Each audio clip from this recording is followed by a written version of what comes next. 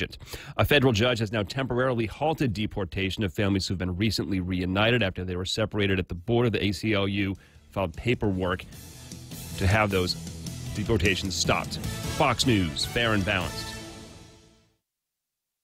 Offering state-of-the-art MRI, full-field digital mammograms, full digital X-rays, and 4D ultrasounds. FHP Health Center provides comprehensive diagnostic medical imaging with the convenience and access our patients deserve. Our highly specialized board-certified radiologist ensures high-quality, patient-focused care with every visit. Call the FHP Health Center at 646-5825 and press 2 to schedule your appointment today. Most insurance is accepted, including Netcare, Aetna, and TRICARE. We get it. Gas and utility rates keep rising with no end in sight. But with Double Play from GTA, you can get an extra sweet summer deal that'll save you extra cash. Sign up today and get 50 megabits per second with fiber home internet, unlimited talk and text, plus 25 gigabytes of wireless data. And new customers get the first month free with no contract. Save over $500 in the first year and get extra this summer with Double Play from GTA. Conditions apply. Visit gta.net for more details. The Chinese government's filed a World Trade Organization challenge to President Trump's latest tariff threat. The trade challenge by China at the WTO comes less than a week after the U.S. trade representative proposed 10% tariffs on a list of $200 billion worth of Chinese goods.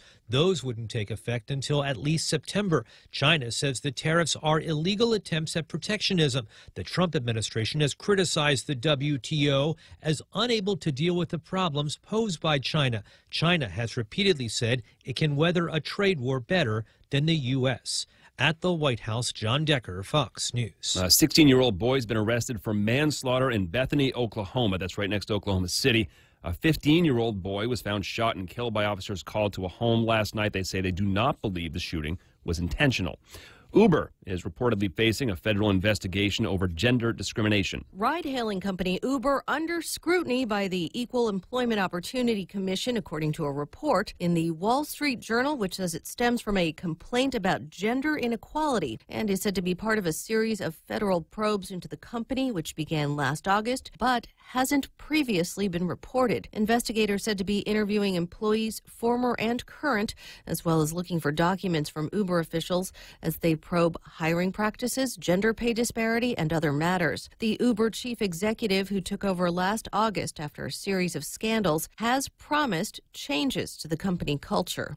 Lillian Wu, Fox News. A wildfire near Yosemite National Park in California has now doubled in size. There's a lot of smoke, but tourists are still able to use all the trails and campgrounds. Just the visibility is down, although a route in and out is now closed. A stretch of State Route 140 has been closed since the weekend. A firefighter was killed early Saturday driving a bulldozer trying to keep that fire from spreading.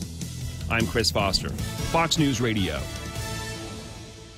I want my baby back, baby back, baby back, baby back. Chili's Rib Fest is back. You can get saucy with their fall off the bone, slow smoked half rack of ribs for $10.99. Available in original, roasted garlic, or honey chipotle flavors. Served with home style fries. Add an additional half rack of ribs for just $7. Low and slow is the key to more flavor. Chili's Rib Fest for $10.99. Available for a limited time. Chili's, more life happens here. Baby back, baby back, baby back, baby back.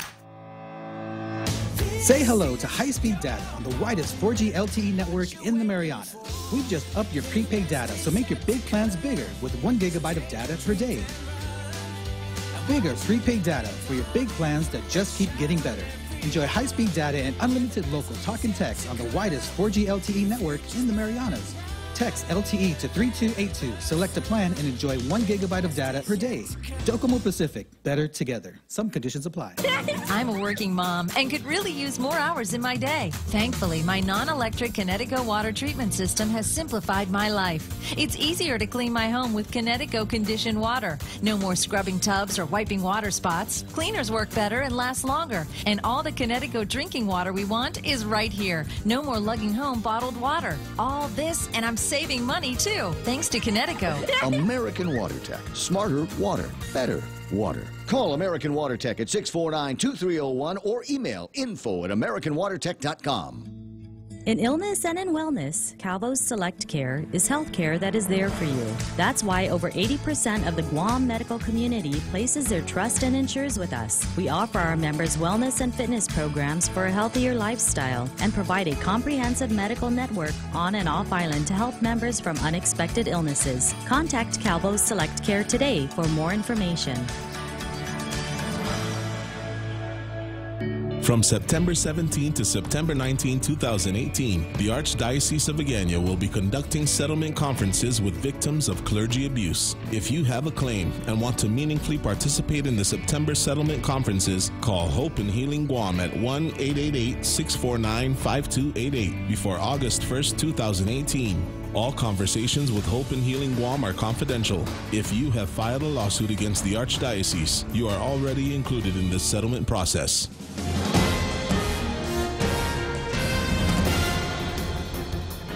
Half a day and good morning, Guam. News time here at The Point is 8 minutes past 6 a.m. this Tuesday morning. I'm Kevin Kerrigan. Here's a look now at some of the top stories from the Guam Daily Post. Speaker Benjamin Cruz calling lawmakers into an emergency session this morning to consider overriding the governor's veto of Bill 262, which repeals the 2% sales tax due to take effect October 1st. Speaker issued a written declaration yesterday saying if the governor's veto is overridden and no revenue replacement is found, GovGuam must prepare for massive cuts that'll take effect in just over 2 months. Only 10 votes are needed for an override. On July 2nd, 11 senators voted to scrap the sales tax, a veto-proof majority if they don't change their minds. But if 2 of the 11 senators who voted for the repeal do change their minds today, that'll reduce the majority to 9 and not enough for an override. Last Friday, the governor said if he finds a few senators to sustain his veto, then the crisis is over and the sales tax remains in place. When asked if he had found those senators, the governor said, "We're working on it." The emergency session to override the veto of the sales tax scheduled to start at 9 a.m. this morning. During a hearing on 2 proposed tax increases last night, the director of the Department of Revenue and Taxation acknowledged that the $14.7 million tax lien on Mid-Pacific distributors was for unpaid tobacco taxes. The admission came near the end of a lengthy hearing during which many who testified in opposition to any tax increases were critical of the failure of Reventax to collect on taxes owed. Speaker Benjamin Cruz highlighted the Mid-Pac lien and asked Reventax Director John Camacho whether that lien was on unpaid business privilege or tobacco taxes. "It's basically a tobacco tax," Camacho said. Cruz pressed on, saying there was only an admission of 3 years of unpaid taxes. Were there any taxes due before that, he asked. And Camacho responded he couldn't say any more about the case. Camacho's acknowledgement that the lien was on unpaid tobacco taxes raises serious questions in light of a letter sent recently by Senator Michael San Nicolas to the ATF asking for their assistance in an investigation of the Mid-Pac lien. San Nicolas pointed out that Guam levies a tax on tobacco products under a bonded warehouse system, and no tobacco products are supposed to be released from the warehouse without a Reventax officer present and only after the tax has been paid. Mid-Pac President John Calvo recently told the Post in an email that Mid-Pac is meeting all of its tax obligations to GovGuam. We'll have more news after this. At Micronesia Renewable Energy, values matter. So all of their solar energy systems come with guarantees and the most value. No shortcuts, all quality. It's giving you that solar energy system at the best price. It's using highly efficient solar panels with typhoon-proven racking, built by highly skilled local technicians, so your system performs and saves you money. It's total peace of mind all the time. Not all solar companies are created equal. For experienced quality solar, it's MRE. Call 632-2613. MRE, the smarter choice. Here at APL, our core values give the company its heart and soul. Whether it's connecting your business with our global network through our newly enhanced service or investing our efforts into giving back to the community, APL is committed to serving you. We humbly honor the opportunity to find innovative solutions for you and your business. To learn more about our enhanced service, call 588-4651 or visit www.apl.com/Guam for more details. News time here at The Point is 11 minutes past 6 a.m. The Civil Service Commission has recommended that a gathering of nurses and doctors at GMH for a photo that was allegedly used for a political campaign should be investigated. The recommendation was made by the CSC staff after reviewing a Mini Hatch Act complaint filed by the former assistant administrator for medical services at the hospital, Dr. Kozui Shimabukuro. Her complaint alleges that the GMH employees and university students in the photo were used in a political advertisement for the lieutenant governor's campaign for governor. Lieutenant Governor's Chief of Staff, Joseph Duenas, said the purpose of the ad was to advocate for a dedicated funding source for the hospital and was only posted on the official Facebook pages of the governor and lieutenant governor. At no time, said Duenas, was the ad run as a campaign ad. Civil Service Commission is set to meet at the end of the month to decide whether to accept the staff recommendation. Another pedestrian struck and killed by a vehicle last night. It happened on Route 1 by the bell tower in Anigua shortly after 7 p.m. Good Samaritans were on the scene first. They performed CPR on the man until medics arrived and took up that task. Guam Fire Department spokesman Kevin Riley says the patient was brought to Naval Hospital. CPR continued en route, but he was later pronounced dead.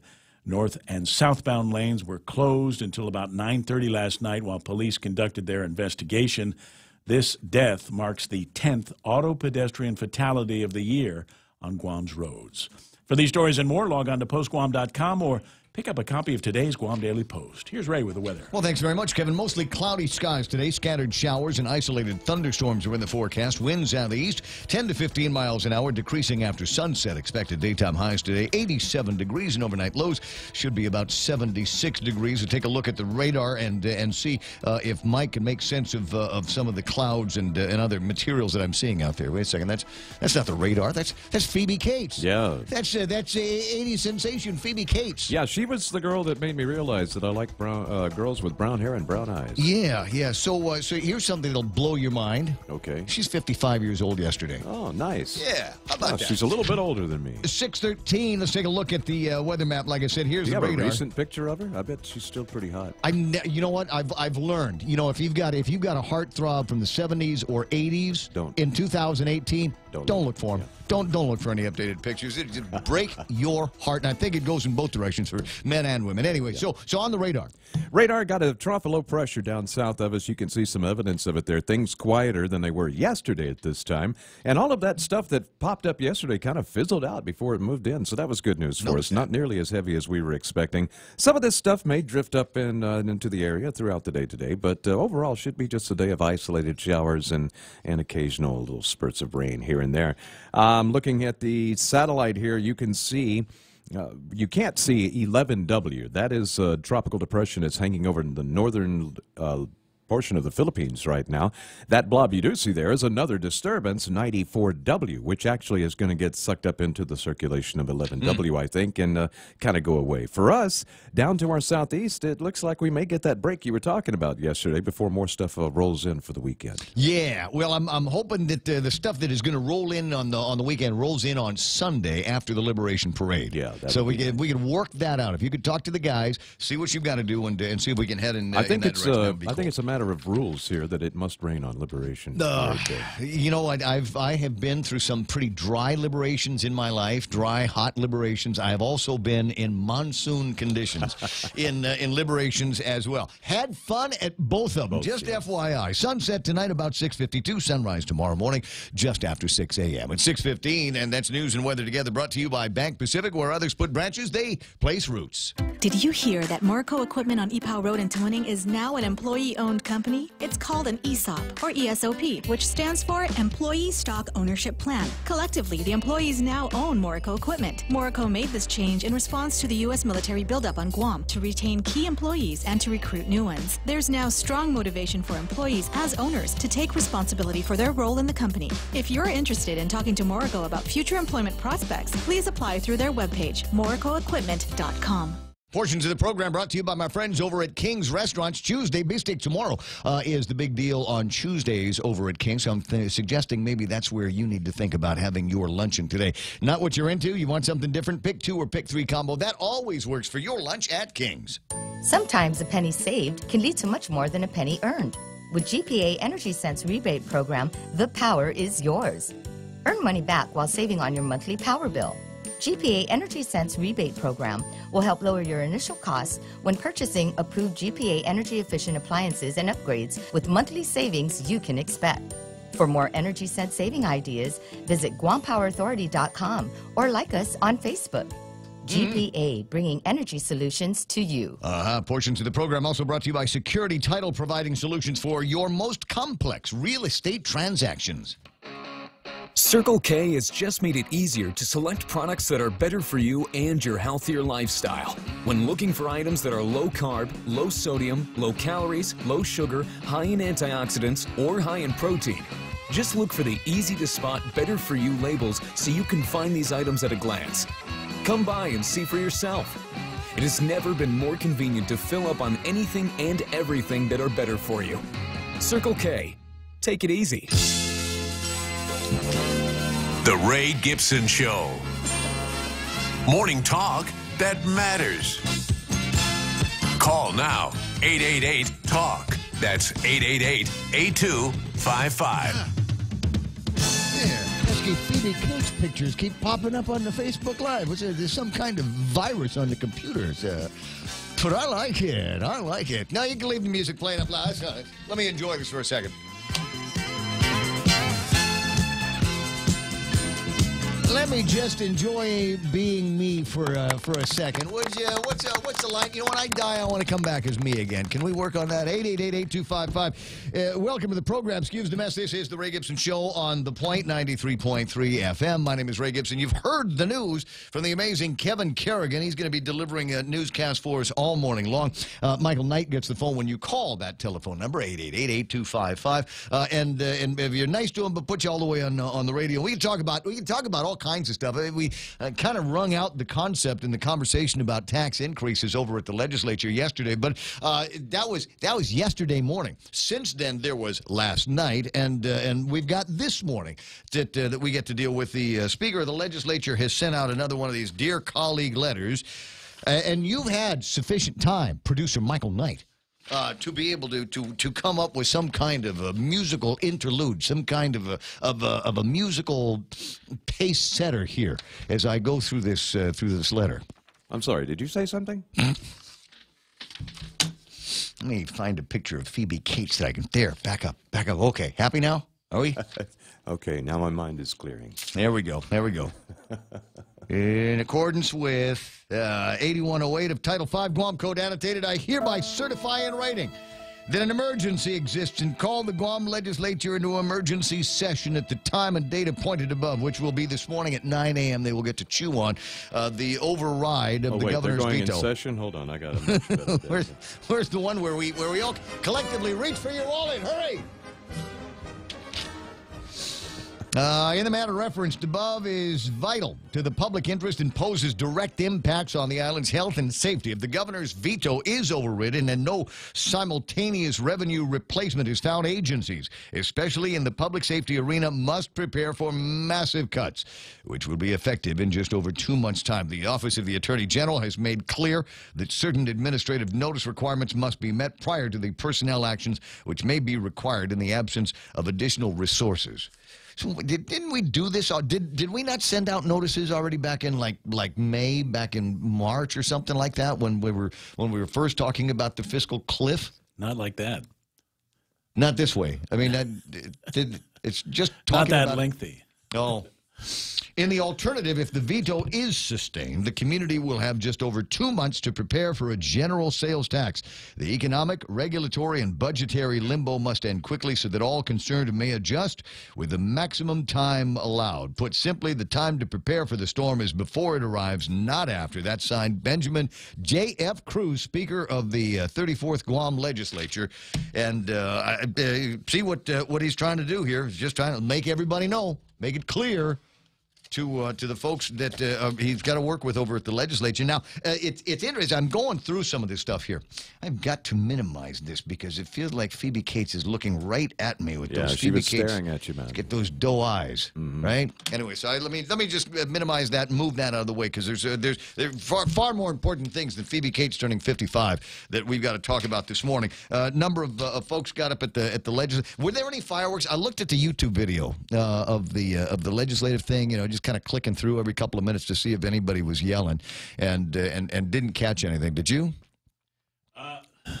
The revelation about Midpack was very interesting. Was it? Yeah, but was it heated? Did anybody get it? I mean, Benita was there from the hospital. No, I didn't hear any fireworks there. All right, I didn't. I was checking because I was kind of curious as to maybe I've missed something. Maybe I was scooching a little bit too fast through the YouTube video. Anyway, 6:21 in the morning, and as we like to do at the beginning, let me start by saying hello, everybody on the Facebook Live. Nice to see you. Sometimes you wanna go where everybody knows your name, and they're always glad you came. You wanna be where you can see our troubles are all the same. You wanna be where everybody knows your name. And everybody knows Ron Zahi and Renee and Pat Taitugui watching the program this morning on Facebook Live. Juanita Machi, Jennifer Bedard. Good morning, Joseph Michael. This guy should be in radio. He's got 2 first names. Way to go. Frankie Gutierrez. Nice seeing you last night. Tommy Godwin. Sorry, that's Tammy Godwin. John Baggy and Tedo from up at the Nelson Ranch got the radio and the Facebook playing this morning. Lynn Vince, Borja Polino, and Doris Mendiola, Rita Edwards. There's Big Sister Shelley. Vivian Cunningham is there. Janet Gigi Cruz. Good morning, Ray and Kevin. Good morning, Ramon, Kevin, and Miguel. Charlene Marchessault. And remind me to read a little bit of her husband's writing this morning. I see partner Richards there. Mo Cotton. Melissa Scheibel. Hey, cuz. Nice to see you. Greg Karabrock. I've already said, Melissa, how much I like your hair color. That way, good. Jayward Franco Julian says, good morning, Ray and staff. Another day, another opportunity. Or as we used to say in the cable business, another day, no dollar. Jayward also asking, can you be the Liberation MC? I cannot be the Liberation MC. I'm going to be riding on the Choice Broadcasting Ray Gibson Bob Klitsky float that we're going to be having in the. There'll be other people on the actual float with us. Daryl Lizama is going to be. He's going to bring his DJ stuff. And so we're going to be up there, and we're going to have a PA system, and I'm going to say irresponsible and irreverent things to everybody all the way up and down the parade route. That's my job. So as far as being the Liberation MCs guy, I don't know. You know what? Maybe we'll get see if we can call somebody who's in charge at KGTF anymore. Who's Kevin? You know who's in charge at KGTF? Who's the boss? Is it Katie? It is Katie. Okay. She transferred from the prison earlier this year. That's okay, because the prison and KGTF they're very similar. Yeah. So let's see if we can get a hold of Katie at some point this morning from KGTF. That's what the K stands for, KT. And see if we can get some details, because I know they're wanting to do like we do with the Facebook Live thing. I think they're going to try to do Facebook Live and YouTube Live for Chamorros that are living around the world, and the ones frankly that don't want to have to brave the heat or the rain or the parking to get into Tumon. So we'll talk about that and some of the plans that they have. I see Pretty Ashley is there. Randy Kruger is online this morning. Denise Mesa Mendiola and JP Mendiugan are online. Susan Babas and Greg Massey and Joe Cruz, the real Joe Cruz. Daryl Taggarty saying, hey there, Albert Eliason, another great day to mow. Thanks, and I see Bob Lozama online as well. Nice to see so many friends that are showing up early this morning, and that Cheers feel. I gotta say, I had that Cheers feel last night without going into a bar. I told you I was going to go hang out at the Meet the Candidates deal that Uncle Carl had last night down on O'Brien Drive, and I did. Snuck in for a couple of rounds, and always nice to go there into situations like that. I'm not just talking about Carl. I'm just talking about any kind of a big rally situation, and see family and friends. And I swear to God, I was there for show prep. I was there because I wanted to see just who all was going to be there. Because the invitation went out to senatorial candidates of all stripes, Republicans or Democrats, the candidates for the public auditor position, the candidates for the attorney general position. Now, I did not see Levin, as in Levin Camacho. That doesn't mean to say he wasn't there. It's just I did not see him. But an unusual kind of juxtaposition as they brought people in early. The first round of people to get up and speak, among them Yuka Hechanova. And very good strategically. I didn't see Doreen there, and BJ was over at the legislature, so Yuka pretty much had the entire Carl crowd to herself. And she was one of the first or second people that got a chance to get up and speak before that crowd. I think made a couple of good points with him. And then a couple of folks later was the Attorney General candidates, and the way it worked out, they kind of called everybody up at random, but the way it worked out was Doug Moylan was standing right next to and went before Gary Gumatautau. And so he's up there and talking about, yeah, I'm going to be going after everybody, and I've worked well with Carl in the past and looking forward to working with him in the future, yada, yada, yada. And Gary gets up there, grabs the mic when he was done and said, yeah, me too. Just, yeah, whatever he said, same thing goes for me. And then laid into Ray Tenorio, as you might have expected, and as he has already done. So I thought it was an interesting get-together and an interesting crowd, and it did have that feel like everybody knew my name, and I think people get surprised when they see me and say hello and think that, you know, and go, wow, he remembered my name. Yeah, that's a fact, Rumbo. I do remember your name. 6:27 in the morning. Other items in the table of contents this morning. Just a thing about be careful out there, would you? Tough driving around on the roads these days. Tough being a pedestrian on the road these days. We have now marked our 10th auto pedestrian fatality on Guam's roadways, and it hit my WhatsApp box, and I'm not going to play the video. I could technically play the video for you, but there are certain things that you can't unsee, and I don't want to take the chance that you would be unable to unsee somebody losing their life on the roadways. There was a video of folks, Good Samaritans, attempting to revive this individual on the roadways, and I watched for about the first 10 or 15 seconds, realized what I was watching, and said, I think I'm going to save this for something else, and forwarded it to a couple of other people, and then found out that the video had actually gone viral last night. I'm not the only one with a copy of this, but it does bring to mind, and Kevin asked the question this morning. He says, I don't know if I could do that. I don't think I could. You know, I've out of practice. We both had training for that, and the training that I took in CPR. Have you ever had CPR training once upon a time? I had CPR training years ago, and they've changed it since then. Now it's a little bit more of a constant pump as opposed to pump, pump, pump, and then breathe, pump, pump, pump, and then breathe. They've changed the protocol on that, and it seems to me that maybe we all ought to find out what it would take to get some updated training and that kind of thing in the event that it is needed sometime. The reason why I took it was because I'm one of the guys, every once in a while I'll be up on stage, and they say that you know, you're up on stage, you're having a good time, maybe there's a dance party going on and somebody collapses, would you know what to do? And I would like to know what to do. I'd like to think that I know how to handle those kinds of things and those kinds of situations. So we'll see what we can find out this morning about maybe getting you in a position that if you ever need to deliver some kind of first aid, you possibly could. If for no other reason, because it is more dangerous out there. It is more dangerous, and there are crazier folks out there, and unfortunately many of them are behind the wheel. 10 auto pedestrian deaths so far, and we're just at the halfway mark of 2018. 14.7, let's throw some more numbers up, $14.7 million lien against MidPAC, and it was revealed last night in the conversation between the legislature and the public hearings that they had on BJ's two bills. It was revealed that the legislature last night that it looks like those are tobacco dollars that might not have been paid in the appropriate fashion. Mike Sinicola is going to be looking heavily into that and has already asked the Department of Alcohol, Tobacco, and Firearms to do the same. A bunch of other things that we're going to be talking about this morning. My table of contents is full. I hope yours is as well. 888-8255. Ray Gibson Show at gmail.com on the World Wide Web if you want to send me an email. And speaking of things that have gone viral, have you seen the picture of the lady on top of the Laddie Stone that was all built up? How you feeling about that one? It seems to be going in both directions on the social media. Maybe we'll touch and go on that one in just a little bit. It's 6:30 a.m. and time for our first look at headlines from the Guam Daily Post. Here's Kevin Kerrigan. Half a day and good morning, Guam. In the headlines from the Daily Post this morning, a man with 2 young children in the car was arrested Friday on allegations that he ran a red light and led police on a high-speed chase. According to the magistrate complaint, 40-year-old Alfred Elias was about to be pulled over by police in Dededo. Instead, he fled the scene while engaging Guam police in a chase in which, according to the complaint, other motorists had to take evasive action to avoid a collision.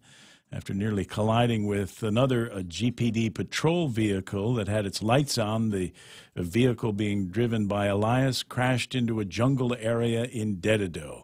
2 children in the back seat were not wearing seat belts. Elias was charged with 2 counts of felony child abuse, 2 counts of reckless conduct, and 1 count of eluding a police officer.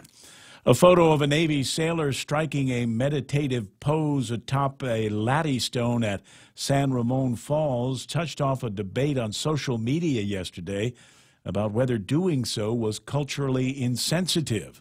Some said they weren't bothered by it, while others, including members of the activist group Putehilitecon, found it offensive, and they wrote to Rear Admiral Shoshana Chatfield to complain.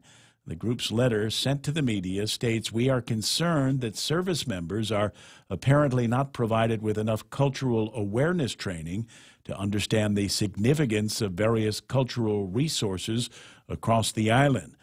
Subsequent media posts pointed out that the latte stone the sailor was sitting on was a recently installed replica and not an artifact. Joint Region spokesman Navy Lieutenant Ian McConaughey issued a statement saying they are sensitive to the perception this type of image could portray, and we remain deeply concerned that service members on Guam uphold the values of the Department of Defense, which include being respectful of all and aware of their surroundings.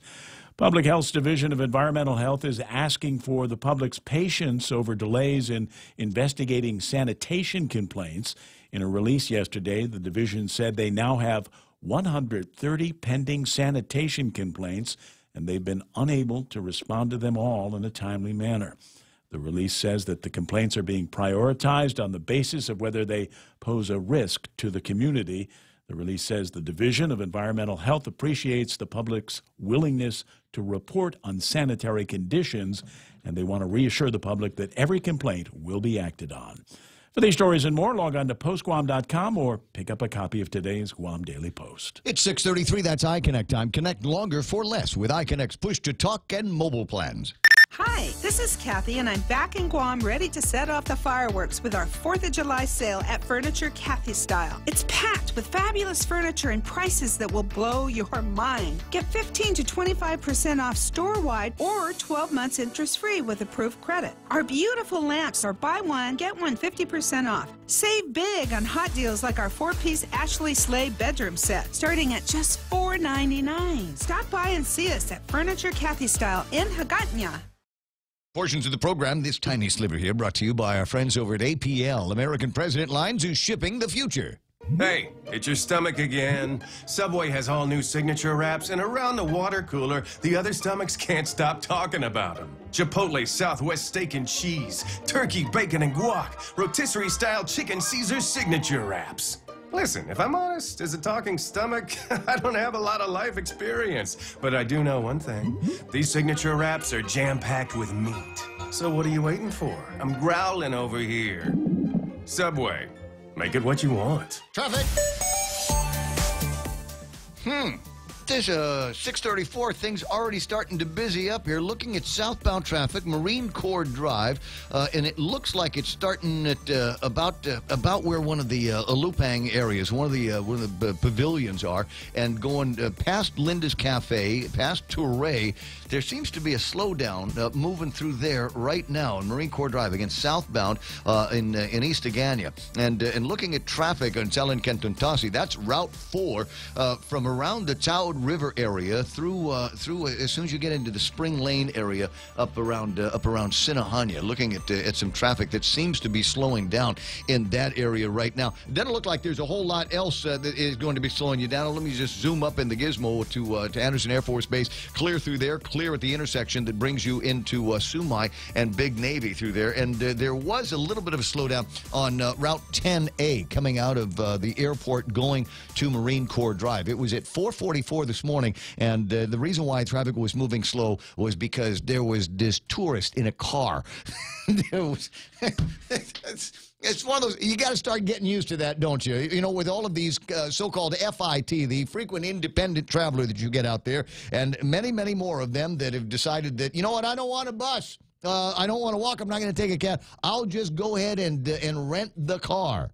And so we're kind of getting used to some very, very interesting driving, including the guy at 444 this morning that was trying to adjust his phone and drive at the same time, which meant that it took 5 minutes to get from the airport to Marine Corps Drive. And no, I was not in a position to pass him because there were 3 or 4 other cars behind him that were looking for an opportunity to pass and get by, and it just never happened. Wow. 6:36, that's traffic right now on The Point. Chuck E. Cheese's Guam just got a whole lot funner. Chuck E. Cheese and Helen are excited to welcome friends Pasquale and Jasper to Guam. Starting Saturday, July 14th, take advantage of our character selfie special. Our characters will be roaming around the restaurant just waiting for a selfie photo with you. Snap a pic, share it on social media, and tag us at CEC Guam. Show us your post at the counter and get the character special right there. Get Pasquale's Pizza, Jasper's Token Special, or Helen's Combo, each for only $5. Specials will resume Mondays through Friday in July at Chuck E. Cheese's Guam.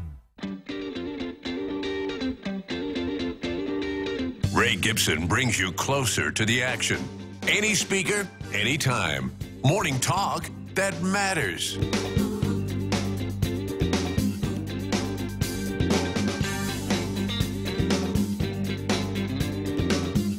We're trying to figure out to what degree it matters that there's a picture of a woman that is Zen-like posing on top of a laddie stone erected by a couple of folks that have been identified in the media. A very nice little laddie stone that they put up there.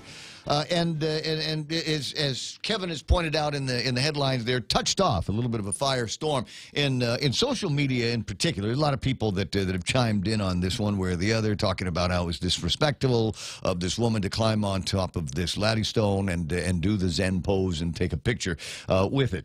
And in contradiction to that, then there are others in social media that have found images of what purports to be locals in exactly the same pose on the laddie stones, saying, well, you know, if you're going to get mad at her, you got to get mad at these guys too, because there's a picture, pretty girl on the social media. In fact, I put this up here on Facebook where I found the picture, and she is in an almost identical pose on this laddie stone. So is that going to touch off some more of a firestorm of controversy? It's another pretty girl on another laddie stone. There's a picture there, and again, there's that Zen. We're meditative people, aren't we? There's that Zen pose. Here's somebody that and this looks like it's part of a clothing line, maybe one of these urban fitness clothing lines that you see out there, and he's sitting on top of a laddie stone. This one here, these laddie caps aren't here. I think they're up in Tinian. There's another one of those Zen poses, and here's people, a bunch of very attractive local people standing on top of laddie stones. Is there going to be trouble about that? You know what's going to happen? And this is a very interesting picture of a dog clearly disrespecting a laddie stone out there. What's going to happen is, my guess here is there's going to be somebody that's going to make it illegal now. Somebody over at the legislature that's going to be desperate for votes. Look at me. I'm in touch with the culture here. I'm going to make it illegal to sit on top of a laddie stone and make a Zen pose. That's what's going to happen. As I said, if you're going to get mad at this lady who had a moment of indiscretion, you got to go inside, seek out some of the other people who should know better, and make sure that they are given the same kind of righteous indignation here. 20 away from 7 o'clock in the morning, 888-8255. That's 888-8255. And again, and taking a look at the table of contents. Oh, speaking of laddie stones. I don't know if you've seen this. I'm wondering where we're going to get the money for this, considering all of the fiscal cliff conversation that we seem to be having here. The Department of Parks and Recreation has put out a request for proposals regarding the survey assessment of Guam historic properties inventory. They're going to be looking specifically at pre-contact and laddie sites. This is going to be phase 1. So they're asking for people to put together archaeological and cultural resource management consultants to conduct an assessment of pre-contact and laddie sites listed in the Guam Historic historic properties inventory to determine if resurveys are going to be required. Well, isn't that interesting? Isn't that interesting? Like I said, I'm just wondering where the money is going to be coming from. This morning at 9 o'clock, friends over at the legislature are going to be getting together to discuss the override of vetoed Bill 262-34. Now, yesterday, I'm going to be able to do this again. Yesterday, I was looking for the story.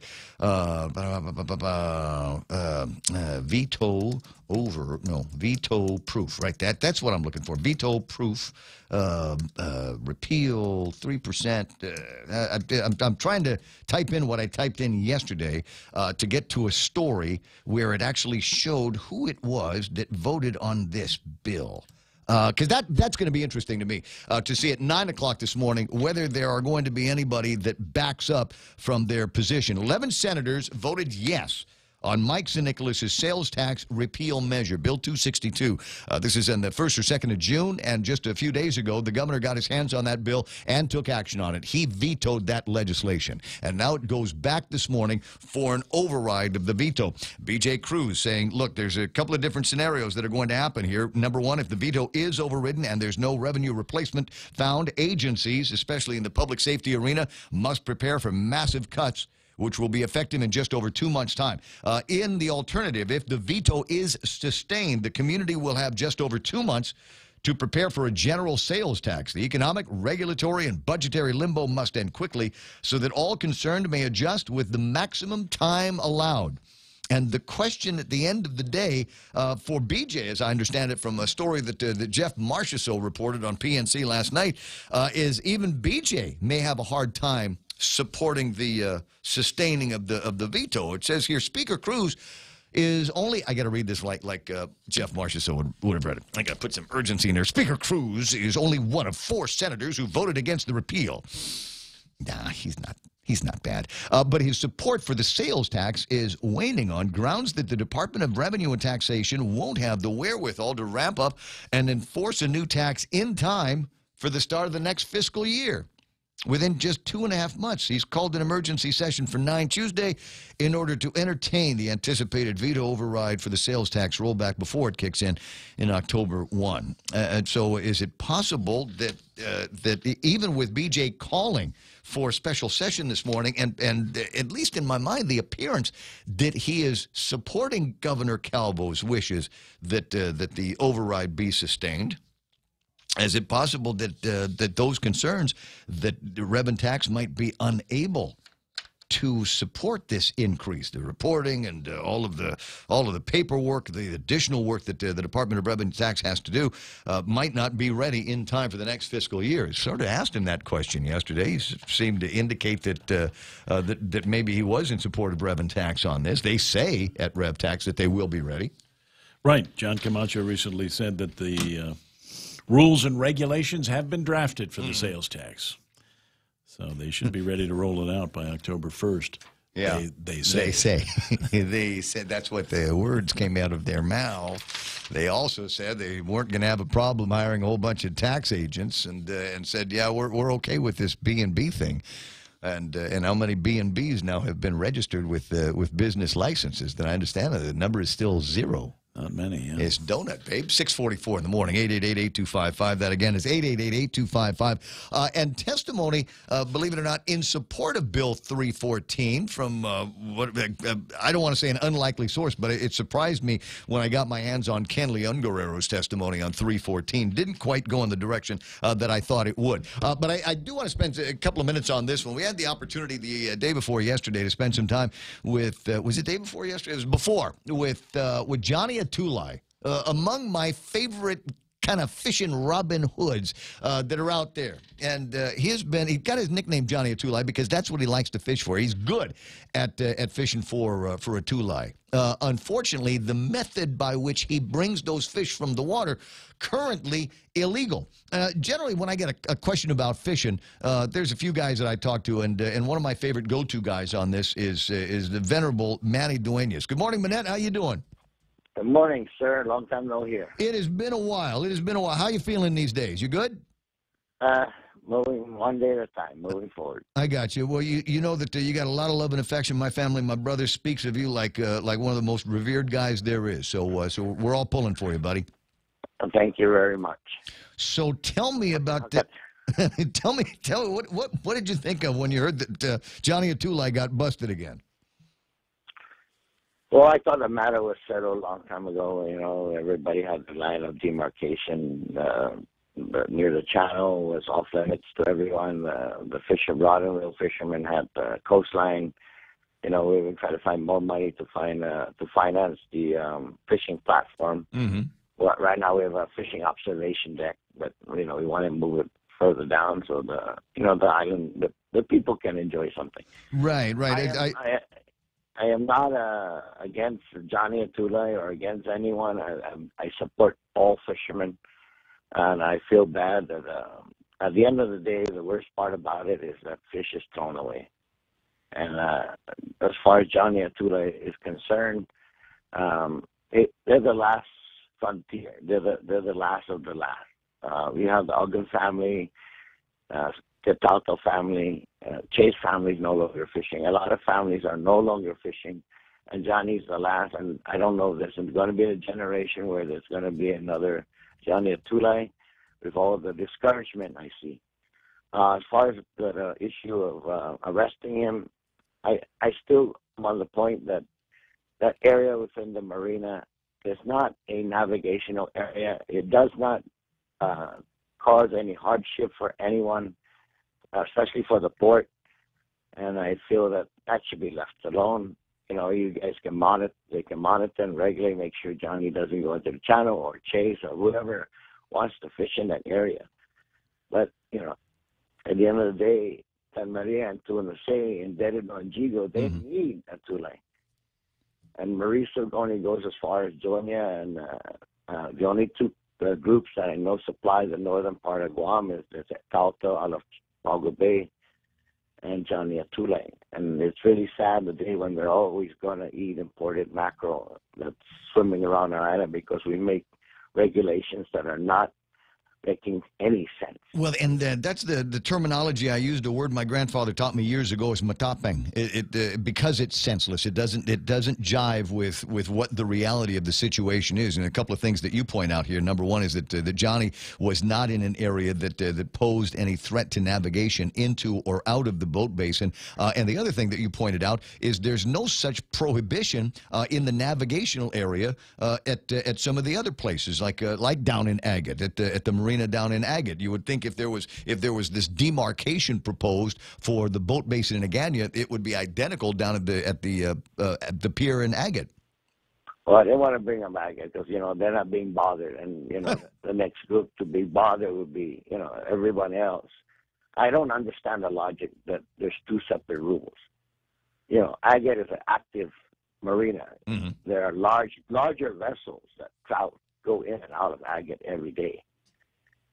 Most of our tourism comes out of Agate. They have a nice A-dock, and they push about 1,100 tourists a day. I've been on one of those boats recently, and have been part of that tourism rush. You're right; it is massive out there, and there's a lot of traffic that moves around. And the other point that I wanted to bring out, and you had mentioned this in an article, is that Johnny wasn't using a long net. It was something that he would have control of within a very small radius around the boat. It's not like he had strung something in the channel to catch fish. Right. The thing is that people don't realize is that guys like Johnny, they're what subsistence commercial type. They prefer to use a Chinsulu, a surround net, but because the port has forced them to. They're thinking that they're fishing in a very shallow area where no boats will be. They use a gill net. No one likes to use a gill net on fishing for a Atulai because it is labor intensive.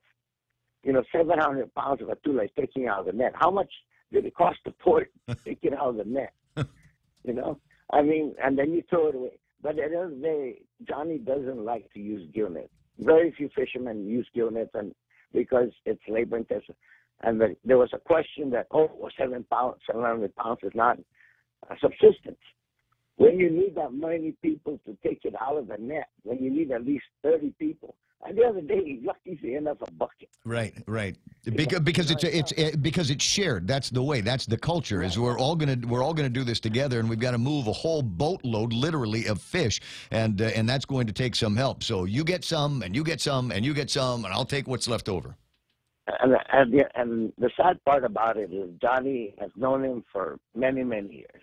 And I see him land his net on the co-op side before, and I'll tell you, that guy just does it for the heart of it, being a Chamorro, continuing and practicing tradition. And Ray, there's a sticker in this whole thing that bothers me. There is a law that says if a Chamorro goes out and catches fish and sells it, he's not a traditional fisherman. There's a law that regulates culture.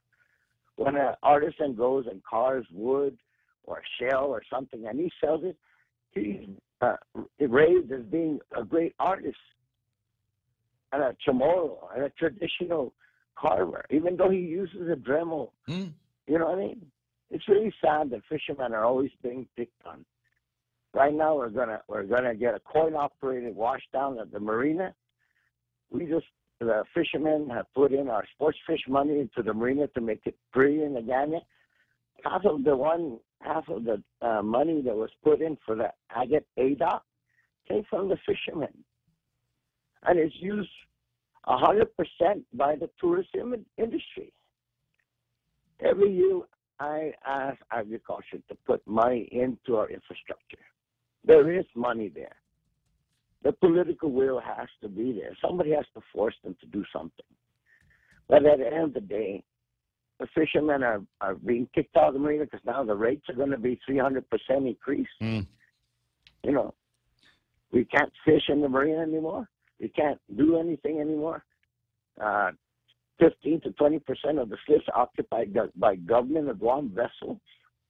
We're not complaining about the police or the fire or now the Port Authority has a boat to monitor the marina. Leave some room for the local fishermen, and this is a point you taught me years ago. You take a map of Guam and you draw a line around all of the places where local fishermen cannot go because they don't have access to the waters, they don't have access to the reefs, and it's on the other side of a military fence or whatever. And then pretty soon, what we're left is just little tiny slivers of opportunity for these fishermen. And unfortunately, in many cases, they're very dangerous places that you've got to fish in. And there are friends of yours and friends of mine that have gone into the ocean to try to get some fish out of them and never returned. So this is something very important, and I hope that there are more voices like yours before they're silenced that will defend guys like Johnny. And I hope that maybe while they're thinking about things over at the legislature, we can think about encouraging fishing around here as opposed to discouraging and making up matapang rules. Manny, I'm going to go. I'll talk to you pretty soon, my friend. Thanks a lot, Ray. Take care. No, always appreciate your time. 888-8255. Manny Duenas, senior fisherman on Guam and representative of the groups. And one of the spokespeople, one of the guys that I look to for interesting commentary and an interesting view on things is Ken Leon Guerrero, who showed up at the legislature last night supporting one of the tax increase measures and kind of blew my mind. Good morning, Ken. I don't understand why it would blow your mind that I would support a tax increase. What? Because it seems to me that you've generally moved in the opposite direction, that when we start talking about the finances of the government of Guam, you're more one of those kind of, let's save some money. Let's take the pressure off of taxpayers. But in this case, on Bill 314, which would increase the amount of hotel occupancy taxes charged to the tourists, you're actually in support of it. Yeah, I was really surprised that Guam Visitors Bureau came out against it, because when you look at the fact that this tax, when used properly, is supposed to develop our product, develop Guam. You go down to Agate Marina, and here is one of the largest concentrations of tourist business, and the trash dumpster on any given day is filled to overflowing, so our tourists are standing there in the parking lot being affected by the flies, by the odors, the stray dogs, the stray cats, and the rats while they're waiting to board these tourist boats. Sends the wrong message, So when we look at how do we improve the quality of the Guam experience, because even visitors, your bureau surveys says that, tourists the Japanese tourists aren't coming back because we don't have a quality experience and not much diversity. We're attracting the Korean business tourists, but what they want is they want culture. They want beauty. They want unique experiences. Standing next to a trash dumpster, they could do that in South Korea. That's not hardly unique. Well, yeah, but that's not a GVB function. I mean, you're talking about the port, you're talking about the marina. I mean, that's Joanne Brown's deal. She's got to make sure that the trash gets emptied and the place looks clean. Well, if they don't have funding for it, maybe the Visitors Bureau, if they had funding, could step in and make sure that, like, the road between Marine Drive and Gerberville was fixed, because you can barely walk on it, let alone drive a car, van, or a bus down it. And that's the other large concentration of high-value tourist businesses. Well, the truth on that matter is that's a DPW issue, and we're going to fix roads and sidewalks and things like that in that area. Those are dollars that would generally come either from the general fund or they'd be coming in from the taxes that we pay on gasoline, and those don't seem to be going in the right direction. Well, it goes back to the fact that every politician jumps up and down screaming that tourism is vital to Guam. We have to protect our tourist business. And the room rate doesn't do anything to protect our tourist business. And as you saw in my testimony, room rate fluctuates 40%. So they want to bring down the cost of tourism, drop the room rates. Oh, yeah, I see where you point out that the hotels themselves are generally in charge of what they charge for the rooms, and based on supply and demand, quality of the room, et cetera, service ethic, things like that. They can charge whatever they want to, and if they feel that there's too much of an impact on an increase in the hotel occupancy tax, they're going to have to charge less for the rooms.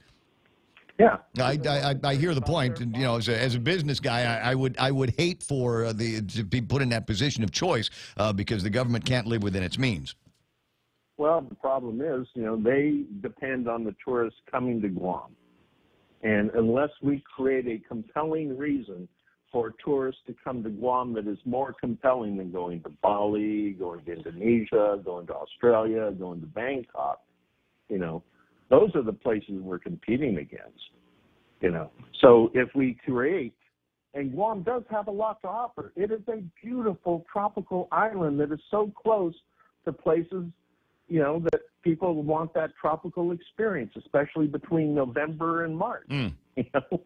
So if we were to raise the hotel occupancy tax, use the money wisely, like go drive down south. There are so many vistas where if the roads were cleared, you would have spectacular ocean views, and you're going to tell me, well, that's a DPW function, Well, no, I'd like to see that. I want to see the same thing as well. I remember Burden Pinko used to say that. That was part of his litany for many, many years, is we've got all these places where we got a nice stretch of roadways, and then we got boondocks. But if you peel the boondocks back a little bit, all of a sudden you've got another one of these spectacular views. It's just a question of getting the work done and maintaining all of that. And I agree. Maybe that would be an appropriate use of your hotel occupancy tax dollars. But we're already taxing those tourists right now, and we're not using perhaps those funds appropriately. Ask anybody that's run the Department of the Guam Visitors Bureau over the last 30 years, and they will say without much hesitation that they don't like the idea that there are people that will raid their funds on a fairly regular basis. Hey, I got the news coming up. You give me a call later, all right?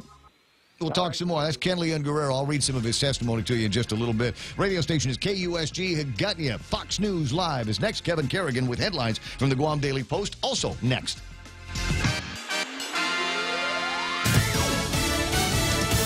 President Trump says we have to get along with Russia. I'm Chris Foster, Fox News, and he writes on Twitter, we cannot exclusively focus on the past. After meeting with Russian President Vladimir Putin in Finland today, the president said about accusations of Russian election meddling. I have great confidence in my intelligence people, but I will tell you that President Putin was extremely strong and powerful in his denial today. Fox's Jared Halpern's in D.C. with reaction to the Putin summit. The top Republicans are standing by intelligence agency assessments that Russia did interfere in the 2016 election. Several, including House Speaker Paul Ryan, add that Russia is not an ally of the U.S.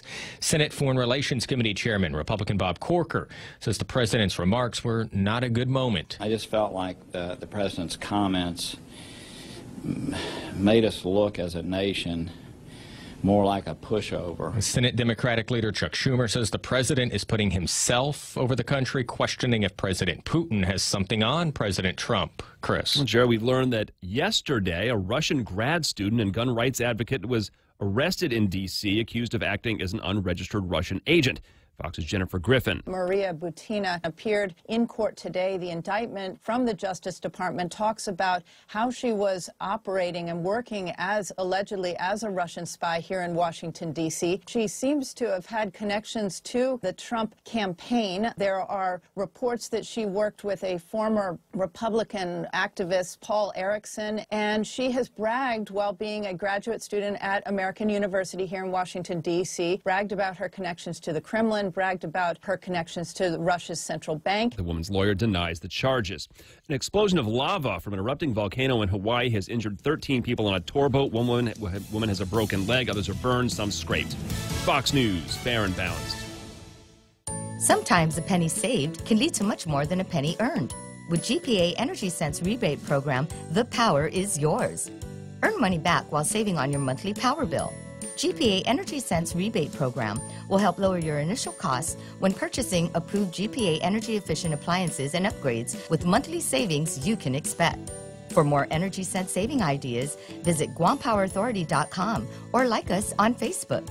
GPA, bringing energy solutions to you. From September 17 to September 19, 2018, the Archdiocese of Agana will be conducting settlement conferences with victims of clergy abuse. If you have a claim and want to meaningfully participate in the September settlement conferences, call Hope and Healing Guam at 1-888-649-5288 before August 1st, 2018. All conversations with Hope and Healing Guam are confidential. If you have filed a lawsuit against the Archdiocese, you are already included in this settlement process. And the Ad Council.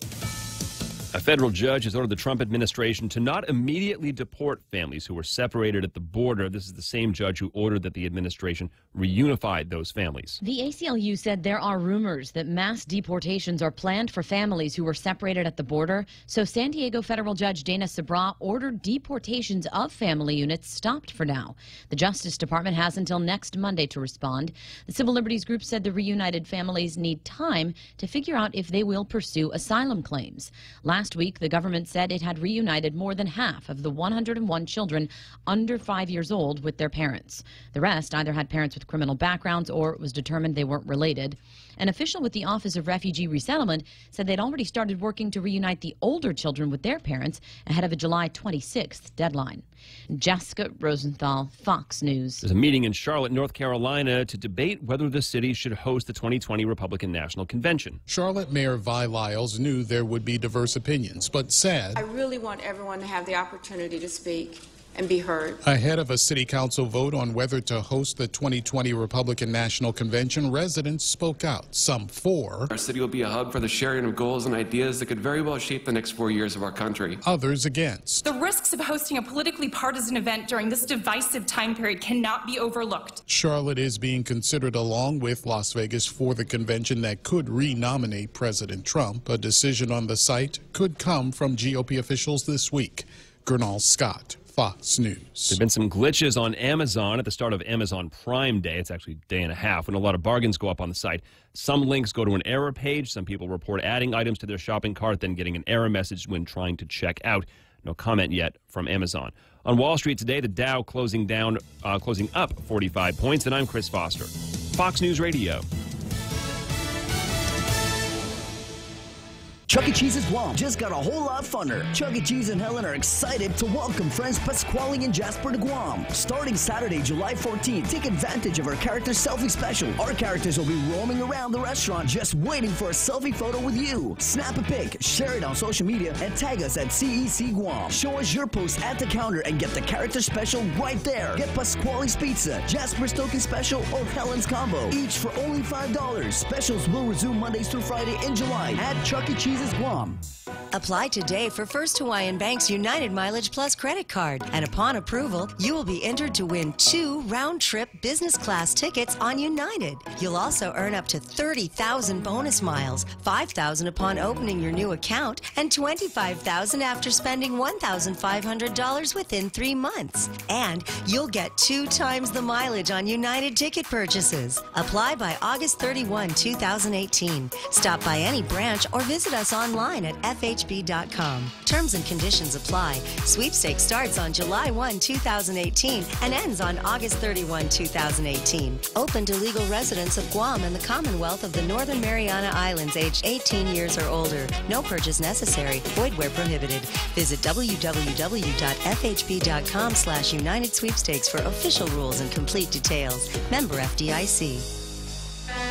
Here at APL, our core values give the company its heart and soul. Whether it's connecting your business with our global network through our newly enhanced service or investing our efforts into giving back to the community, APL is committed to serving you. We humbly honor the opportunity to find innovative solutions for you and your business. To learn more about our enhanced service, call 588-4651 or visit www.apl.com/Guam for more details.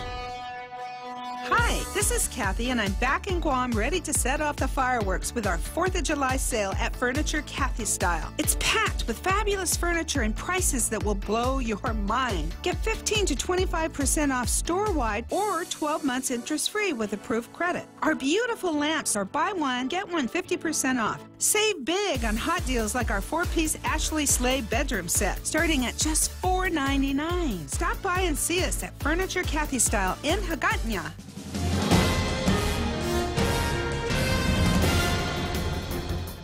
Half a day and good morning, Guam. News time here at The Point is 8 minutes past 7 a.m. this Tuesday morning. I'm Kevin Kerrigan. Here's a look now at some of the top stories from the Guam Daily Post. Another pedestrian was struck by a vehicle and killed last night.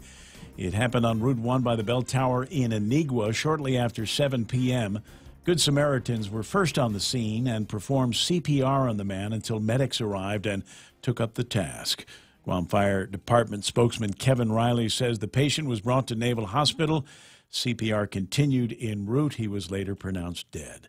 North and southbound lanes were closed on Route 1 until about 9:30 last night while police conducted their investigation. This death marks the 10th auto pedestrian fatality on Guam's roads this year. Speaker Benjamin Cruz calling lawmakers into an emergency session this morning to consider overriding the governor's veto of Bill 262, which repeals the 2% sales tax due to take effect on October 1st. The speaker issued a written declaration of an emergency yesterday saying if the governor's veto is overridden and no revenue replacement is found, GovGuam must prepare for massive cuts that'll take effect in just over 2 months.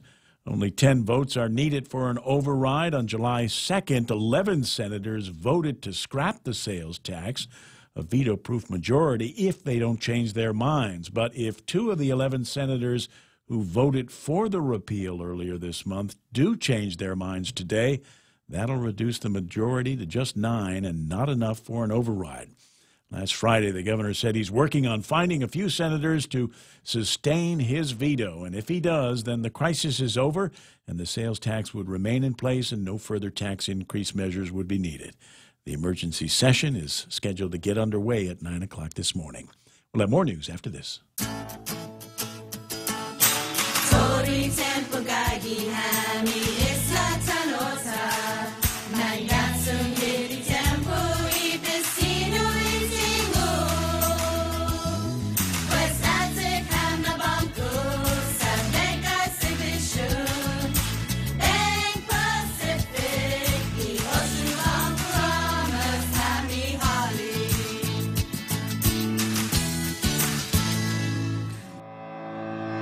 Say hello to high-speed data on the widest 4G LTE network in the Marianas.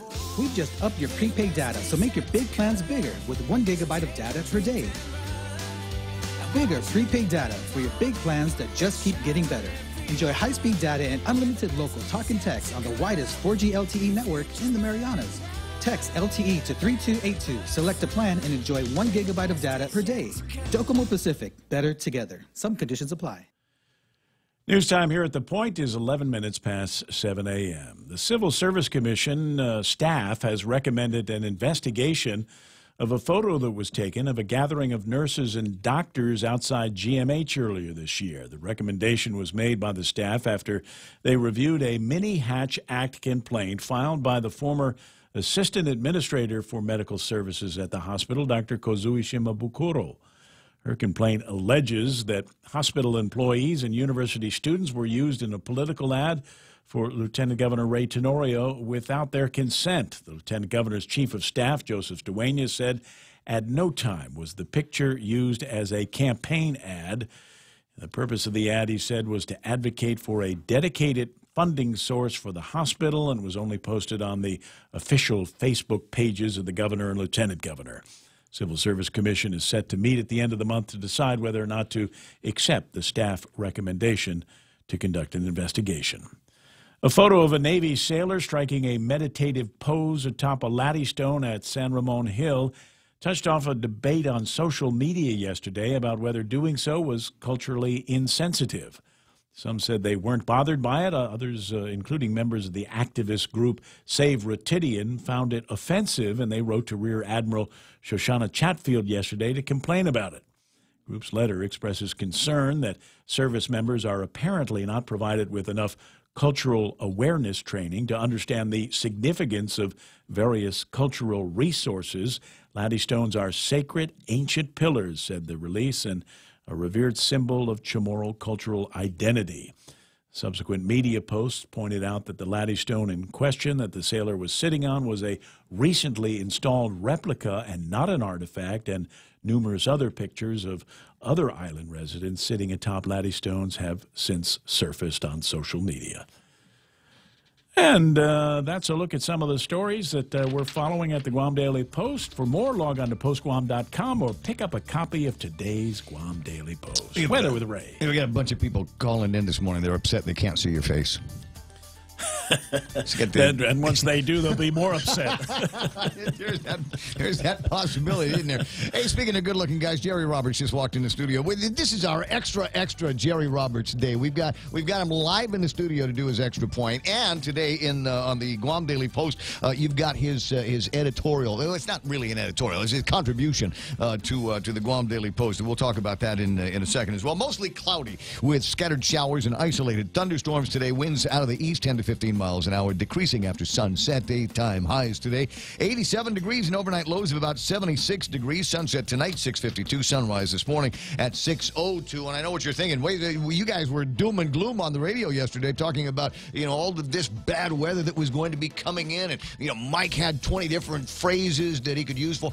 It's weather. It changes. If you don't like it, you wait 5 minutes. It'll be a whole nother weather pattern that we get to look at. It's 7:13 in the morning. That's news and weather together right here on The Point.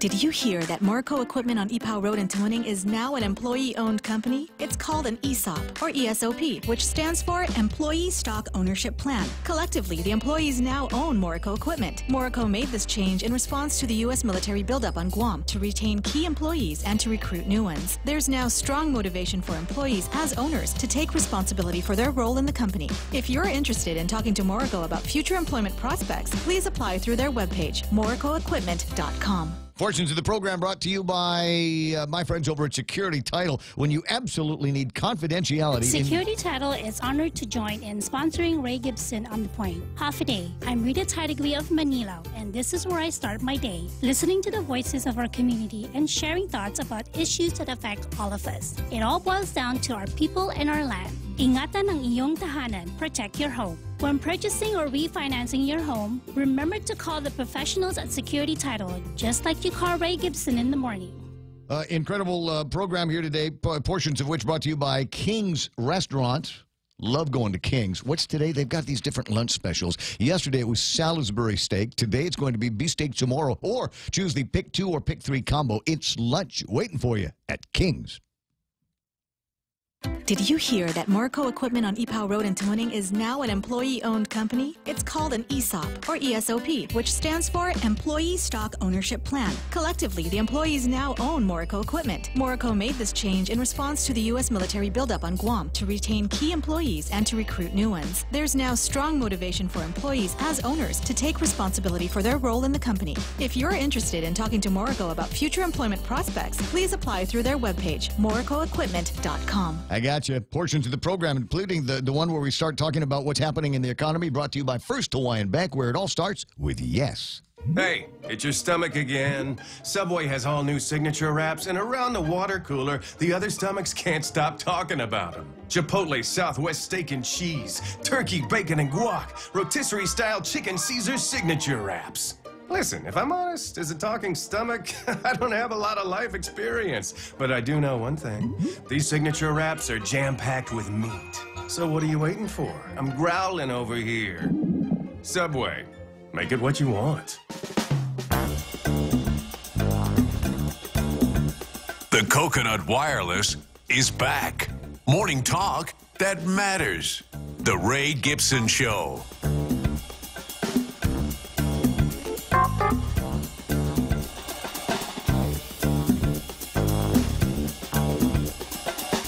We got great numbers for West Texas here. I'll share that with you in just a second. And welcome back to the program. Excuse the mess. This is the Ray Gibson Show until it's not going to be anymore. As I said, I got a couple of doses of Jerry Roberts for you, and one of them you can find right here on the actual radio, or the other one you can find in the editorial section of today's Guam Daily Post. There's some interesting stories in the front of that I want to get you to. But today the question is, who do you think you are? Einstein?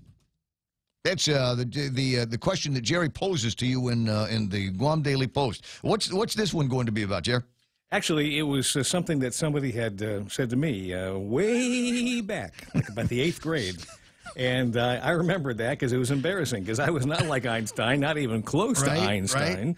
Right. And so it was, but you'll have to pick it up and read it and see what it's all about. Yeah, I've been looking at this and thinking the same thing. There's a line in the column that says, think about it. We all know people who go negative on everything. People who, if running a newspaper 2,000 years ago and had witnessed Christ walking on water, would have printed a screaming headline, Jesus can't swim. Yeah.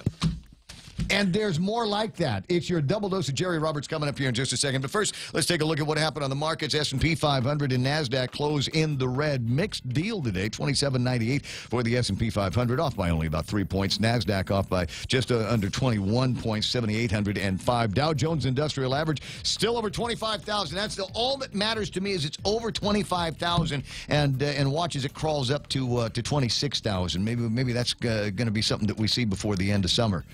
Hey, stranger things have happened. We got Trump and Putin doing with a bromance going on, and you want more on that? Fox News at the top of the hour. Dow Jones Industrial Average 25,064, up by about 45 points. FTSE is down by 61. I got the Nikkei 409 points richer. When they opened this morning, they'll open at 22,597. Hang Seng up by about 15 points, and Shanghai off by about 17.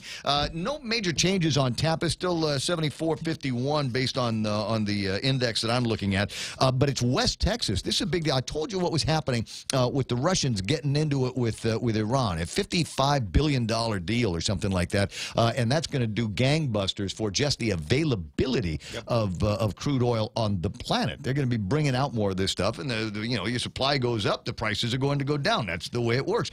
And maybe based on that news, could be a couple of other factors. West Texas this morning trading at $68 flat. Yesterday it was $71. So $3 worth of a barrel of oil worth of, and unfortunately, that only has one primary impact here on Guam, and that is in the way they look at the LEAC adjustments at the Guam Power Authority.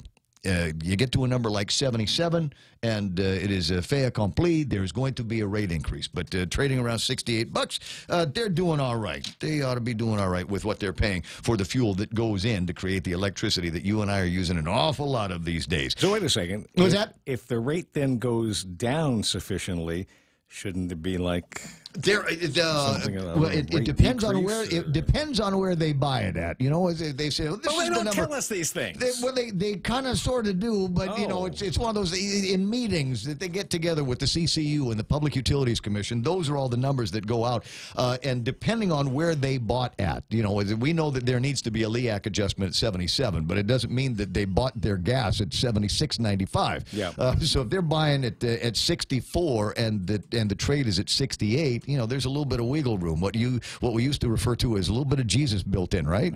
And so we've got a little bit of that going into the transactions now. But if it gets much higher than about 77, then we definitely got to do a LEAC. Right now, it's in that wiggly room area. But the adjustments go both ways, right? I want to say it wasn't. I'd have Has to. Simon Sanchez ever called this radio station or any other station you've been on and said, "Ray, good news today. We're lowering the rates at GPA." I want to say, yeah. We remember when oil was trading at $125 a barrel, and then it came back down. It didn't come back very, very quickly, but it came back down. And I want to say that there have been times where the LEAC has gone in the other direction. Okay. You know, it's an ancient studio lore that says maybe the phone did ring once upon a time with Simon Sanchez saying the numbers are going back. But let's find him. Let's find him. 888-8255 if you're Simon Sanchez. If you're not, we'll see if we can find you this morning with a little bit of that institutional knowledge. It's 7:21. Not that I'm trying to run the show here, you see. No, it's okay. But cap is 74? Tapas at 74.51. Okay, it was like $4 more recently. When does Tapas hit the number where we get the gas prices go down? Don't know. It was 78.45 and the gas prices didn't go up. It was 79.70 about a week ago and the gas prices didn't go up. So it's harder for me to peg that one because I don't know where the gas companies are buying their gas at. So who runs the show, Mobil or Shell? Which one? I forget which one brings in the majority of it. I want to say it's Shell, isn't it? Shell. Okay. So someone from Shell should call up and tell us when the prices are going to go down. Let's wait on that phone call. Yeah, I've got a calculator here. I've got a phone with a computer built into it. You want to figure the odds that that's going to happen on this thing? 720. I love Shell. Now that we know where the market is, let's go find out. Is he on the line? He's on. I got Simon on the line now. Hey, Simon. Good morning. Your wish is sometimes my command. Well, in this case, it's not me. It's the interloper du jour, Jerry Roberts, who's in the studio, and we were talking about the price of West Texas crude, $68 even today, and it seems to me that number is about $9 less than what your trigger number is for a LEAC adjustment. If my memory serves correct with the conversation I had with JB about a month ago. Yeah, well, I mean, first off, thank you. I think you and Jerry were 98% accurate, and we'll just fill up the blank. So the best price to watch is the WTI price, and then you got to remember that's just the cost of the fuel. Then we have to ship it from Singapore to Guam, and the bidders that win our fuel bids, we've had all of them in the last 30 years: Mobil, Shell, British Petroleum. The group from Brazil. Now we have Hyundai. I mean, so we've traded with multinational providers for 30, 40 years. The freight is about $8 a barrel to get it from Singapore to Guam, regardless of who, you know. And when they bid on our fuel contract every year, they say market. You know, we're going to charge you market price, but when we ship it to you, here's our price. And really they're bidding on just shipping and insurance. So what we do is we look at WTI and we add about $8. So what did you say WTI was today? 68. 65? Okay, so if you add $8, it's 76. So it's in that range of keep it in the mid-70s. So to me, when I look at WTI, keep WTI below 70, and there's less pressure. But do remember this, and obviously you've got a lot going on, and you don't memorize LEAC like some of us weird people do. But if you recall, the LEAC is revenue neutral to GPA, and the GPA watches it, the CC watches it, and the PUC watches it. So you got a lot of people watching it. We have to prove it to each other and to people outside of GPA. But that LEAC process has been going on since Joey and I were on the CCU in the 90s. So it's been going on for 20-plus years, and it pretty much work. Hawaii does their LEAC every month. We do ours every 6 months. You know, 6 of one, half a dozen of the other. You can decide how you want to do it, but you have to have a way to recapture your fuel costs. So we do it on a 6-month average because at least we can say to Ray and your listeners, we can say, hey, until next January, since the PUC agreed with us not to raise the LEAC, this is what it'll be. is going to stay the same. So the question that Jerry, the question that Jerry had, and it seems to me we've done this in the past, where I remember when oil was banging up real high, and we had these LEACs, and then oil went back down under $100, under $85 a barrel. I want to say that the LEAC also reversed track as well. We've gone back and said that the numbers have gone backwards. Yeah, absolutely. There's no way the GPA would be allowed by the CCU or the PUC or even management itself would never allow itself to say, hey, the price of fuel's going down, let's keep the money. You remember, we're ratepayers too. and so let me give you the most recent example that I think listeners can relate to. Yeah. You remember when oil collapsed in 2012, 13, and 14 and went down to almost $28 a barrel, $30 a barrel? Okay, the LEAC was reduced to 8 cents a kilowatt hour. Okay, and the non-LEAC, the fixed price of your bill, which pays for labor and repairs and debt service, that hasn't changed since 2013. To keep the math simple, it's been at 10. It's been at 10 for a long time, and we're hoping to keep it at 10 for a much longer time going forward. But the LEAC, the one that goes up every 6 months or down, back a few years ago when oil was at $28 a barrel, we were charging 8 cents a kilowatt hour. Now oil is at $70 a barrel, and the rate the PUC just approved with CCU and GPA concurrence was 15 cents a kilowatt hour. So $68, it's almost 60 actually. $68, 16 cents a kilowatt hour, $30, 8 cents a kilowatt hour. So it's a direct pass through. When prices go down, we pass it along. When prices go up, unfortunately, we have to pass that along as well, and we get it every 6 months. And then the other piece of the puzzle, just to help you, hopefully next time you talk about it, is we buy oil 10 to 11 times a year, like every 35 days, right? And when we buy oil from Singapore, what they do is they say, here's the average market price for the last 10 days. Let's say we were going to buy it today, right? They would say, we're going to ask them, what are you going to charge us? They look back 10 days at the average market price in Singapore for our type of fuel, and they charge that average price. So they say, so you alluded to it. It's not like it's the price of the marketplace at this moment in time. If we're buying it today, it's exactly what the market is saying the price is worth. Because from the refinery's point of view, you got to remember when they're selling us a tanker of fuel, that fuel was bought 3 days ago, 5 days ago, 7 days ago, yesterday, and they mix it all up and they throw it in the tanker. And there's still you got to cover the spread, the elasticity, and the prices, from each hand to the other. Right. They look at 10-day average prior to placement of the order, and they say, okay, for today, an order placed today, look back 10 days, the average price was X. That's what they charge us for today's order. So we benefit if it goes down a little bit over the last 10 days. We lose if it goes up. But on average, it's the best estimate of the cost of the fuel that is being put into our tanker that we would buy today, because that tanker is being filled from a refinery that has lots of oil in it mixed in, purchased over a number of days, and nobody can swim in there and go, okay, that gallon was only 70, that barrel was only 77, that barrel was 73 because of 3 days ago. They take an average, and then we wire them the money, and they ship it, and our partner Hyundai adds the freight on top of that, and that's how it works. I got you. And when it goes down, we pass it on, and when it goes up, unfortunately, we pass it on. And we have fronted as much as $18 million of fuel that we should have charged to ratepayers that we didn't, and we're still under recovered now. But we're just trying to help out as much as we can because it is so challenging. Yeah, you can't go out in one pay period and try to get all that dough. 7:28. I gotta let you run here. We got the rest of the show to do. All right. But I appreciate you. I appreciate you calling in with the explains. Okay, so you said we got about 98% of it right, and I think that's pretty good for a rolling average on the program. And so, yes, the answer is, after all of that, when the prices go up, they got to hit us with the levelized energy adjustment, and when the prices go down, it happens. It just doesn't always happen in it's not as back and forth as they say. The prices run up, but they walk down. Note here from Ike Iseki says radar in Tiedzin going past the cargo area to Home Depot. So be careful in that area because the cops have got the radar on you. 7:29 in the morning, and we've still got time for the extra point with Jerry Roberts. Question: should workers who deliver big-time results be treated differently than those who produce less? I'm Jerry Roberts, and now we prepare to venture into the land of stuff that some people don't want to talk about. Today on The Extra Point, I got a call one day from somebody who had attended a management training course I put on. She said, I have this one salesperson who's been here much longer than I have and is by far the best I've got, but he sort of bends the rules and it gets other people upset. They grumble about it all the time.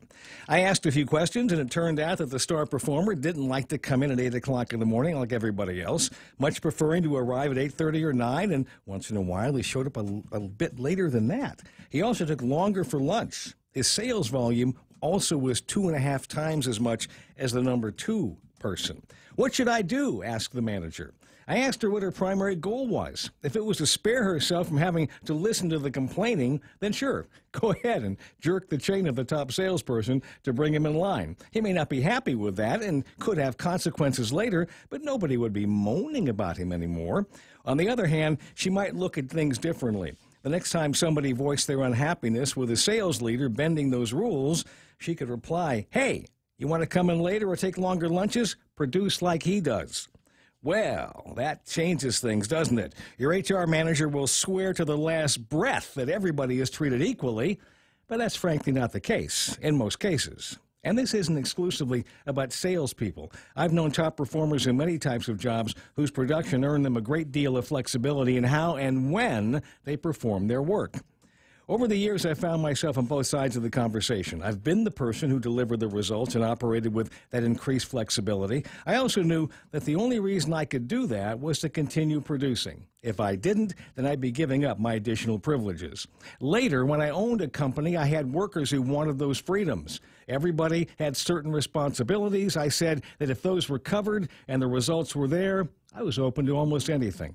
So for me, the answer is to let everybody decide for themselves. Those who are okay with producing at average or below average levels, it's their option, and they made their choice. Continue to support them, but ignore any grumbling about how you treat star performers. Spend the majority of your time focusing on those who make a bigger commitment, who put in the effort to make a greater contribution to the organization's success. Help them to do even more and reward them when they do. Different strokes for different folks? Absolutely. And that's the extra point. Get out there and make something good happen today. For 93.3 and the Ray Gibson Show, I'm Jerry Roberts. So when I first got into radio, I used to do the overnight show because I was terrible, and that was the place where I could do the least amount of damage. Yep. And I was supposed to be there and get everything ready for the morning guy who was supposed to show up at 6 o'clock. Yeah. Might have heard of him before. His name was J.Q. Fanihi, and it was not an everyday occurrence that Jerry would walk in, J.Q. would walk into the studio as I was finishing the news at 6:05, and you play 60 seconds worth of commercials and PSAs, and we'd swap desks. Now the boss would say, a bossy kind of boss, and an HR kind of bossy would say, well, Jerry Roberts needs to be there, J.Q. Fanihi needs to be there at the crack of 6 o'clock, because that's when him if not. Yes. But J.Q. Fanihi was making about 99% of the revenue for this company, and if he felt like showing up at 5 after 6 or quarter after 6, if that was when the morning show started, that's when the morning show started. But let me say this. Yes. It was never intentional. I never meant to do it. You got to remember, this is Guam in 1980, 1981, and all of the roads were one lane. And if you got behind the slow pickup truck with the old man from Jigo, that's what you got to work when he got to work. Yeah, that's true. And let me tell you something else. I had friends of mine in the Guam police who would pull me over on the way to the studio because they knew that I was late, and they'd be sitting there waiting for me, and I'd be coming along just tad above the speed limit. And they'd pull me over, knowing that I would not get there on time. Yep. So you get a star performer, and sometimes there's things that you got to look the other way on. It's the way it works in the real world. Yeah. But I apologize. That's all right. I never asked for that. It's just a fun memory from a long time ago. 7:34 in the morning, and he did that until one morning. The song that I started him off was Judy Collins' "Send in the Clowns." Passive aggressive. It worked. 7:34 headlines with Kevin Kerrigan is coming up next. Family Finance has been serving the people of Guam since 1959, and they'll continue to be there for you in the years to come. Whether you're looking to get a personal loan for that summer vacation or paying off those long overdue bills, Family Finance has got you covered. Apply for a personal loan from $1,000 up to $3,500 by calling Family Finance in Hagåtña at 475-4545, Upper Tuon 647-5626, or in Dededo 633-4473. Family Finance has been serving the people of Guam since 1959.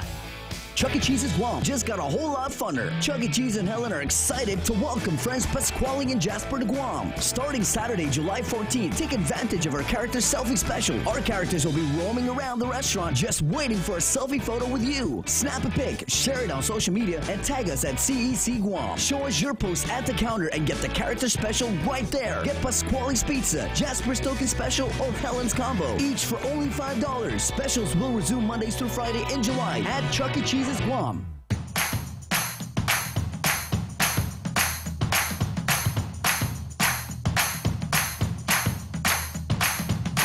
7:35, Ray Gibson Show, and as I said, we got some headlines. Let me just take a quick look at traffic. It was building up in front of Naval Station down in Sumai, and it looks like I've got a little bit of a snag working between Hagåtña Heights and Navy Hospital. I'll look at the rest of it here in a couple of minutes. But first, we got to take care of headlines from the Guam Daily Post. Look, it's Kevin Kerrigan. Half a day and good morning, Guam. And the headlines from the Daily Post this morning: the Guam Visitors Bureau and the Guam Hotel and Restaurant Association, strong opponents of any increase in the business privilege tax or the hotel occupancy tax. The two measures got a hearing before the legislature's Appropriations Committee last night. One bill would raise the occupancy tax from 11% to 15%. The other would increase the business privilege tax to 5.5%. GHRA President Mary Rose said the people of Guam cannot continue to bear the burden of the government's inability to manage its finances. Any increase in the hotel occupancy tax, she said, would be counterproductive and result in a decrease in arrivals. GVB President Nate DeKnight, meanwhile, said Guam already is seen as an expensive destination, especially when compared to its competition in Southeast Asia. He said both bills add up to a 20.5% tax on hotel rooms. That would boost the average cost of a room on Guam from about $207 now to over $250 a night.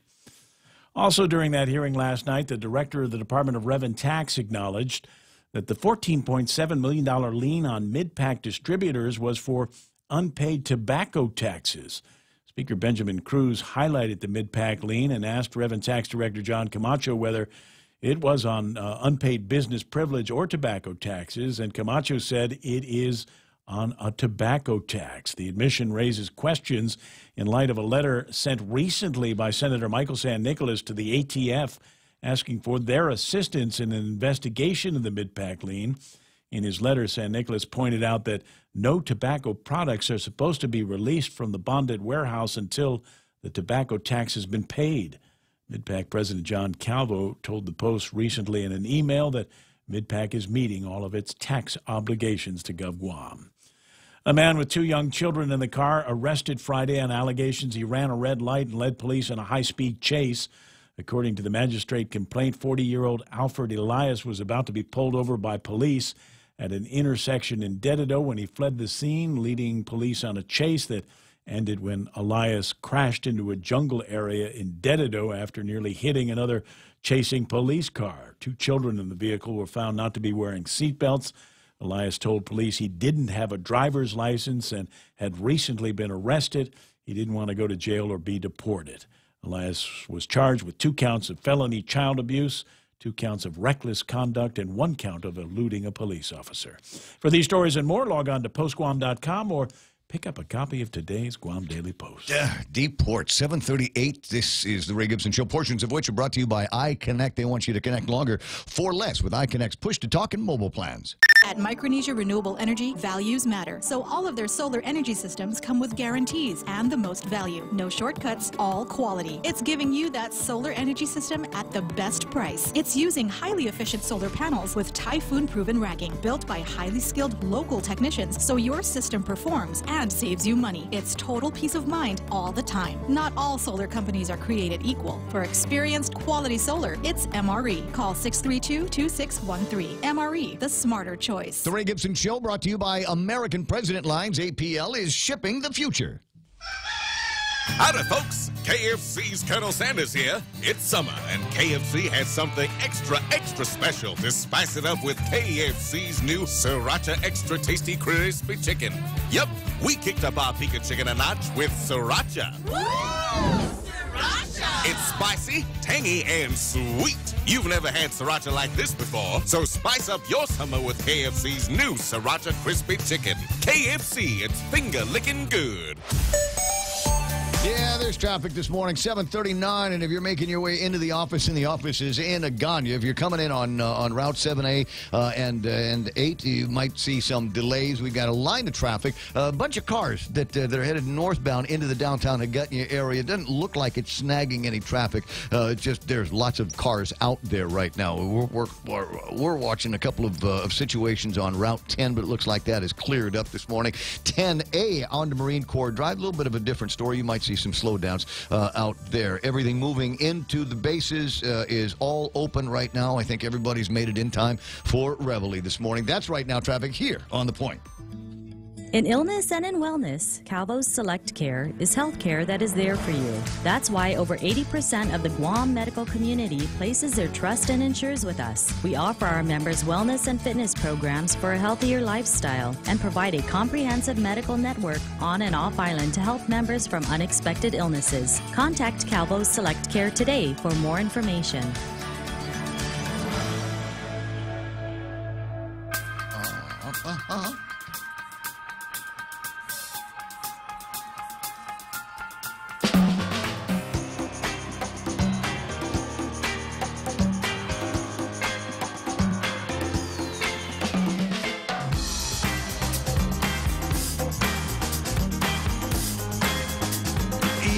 Yeah, every once in a while I'll see something on Facebook that I just absolutely have to share, and this one here, I'll stick it up on the Facebook Live so that if you're watching, you can see it as well. And you want to talk about a sign of our times here, and this is people talk about culture like it's something that's fixed, it's etched in stone, but in this case, I've got to say it's not. This is a perfect example of how our culture shifts and how we adjust to those kinds of shifts. If you go to virtually any party, any kind of gathering, there is the custom of balutan, and the way it works is, and we used to do when my mom was alive. It was like this: we go to a party and we eat, and then they say, "Hey, boy, take some food to your mom." Because she's not here, and I know she's going to like everything. Your mom likes ribs, and she likes the piggy, and she likes this. And always make sure, fix a plate for your mom. That's at the heart of it. That is balutan. And then it changed a little bit. So we now balutan what looks like leftovers. If at the end of the party, at the end of the fiesta, and you look at the table and there's still some food there, and everybody's stuffed, and it's not so much take some food home from mom as much as, hey, you know what? There's no way we're going to be able to finish this potato salad. Here's a plate of potato salad. Take this home. Here's a plate of the ribs. Take this. That's the balutan part, and how it has shifted now to that. But what has begun to happen recently, and it's something that people are joking about anymore. And people are tired of joking about it, is how people will belly up to the fiesta table. They'll belly up to the buffet, if you will, and start fixing the plate. Here's the big plate of rice. Here's the big plate of meat. And we're taking this before everybody else has had a chance to eat. So now there is a sign that somebody put up at their table. Please, no balutan until 5 p.m. Mark the time. And watch this. This is going to start happening. You're going to start to see more of this at all of the gatherings. You may actually see some of this weekend at the Liberation festivities, where people have got the foods all spread out, and all of a sudden here comes somebody and they're just loading up the food or one kind of food to split with. You say, no balutan until 3 o'clock in the afternoon, until after the parade.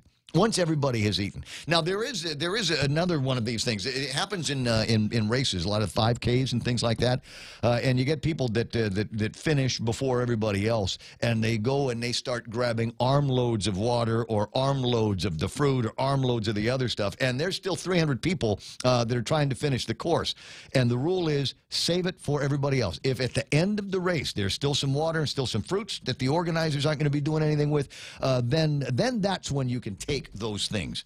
Not before, and certainly not while there's people out on the course that are going to be dying of thirst by the time they get in. 7:44, it's the Ray Gibson Show on the Point, 888-8255. A couple of other points here from Facebook Live. Daryl Taggarty talking about a great extra point topic today. Been there on both employee and management sides of the questions in radio and in GovGuam. Managers need to hear it. And if the managers missed today's extra point, go to GuamTraining.com and look it up. I forget what the episode number is. Jerry will tell me that a little bit later on. But go to GuamTraining.com and you'll be able to find the transcripts from today's extra point and, frankly, all of the extra points since the Ray Gibson Show has been in existence. Results matter most, not bottom line, not inputs. Jeff Pleadwell on my comment about deporting the guy that went on a high-speed chase with the police officers. And when it was all done, a couple of kids without seatbelts in the vehicle, a couple of little injuries, too, on this one. And I'd say deport. Jeff Pleadwell says, yeah, deport should be strike one, and you're out.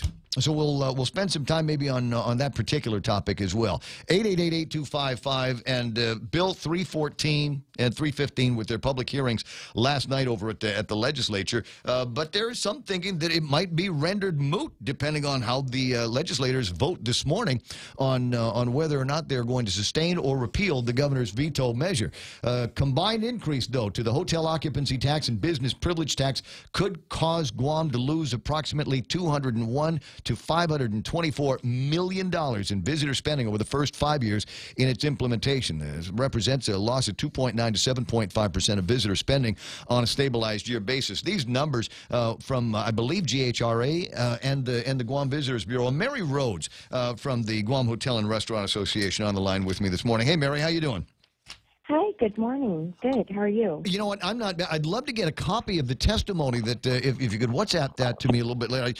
Kevin's got a copy of it, of your testimony from last night. I'd love to see what you guys have got to say.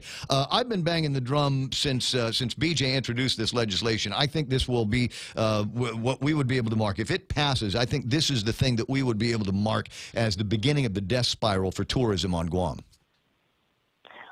Well, we've already had a couple of things that I pointed out clearly last night during our testimony, that we've had a lot of signs for several years that we've been spiraling for about 4 or 5 years already with our Japan market. And it was very clear in a study done by the Guam Visitors Bureau that even in 2016, it was pointed out that that's when already Guam had lost about 80% of where it was at in the Japan market.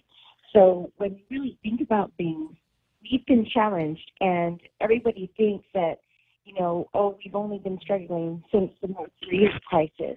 And the truth of the matter is we've been struggling for years now, especially with our Japan market.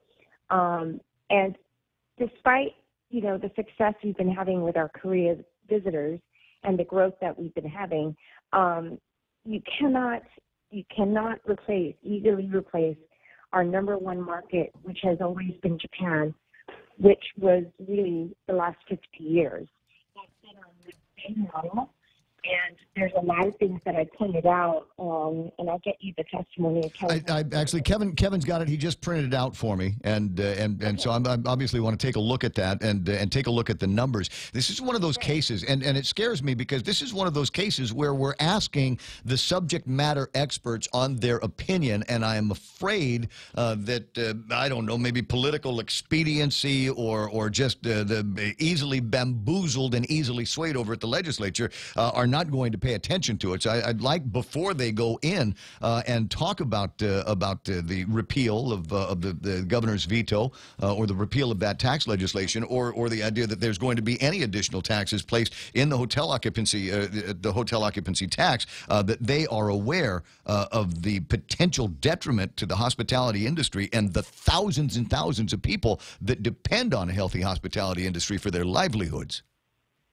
Well, you bring up a couple of points. Number one is anytime they look to increase anything, whether it's taxes, regulations, any new laws, they should always have some kind of data or analysis or impact study.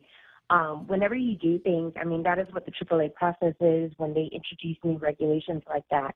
But when you're starting to touch the tax system, we've been asking everybody and imploring the senators to always have data in front of them. And it's been challenging the last, 5 months we've been on this, whether it's increasing the business privilege tax, considering a sales tax, or now hotel occupancy tax.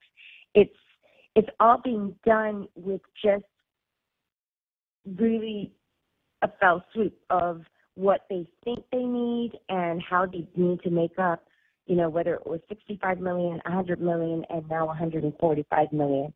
That's why I really want to thank GB, because they did last week spend the dollars to do an economic impact study on this specific bill 314, as well as the BPT on bill 315.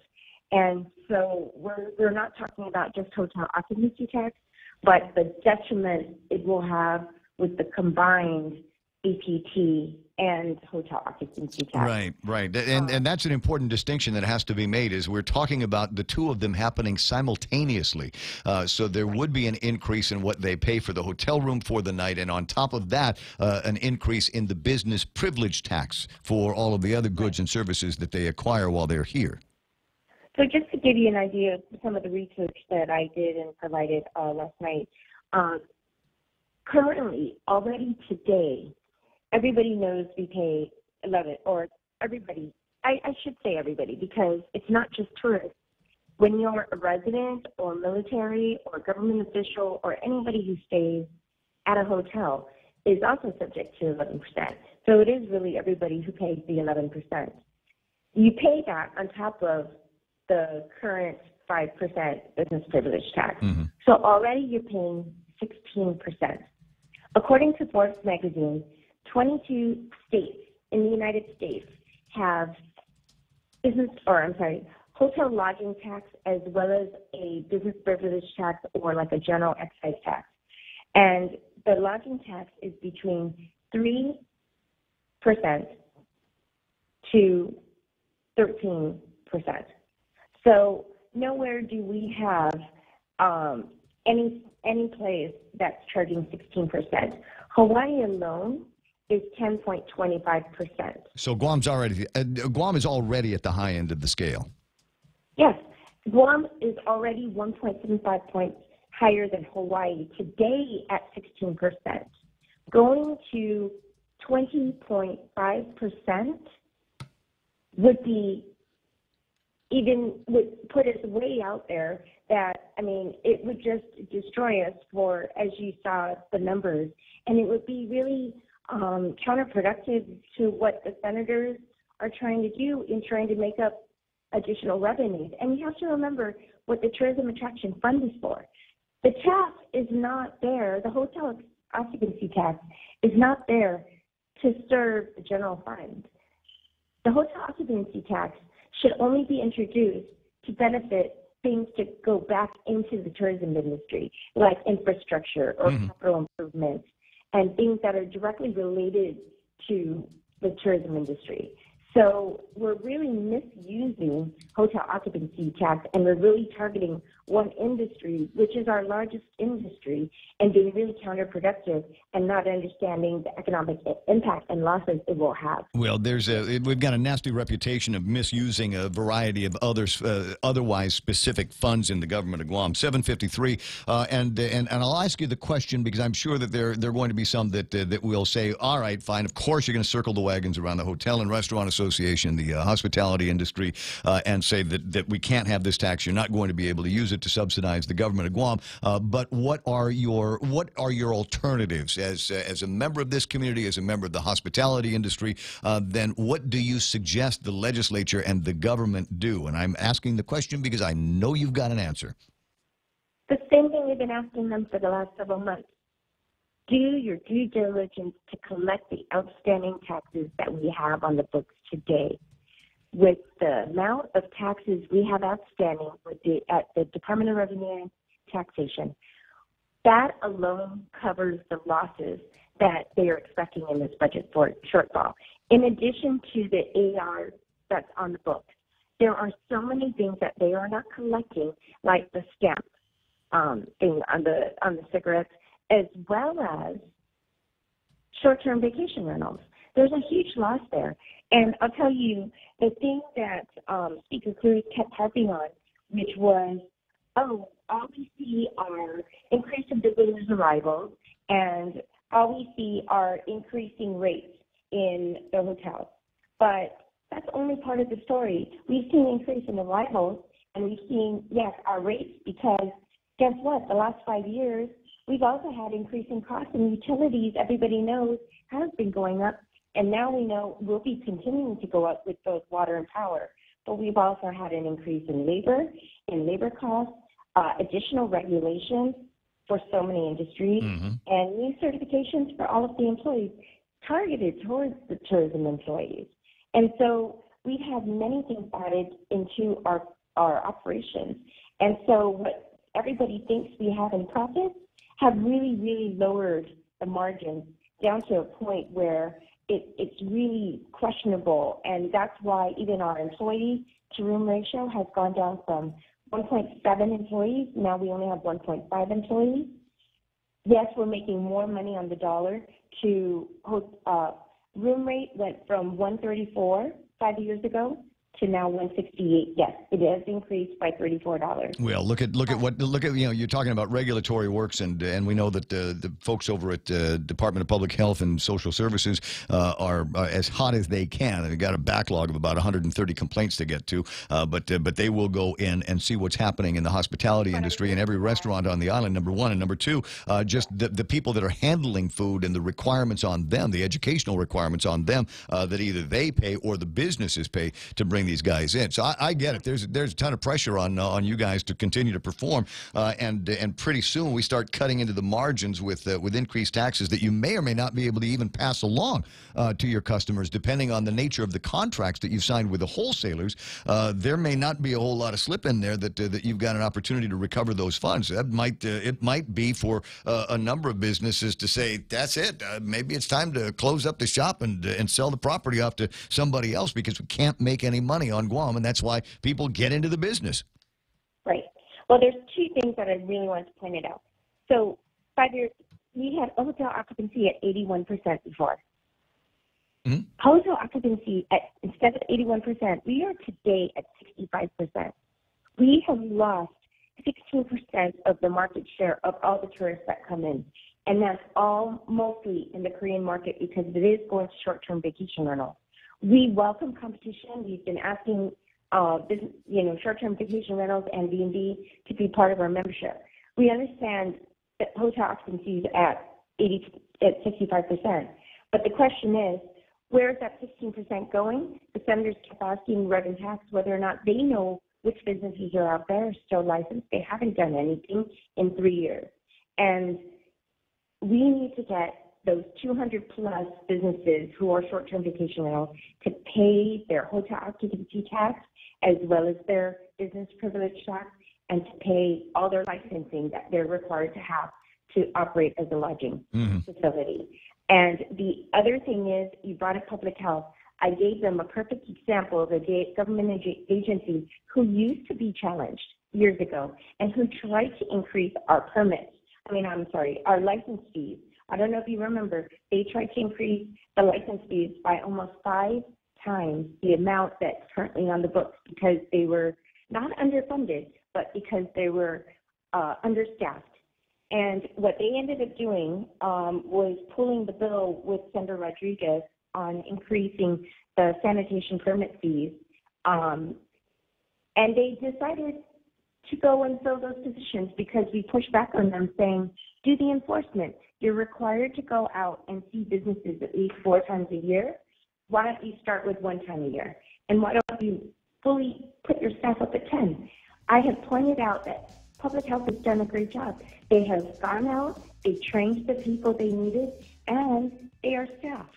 And that's why you're seeing the difference of them finally investigating and checking on restaurants, but not just restaurants, mind you. Yeah, and stores. Mary, I appreciate the point, but I'm going to let you run. It's closing in on 8 o'clock in the morning. I wanted to make sure that we got all of the adequate points in there. It's not so much a question of whether or not there are funds available in the pockets of the tourists. It's we've got to do a better job of collecting what is already owed the government of Guam and a better job of going after people who are not paying their fair share. 8 o'clock in the morning, Mary, I'll talk to you soon. Good luck. We'll be watching the legislature to see how they react on this tax question that looms before us large. The radio station is KUSG Hagåtña. We're The Point 93.3 Fox News Live. Coming up next in the next hour, we'll pretend to talk about sports with Blake Watson. That's ahead right here.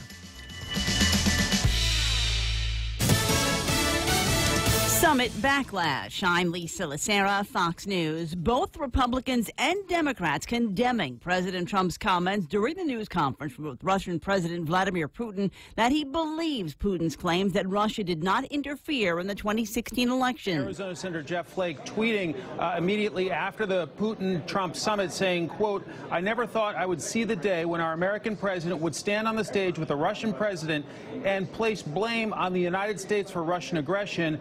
This is shameful." Today, a Democrat on the House Intelligence Committee said that lawmakers have to respond in a bipartisan way. Eric Swalwell telling us, quote, "It is disgusting, disgraceful, un-American behavior, but again, we are not helpless. We can actually do something about it in this building, the United States Capitol, and we might as well just stay home if we're going to let this president continue to do this." Fox's Mike Emanuel at the Capitol. The president later tweeted that he has great confidence in his intelligence people and that we cannot exclusively focus on the past as the world's 2 biggest nuclear powers. He writes, "We must get along." Fox's Chris Wallace sat down with Putin after the summit with the president and asked him if he had any dirt on the president. But he basically indicated that they had no interest in Donald Trump. They didn't have the resources to do it even if they had interest, and that was not a factor in their relationship. The interview airing this hour on the Fox News channel. The number of people hurt after an explosion that sent lava crashing through a tour boat on Hawaii's Big Island now at 23. The rocks and debris fractured a young woman's femur. The other injured passengers suffered burns and scrapes. Fire officials said those injuries appeared superficial. It happened early Monday morning when the tour boat went near an area called Kapaho on the Big Island, where lava from Kilauea has been forming a very small island. Fox's Jessica Rosenthal, Fox News, fair and balanced.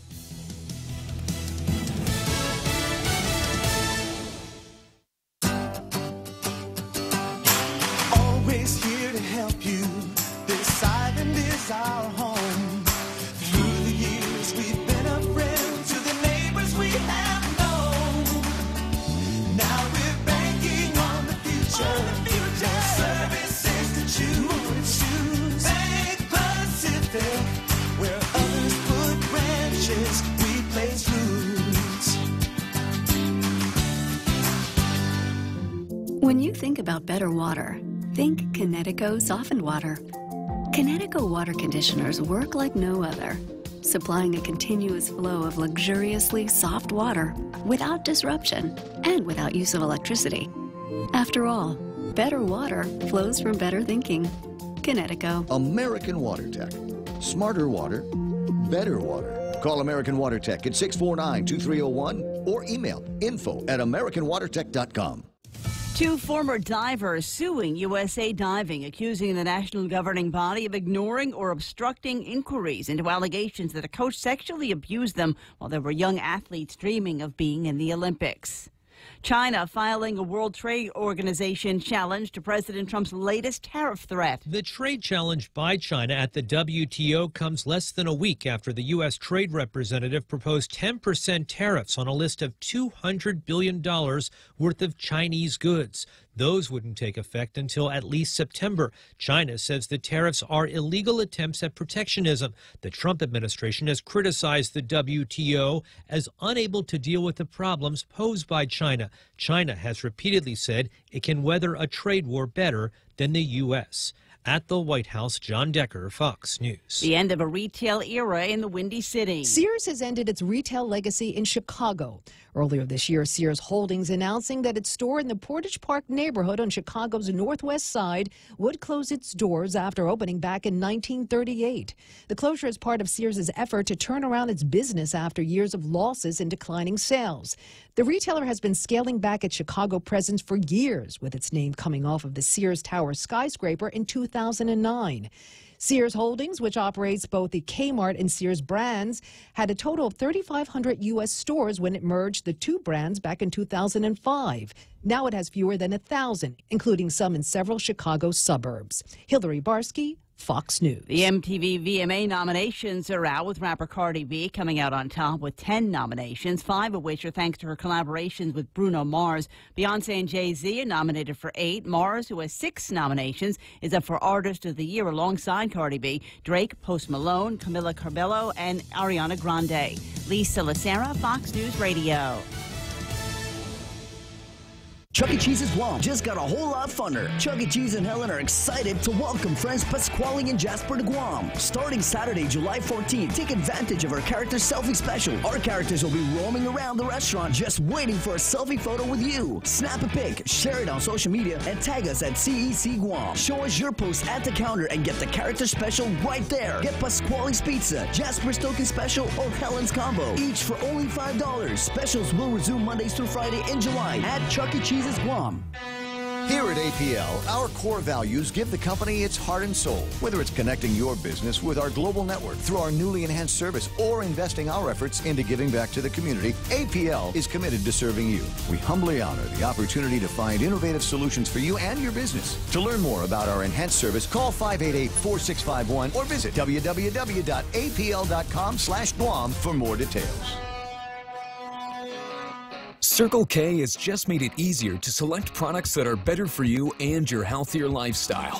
When looking for items that are low carb, low sodium, low calories, low sugar, high in antioxidants, or high in protein, just look for the easy to spot better for you labels so you can find these items at a glance. Come by and see for yourself.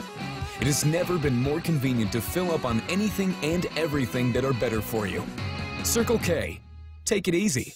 Apply today for First Hawaiian Bank's United Mileage Plus credit card. And upon approval, you will be entered to win 2 round-trip business class tickets on United. You'll also earn up to 30,000 bonus miles, 5,000 upon opening your new account, and 25,000 after spending $1,500 within 3 months. And you'll get 2 times the mileage on United ticket purchases. Apply by August 31, 2018. Stop by any branch or visit us online at FHB.com. Terms and conditions apply. Sweepstakes starts on July 1, 2018 and ends on August 31, 2018. Open to legal residents of Guam and the Commonwealth of the Northern Mariana Islands aged 18 years or older. No purchase necessary. Void where prohibited. Visit www.fhb.com/United Sweepstakes for official rules and complete details. Member FDIC.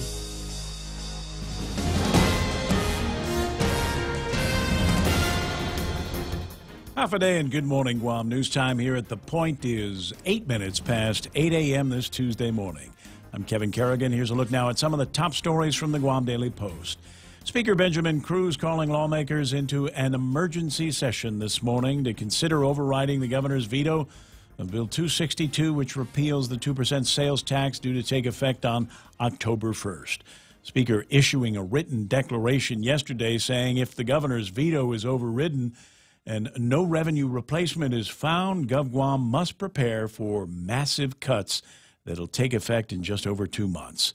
Only 10 votes are needed for an override. On July 2nd, 11 senators voted to repeal the sales tax, a veto-proof majority, if they don't change their minds. But if only 2 of the 11 senators who voted for the repeal earlier this month do change their minds today, that'll reduce the majority to 9 and not enough for an override. Last Friday, the governor said he's working on finding those few 2 senators to sustain the veto. If he does, then the crisis is over, he said, and the sales tax would remain in place and no further tax increase measures would be needed.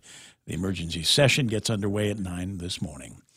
Another pedestrian struck by a vehicle and killed last night. It happened on Route 1 by the bell tower in Anigua shortly after 7 p.m. Good Samaritans were first on the scene and performed CPR on the man until medics arrived and took up the task. Guam Fire Department spokesman Kevin Riley says the patient was brought to Naval Hospital. CPR continued en route. However, he was later pronounced dead. North and southbound lanes were closed until about 9:30 last night while police conducted their investigation. The death marks the 10th auto pedestrian fatality on Guam's roads this year. We'll have more news after this. In illness and in wellness, Calvo's Select Care is health care that is there for you. That's why over 80% of the Guam medical community places their trust and insures with us. We offer our members wellness and fitness programs for a healthier lifestyle and provide a comprehensive medical network on and off island to help members from unexpected illnesses. Contact Calvo's Select Care today for more information. What would you do with unlimited internet? With Docomo Pacific, the possibilities are endless. Docomo Pacific is throwing off the data caps so you can enjoy more of the things you love. Watch, stream, download, and play with no end in sight. Stop by any of our stores or check out DocomoPacific.com to learn more. Life becomes limitless with Docomo Pacific. Better together. 10 minutes past 8 a.m. here at The Point.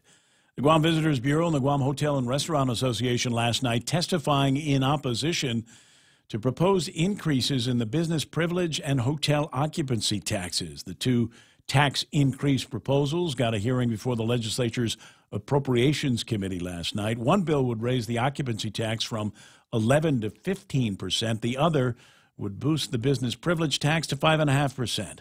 GHRA President Mary Rose telling senators the people of Guam cannot continue to bear the burden of the government's inability to manage its finances. Any increase to the hotel occupancy tax, she said, would result in a decrease in arrivals and a loss in jobs. GVB President Nate DeKnight, meanwhile, said Guam already has seen as an expensive destination, especially when compared to its competition in Southeast Asia. He said both bills add up to a 20.5% tax on a hotel room on island. That would boost the average cost of a hotel room on Guam from about $207 now to over $250 a night. Also during that hearing last night, the director of the Department of Rev and Tax acknowledged that the $14.7 million lien on Mid-Pacific distributors was for unpaid tobacco taxes. Speaker Benjamin Cruz highlighting the Mid-Pac lien, and he asked Rev and Tax Director John Camacho whether the lien was on business privilege taxes or tobacco taxes, and Camacho said that it was a tobacco tax lien.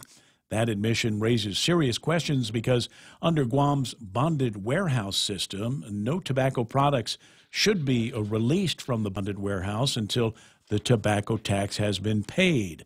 Senator Michael San Nicolas recently sent a letter to the Federal Alcohol, Tobacco, and Firearms Agency asking for their assistance in an investigation of the Mid-Pac lien. Mid-Pac President John Calvo told the Post recently in an email that Mid-Pac is meeting all of its tax obligations to GovGuam.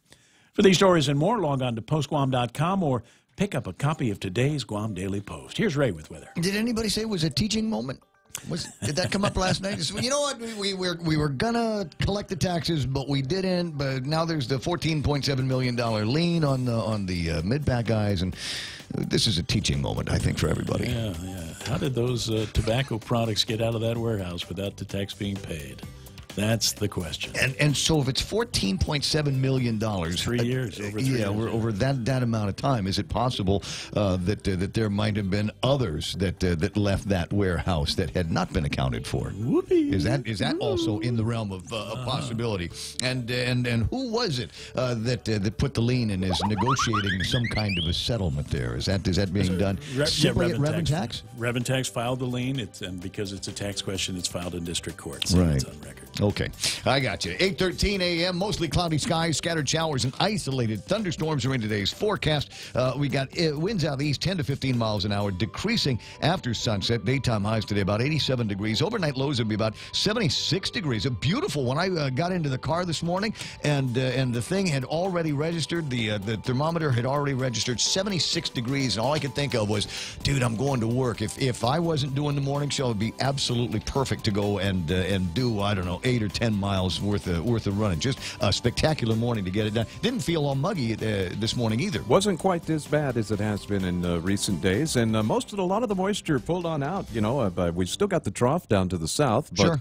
not quite as much moisture associated with it. Looking at the radar here, see just a few scattered showers down to the south, and a few isolated showers off to the east. Looks like that'll be the call of the day for our weather situation. Although, just like yesterday, when a whole bunch of stuff was out there and then didn't move in, we could be looking at something maybe later. So we just have to keep our eyes out there and stay vigilant. That's why we got radar. 6:52 is sunset tonight. 6:02 sunrise tomorrow morning. Studio time on the Ray Gibson Show is 8:14. Water.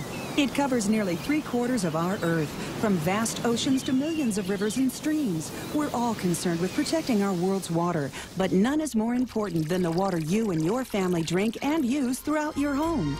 A Connecticut water treatment system can improve your water so that your family is using the best water in the world. Connecticut, for refreshing ideas on water. American Water Tech. Smarter water.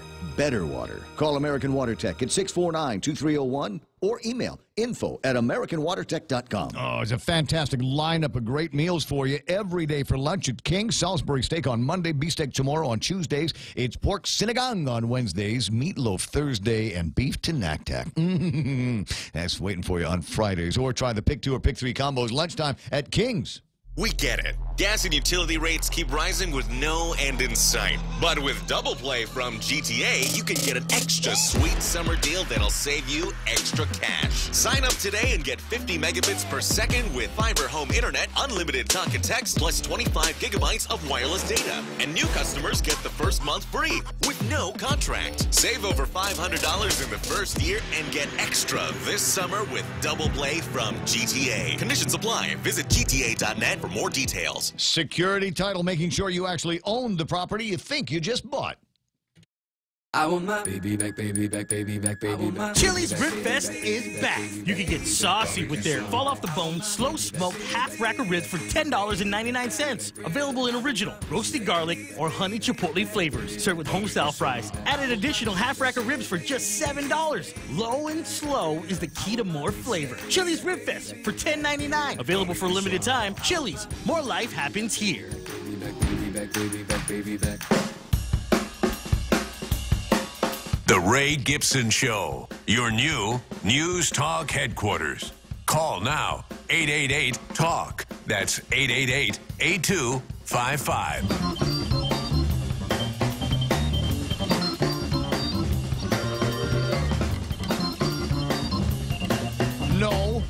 No, not allowed. I'm bossing, and the boss is saying that there is not going to be any sickness today in the actual radio station. You cannot. No, you may not. We got work to do. This is a busy week. I got a busy week over here, and we got a busy weekend. I'm fighting it off, and but luckily. I'm usually pretty good. I don't really succumb to sickness so much, but I did overnight get the sniffles, and my throat has been a little scratchy and heavy the last maybe 12 to 15 hours. What kind of daycare is this you're sending your kid to that you're coming back? She's coming back and giving you bugs. I know. Well, we actually had to take her out yesterday and today. She's sick at home today. She's been feverish. Luckily, I don't have the fever. Her mom is also fighting sickness, and so I share a bed with both of them. So I'm trying to keep my mouth covered. Can they not stay in a hotel this week while you're working? Matter of fact, they could stay across the hall in the baby's room. There's a full bed in there. You got a big truck? Yeah. With a bed. No pun intended. But I'm okay. I'm here today. I'm just, if I sound a little nasally or funny, it's just because it's creeping up on me. But I'm drinking hot calamansi, drinking some Pito Pito. I'm trying all the home remedies to fight it off. Have you ever been coined? Like on my eyes? It's a Vietnamese thing. I used to work with when I was working with Jeff Evans. His wife, when he'd get sick, his wife would like coin him, and it was and then there's another thing that folks do with cups. They take like a glass or something like that, and they stick it on you, and then they heat it up, and that creates some kind of a vacuum. And like the idea is that it would suck the sickness right out of you. And it works? And then there's also the possibility maybe just go see a doctor. You Right. know, maybe like Vince Sakimoto or Dr. Hang or somebody, and just say, hey, I got a thing. Can you give me a shot? I've been drinking vitamin C and taking drops, so that works. It's been working okay. Like I said, it's vitamin C, a shot of vodka. I think that's all. Maybe and that might be it for like you. a screwdriver. Hey, you know what? That's enough booger talk in the morning. It's time for Sports with Blake. Margaret Stocchio is having coffee with us this morning, and Adonis Mendiola sent me a selfie of him completing his early morning run. Good for you. Good for you. Morning constitutional. And I know some days you wake up and you feel awful and you don't want to do it, whether it's running or any other activity that you got to get into in the morning. But just always try to think of how good you're going to feel when it's done. That's number one. And how bad you're going to feel if you don't. You'll feel guilty. You go, man, I should have run 5 miles today. Should have gone out and got. That's always the thing that gets me too. That was always my motivation when I was really into to regular fitness scheduling. Right. I would always because now I just do it. A couple times a week when I can. just to do something. But before, it was always the regret that kept me coming back. I hate that feeling. Yeah. I hate that feeling. It's like noon and I didn't get up and run or something like that. I'll go, man. Or I any could if I excuse. should've. It's like, oh, it's raining a little bit, so I can't do anything. Oh, I got the sniffles. Yeah. So why didn't you tell me yesterday it was Phoebe Cates' birthday? I didn't. 24 hours after the fact. I could have devoted an entire program. That's really funny what you said, because I didn't know. And B, we mentioned Fast Times yesterday. Yeah. Talking about Fast Forrest. Times at Ridgemont High. We were talking about Forrest Whitaker. We should have been talking about Phoebe Cates and the red swimsuit scene. Iconic, right? I mean, for a whole generation, that scene, and then the Lassie scene from Porky's, it's got to be pretty iconic, right? And you didn't pull that up for our review during this segment of the program? I was thinking, it's PG-13 though. It's got kids watching. That's Facebook 5 Live. demerits for just you can YouTube it. It's on YouTube. And they may have and there's probably some genius on YouTube because in the actual movie it doesn't last that long. No, right? No, but there might be some genius in the movie that just put it on a permanent loop, like a GIF. But where she's coming out of the swimming pool just over and over and over and over again. What year was that movie? 81, 82. So yeah, I was all of what? 50, 15, 55. 16. I was like 16 at the time, and man, I mean that's for every guy my age. And it's what the it was. song. It's Cars moving in stereo, right? Yeah. Which that song has always been. What's that guy's name? Judd Reinhold? Judge Reinhold. Judge Reinhold. Yeah, Judd or Judge. Yeah. He was the dorky stepdad in Santa Claus. Yeah. Isn't that something? Yeah. Like 10 years later, he went on to go do family movies. So it's time for us to pretend to talk about sports. Or did you want to say happy birthday to Dennis Rodriguez Jr.? Happy birthday to Dennis Rodriguez Jr., who is the father of Pretty Ashley. Pretty Ashley, and also he is the right by my house. He is the guy that's on the billboard close to my house. So he's the guy on the billboard close to everybody's house. Yep. So I see him a lot. So shout out to him. You want to celebrate his birthday? It's Friday night at the Point. This here, right here in the station. Oh, no, man. not here. I got you. The point over at Sheraton, right? Yeah. That's a nice little chill lounge. I like going there. I like that venue. It's a nice place. I like that place to sit out there and watch the sunset. It's close by my house. Yeah, close by your house. Nice and chill. Good demographic. Good peeps come there. They sell Orion beer from Okinawa. Ooh. Or they didn't. The last time I was there, they didn't have any. But every other time I've been in there, they've had Orion beer from Okinawa. I haven't had that, which I absolutely love. Good. I like it when I catch that at the store. Sometimes they have Asahi Black. Ooh, that's good. That's my favorite one. Which is also like that. I like the blue one. I don't know.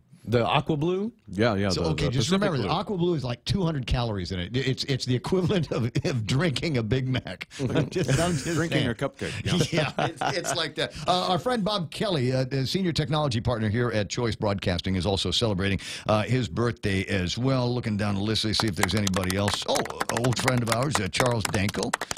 And I think that's it for right now. But anyway, so was there sports today? There was plenty of sports today as the Micronesia Games in full swing in the first day of competition. We have two, Regine Tagati and Shania Balala.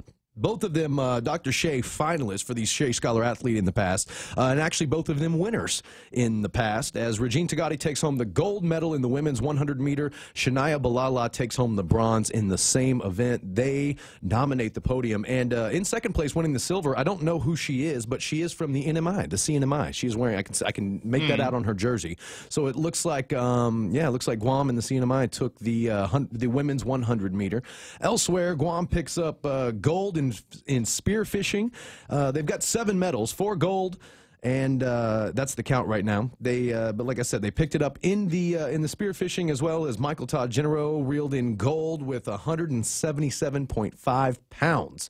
Guam's Mike Cassidy just missed the podium. He came in 4th, reeling in a 110-pounder.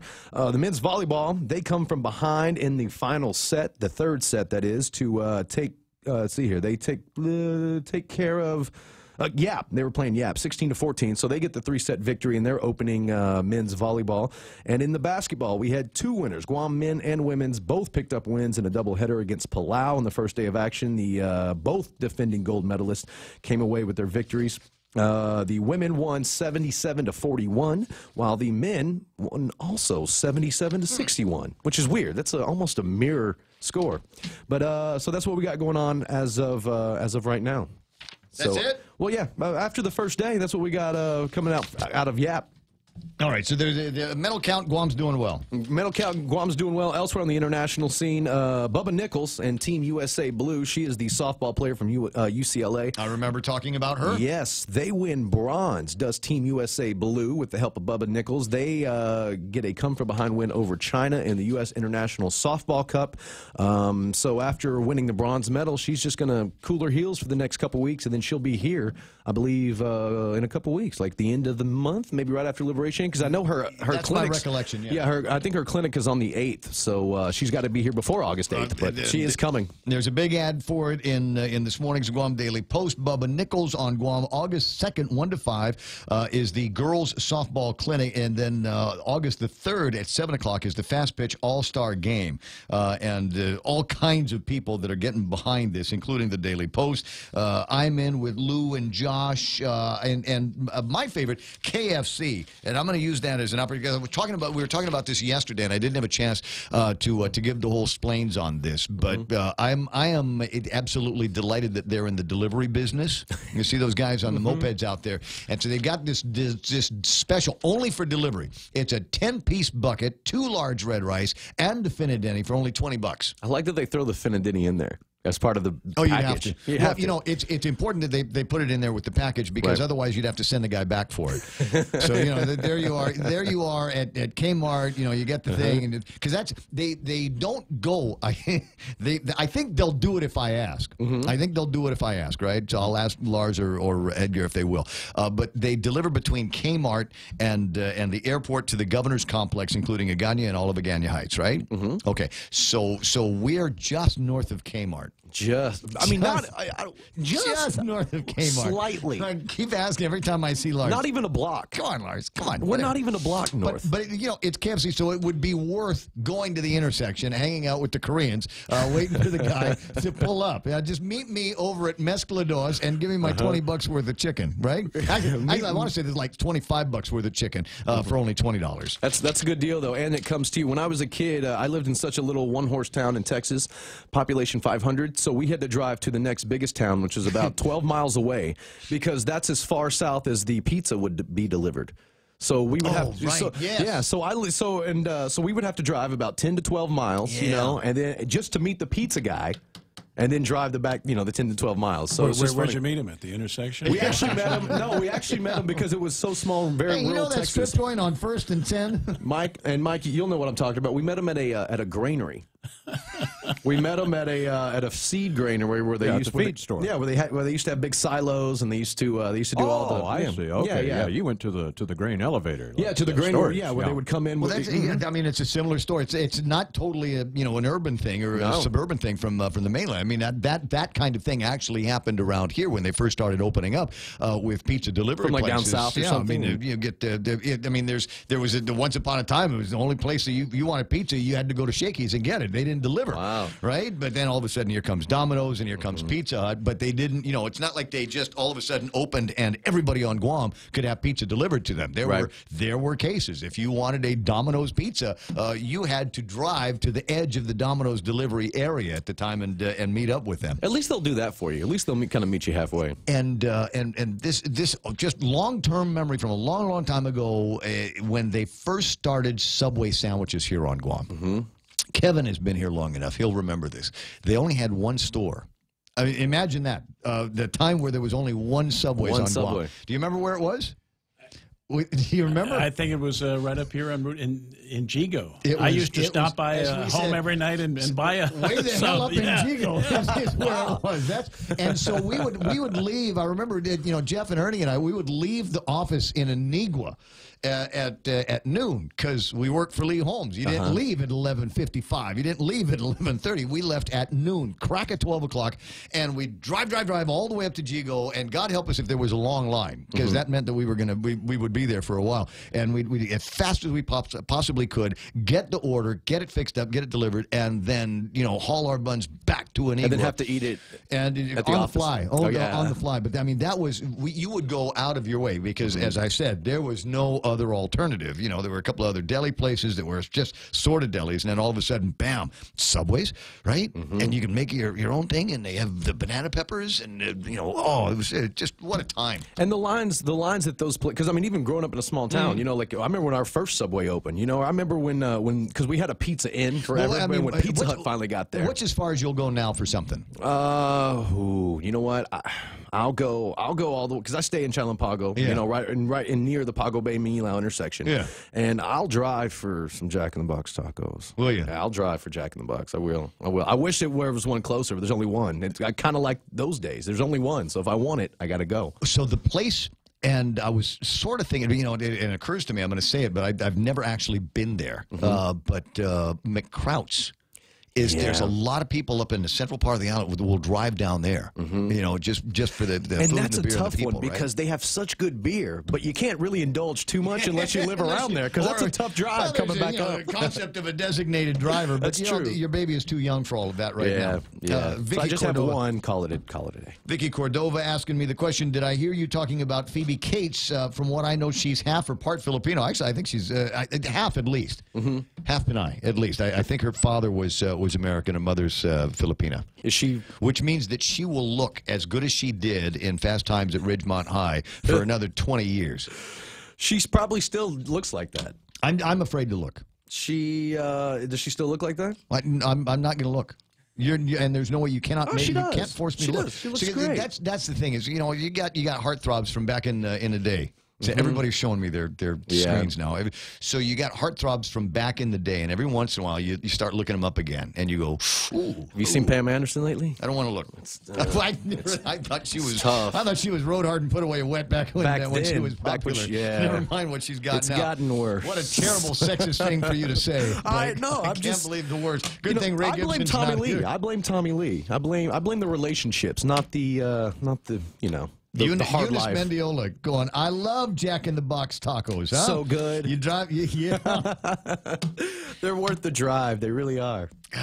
Jack in if there was a time, my dad and I, if we went traveling together, the first place we'd, if we get off the airplane long enough, the first place we'd head to was Burger King because there was a time we had a Burger King over where Denny's is now, and then it went away, and now we've got Burger Kings all over the place, but there was a time where there was none. So you get off the airplane, that's where you go, and until there was a Jack in the Box here. That became my next Burger King. If I got if I got to the States, I mean, you know, depending on which airport I was in, I knew within an exit where the nearest Jack in the Box was. Yeah, I was like that when I sourdough and the sourdough burger and poppers. When I first moved here 9 years ago, my mom lived in Hawaii, and I wouldn't, because all my stateside friends, they would look at me and they're like, "You're crazy. You're going to Hawaii. You don't even go to the beach." I go, "No. I got better ones where I'm at." Yeah. I go shopping at Old Navy and I go eat Jack in the Box tacos because those are the two things I don't have. You know, I didn't have at the time, so that's where I used to go anywhere. Just like you, anytime I traveled, it was either. If it was home, it was Whataburger. If it was anywhere else, it was Jack in the Box. We discovered on the last trip Arby's. And Arby's, yeah. But that's more of a regional thing from like in Texas. So if I go to Texas, it's, you know, it's pretty easy to find an Arby's there, and I love Arby's. So, ran into a friend of mine last night, and I'd seen him working at one restaurant, and I saw him last night working in another restaurant over at Applebee's. And I said, "Dude, what are you doing?" He said, "I'm just cooling my heels, waiting for my next gig." I said, "Well, you're going to work in another restaurant?" He says, "Yeah, I'm going to be working at Olive Garden." Where's that going, do you know? Tremont Sands Plaza. Okay, so it's going in and already, they're not building a new structure or anything for it. No, I forget exactly where it's going to be in there, but I mean, it's. Because I know the Jollibee, they're actually building a building, aren't they? Yeah, it's going to be the Jollibee Taj Mahal building when they're done with that. It's going to be gorgeous. Hey, listen, I got to let you go. You got a morning show you got to do on another radio station, so he's going to head over to Star 101 and finish up over there.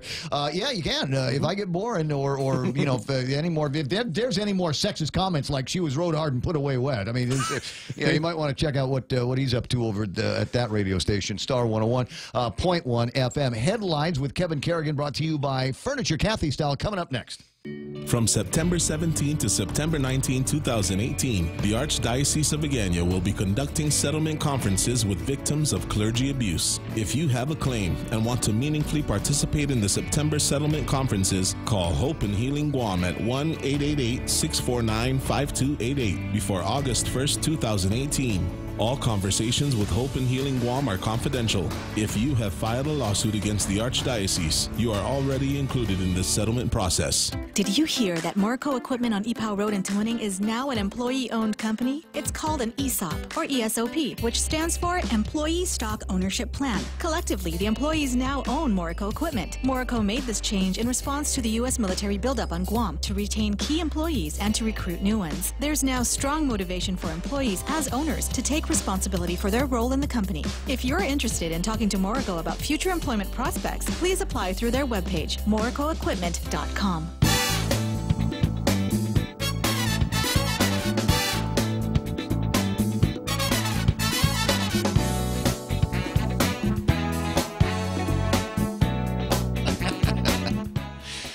The things that pop into my head that I don't dare say on the radio. 8:35 in the morning. Kevin Kline, was that, or Spacey? Which one is Phoebe Cates' husband? Kevin Kline. Kevin Kline. Okay. We could have done another hour going from talking about Phoebe Cates' Fast Times at Ridgemont High and then Kevin Kline movies that we love and will watch every time they're on the screen. But we got work to do here at this radio station. Headlines now from the Guam Daily Post and brought to you by Furniture Kathy Style. Here's Kevin Kerrigan.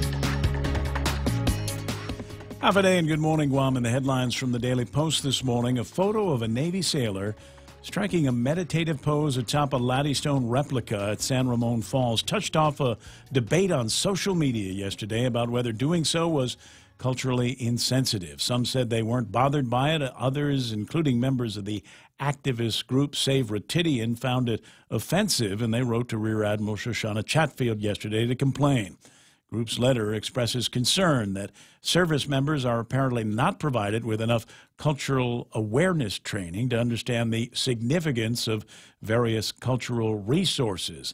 Laddystones are sacred ancient pillars, says the release, and a revered symbol of Chamorro cultural identity. Subsequent media posts, however, pointed out that the Laddystone the sailor was sitting on was a recently installed replica, not an artifact. Numerous other pictures of island residents sitting atop Laddystones have now surfaced on social media as well. A man with 2 young children in the car was arrested on Friday on allegations he ran a red light and led police on a high-speed chase. According to the magistrate complaint, 40-year-old Alfred Elias was about to be pulled over by police at an intersection in Dededo when he fled the scene, leading police on a chase that ended when Elias crashed into a jungle area after nearly hitting another chasing police car. 2 children in the vehicle were found not to be wearing seatbelts or in a booster seat. Elias told police he didn't have a driver's license and had recently been arrested. He didn't want to go to jail or be deported. Elias was charged with 2 counts of felony child abuse, 2 counts of reckless conduct, and 1 count of eluding a police officer. And for those stories and more, log on to postguam.com or pick up a copy of today's Guam Daily Post. Outstanding work today, as usual, Mr. Kerrigan. It's 8:37. That newscast was brought to you by Furniture Kathy Style. Hi, this is Kathy, and I'm back in Guam ready to set off the fireworks with our 4th of July sale at Furniture Kathy Style. It's packed with fabulous furniture and prices that will blow your mind. Get 15 to 25% off store-wide or 12 months interest-free with approved credit. Our beautiful lamps are buy one, get one 50% off. Save big on hot deals like our 4-piece Ashley Slade bedroom set, starting at just $4.99. Stop by and see us at Furniture Kathy Style in Hagatnya. Yes, I got you. iConnect time is 8:38. Connect longer for less with their incredible push-to-talk and mobile phone plans. At Micronesia Renewable Energy, values matter. So all of their solar energy systems come with guarantees and the most value. No shortcuts, all quality. It's giving you that solar energy system at the best price. It's using highly efficient solar panels with typhoon-proven racking, built by highly skilled local technicians, so your system performs and saves you money. It's total peace of mind all the time. Not all solar companies are created equal. For experienced quality solar, it's MRE. Call 632-2613. MRE, the smarter choice. What, I'm supposed to say something about American President Lights? It's a good thing, because they're sponsors of the program, as a matter of fact. And you should be as well. You find Charlie and ask Charlie, and do you like your relationship on the Ray Gibson Show and he'll say, yes, I love that guy, can't get enough of him. See, that's how I get renewals. American President Lines, shipping the future. Offering state-of-the-art MRI, full-field digital mammograms, full digital X-rays, and 4D ultrasounds. FHP Health Center provides comprehensive diagnostic medical imaging with the convenience and access our patients deserve. Our highly specialized, board-certified radiologist ensures high-quality, patient-focused care with every visit. Call the FHP Health Center at 646-5825 and press 2 to schedule your appointment today. Most insurance is accepted, including Netcare, Aetna, and TRICARE. There was traffic earlier this morning looking to see if there's anything that is going to be cause for any kind of slowing down today. It didn't look like it. There's a lot of cars on the road, but they all seem to be moving at the correct speeds today. A little bit of a slowdown getting out of Route 10A onto Marine Corps Drive. That still looks like there might be something happening on the southbound lane around the Royal Orchid Hotel, that kind of intersection between Pacific Islands Club and John F. Kennedy Hill. Maybe a lot of people trying to get into Pac Star or something like that. Not sure what it is, but expect a little bit of a delay as you go through that intersection. 8:40 a.m., and that is right now traffic here on The Point.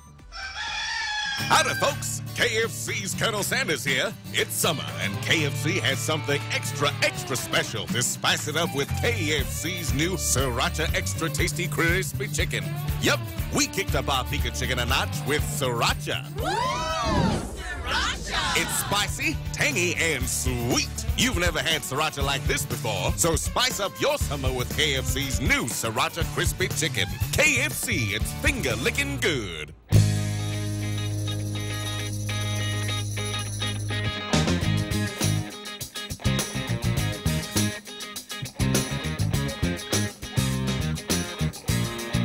The most caffeinated 4 hours you're going to get in broadcast radio on Guam right here on The Ray Gibson Show. I'm the guy. It's me, Ray Gibson, R-A-Y-G-I-B-S-O-N. You can see it's written down right in front of me. So I will never forget. 888-8255 is the telephone number that I burned and seared it into my brain here. So if there's something that you want to talk about, then I will be all ears for you. Like Tom Hanna, I'm all ears, right? 888-8255-888-TALK. And if you got nothing to go on, that's all right. I got plenty of suggestions of topics that I want to talk about. But you know what I want? You know what I want to do right now?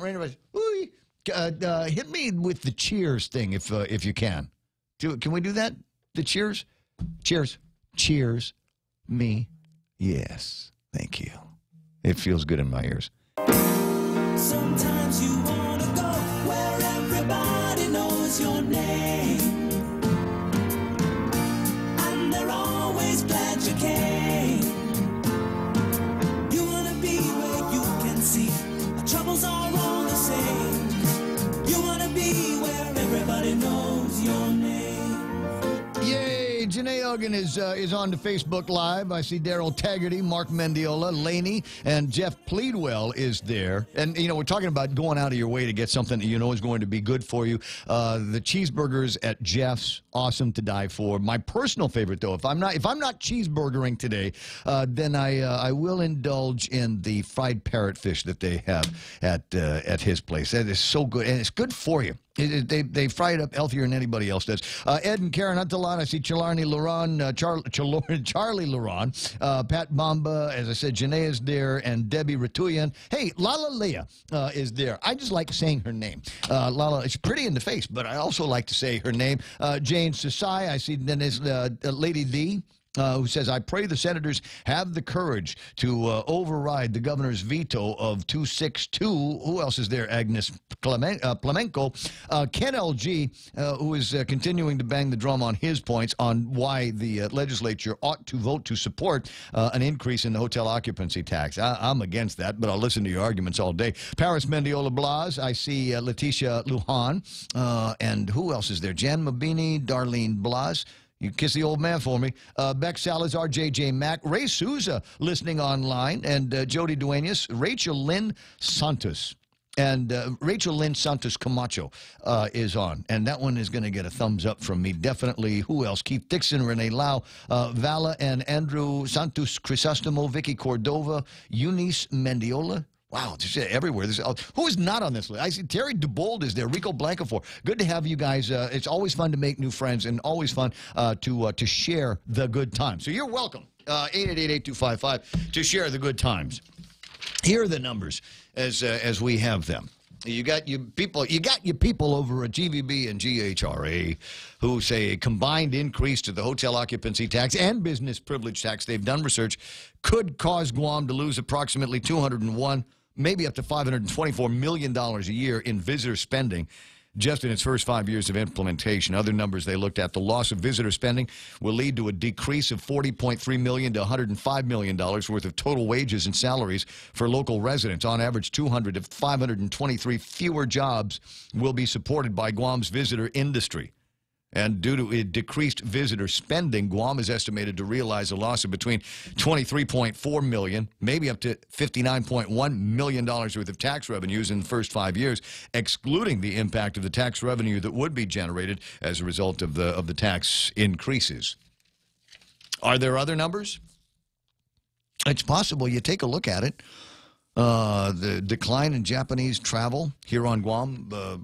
Talked to Mary Rhodes about that a little bit ago. She said that is about 80%. You go back a few years, and I don't know which first year she based those figures on, but 80% were the Japanese that used to come to Guam ain't coming here anymore. And Ken LG is going to he'll make the point here that has nothing to do with the cost of the hotel room and whatever the hotel occupancy tax may or may not be. As much as it has to do with the decline, I think, in our product. I agree with you 100% there. It's the decline in our product because no one decides where they're going to stay based on occupancy tax. I traveled for 20 years, both business and pleasure, and my deciding factor where to stay once I got there was room rate, not occupancy tax. Well, you would argue that the room rate may actually have an occupancy tax built into it that you don't necessarily see until you check out. Well, whenever they quote you, and you can check for yourself, they give you two numbers. The room rate is $150 a night. Taxes and fees are $16.22. Yeah, I hear you. But I do look when I'm staying in a hotel. I was down in Singapore. I had the opportunity to stay at the Conrad, and I looked at those prices and whether they did or did not include the taxes. I went and decided I was going to stay at another place. I didn't go to a dump, but it sure wasn't going to nick the company credit card for a whole lot more money. But it comes back to the experience. People come to Guam, looking for a certain experience. And I'll give you an example that No. And I want to take the conversation into that realm, because that's exactly what I'm looking for, is a continuing conversation about what I think needs to be done in this town. We are no longer a single point of entertainment for our hospitality industry. It is no longer just all Tumon Bay. And as long as we keep that clean and pristine and up to snuff, then we'll be all right. The tourists are everywhere now. The FITs from Korea are in all of the villages, and if you're thinking that all we got to do is keep Marine Corps Drive or Route 8 pretty, you got another thing coming, because these guys are getting lost on all of the village streets and seeing all of the illegal dumping and the graffiti that we've got out there, and I'm sure all they can think of is we must have come to the seedy side of town. Well, it goes back to yesterday while I was waiting to testify. I parked in front of the legislature, and a carload of Korean women parked right behind me. And while I was waiting to go in to testify, they got out and they got their cameras and their selfie sticks, and they're taking pictures of themselves. A homeless man, obviously drunk, reeking, and very aggressive, was trying to hit me for money. I told him to get lost, so he started lurching over to the Koreans. And when they saw him coming, they got in their car and they drove off. Yeah. In customer service, we have a saying: one happy customer brings you one more. One unhappy customer loses you 100.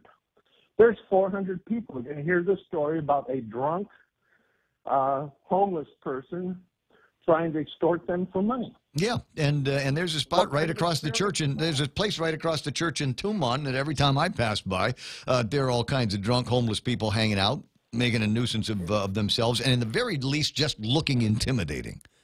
Yeah.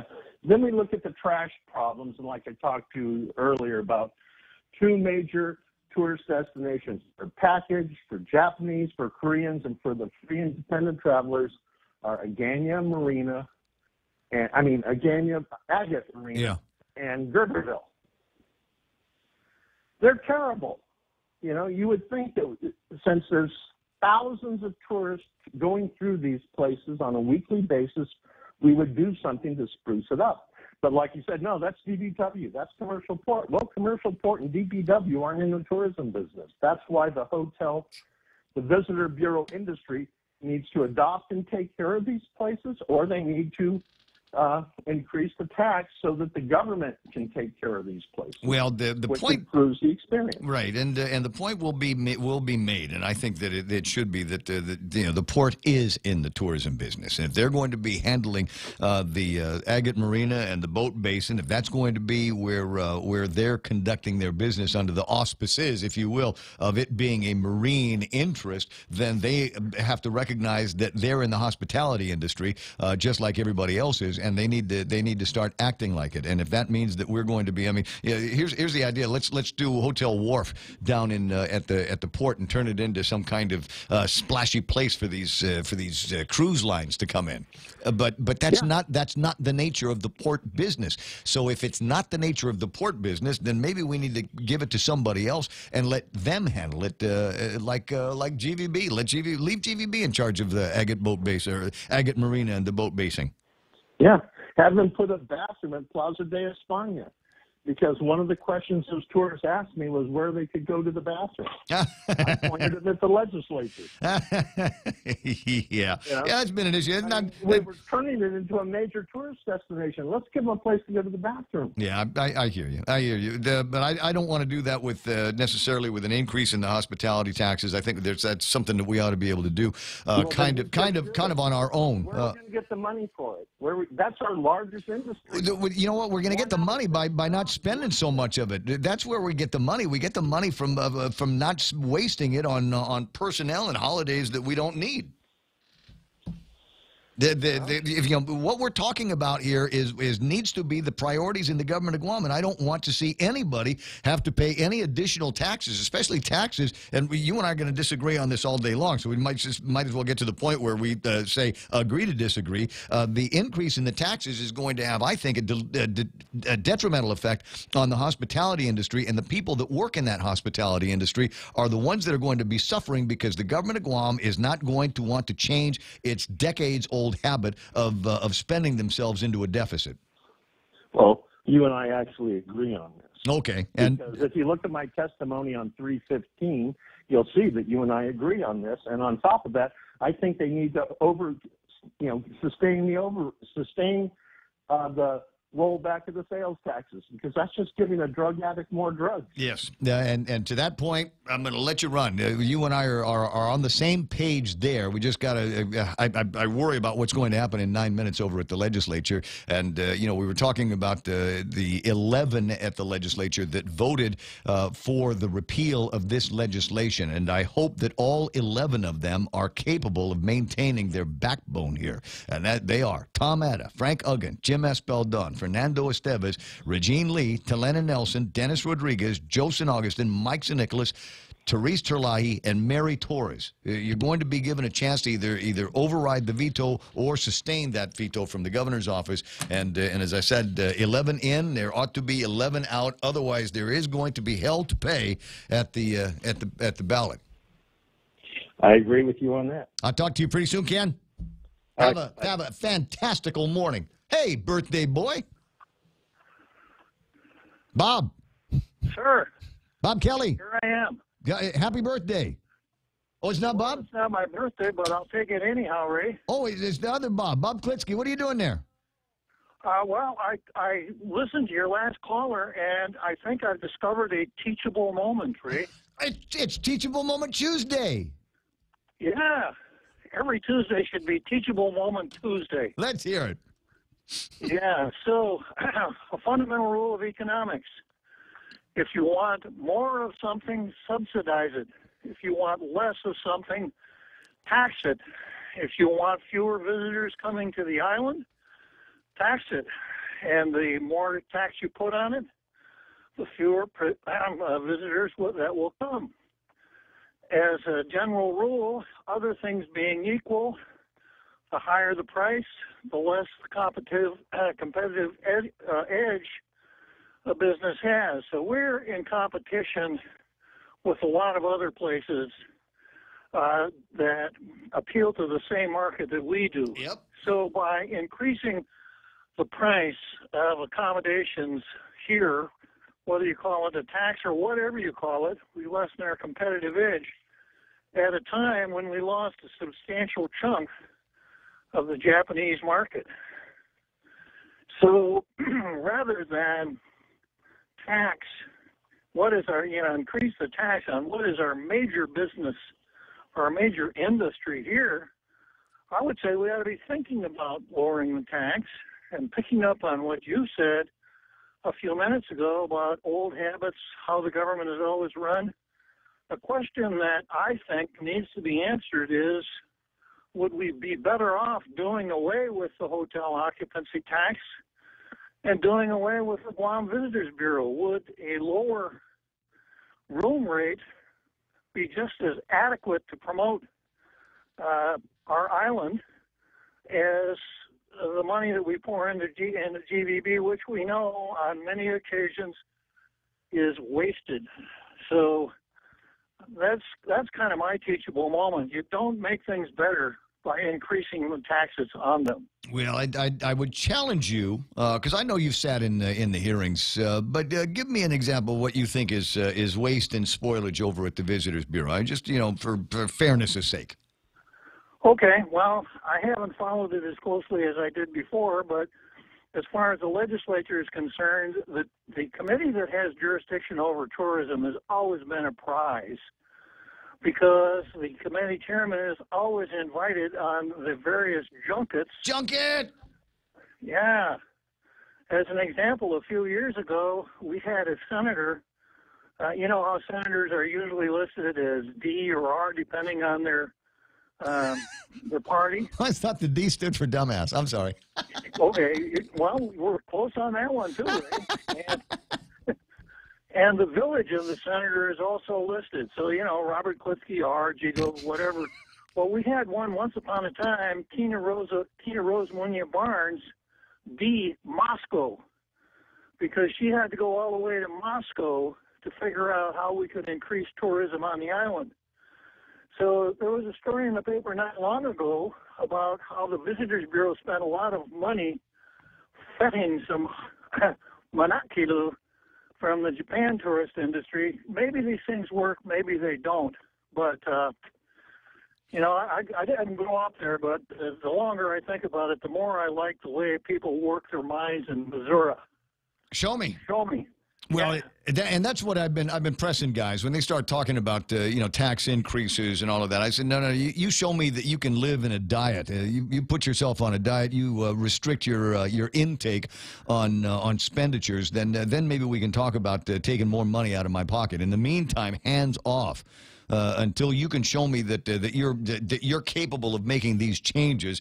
And as you and I were talking yesterday, the governor's talking about $30 million worth of savings so far, less spending in the government of Guam. But I haven't seen the spreadsheet. The only things that I've been able to see are jobs reports coming out of the Department of Administration that shows that there has been some pretty incredible hiring that's been going on since the beginning of the fiscal year, and it's some pretty spectacular salaries for folks that, I'm sorry, I'm sure they do a good job, but I don't know if there are a lot of jobs in the government of Guam that are worth that kind of money. $70,000 for a special assistant?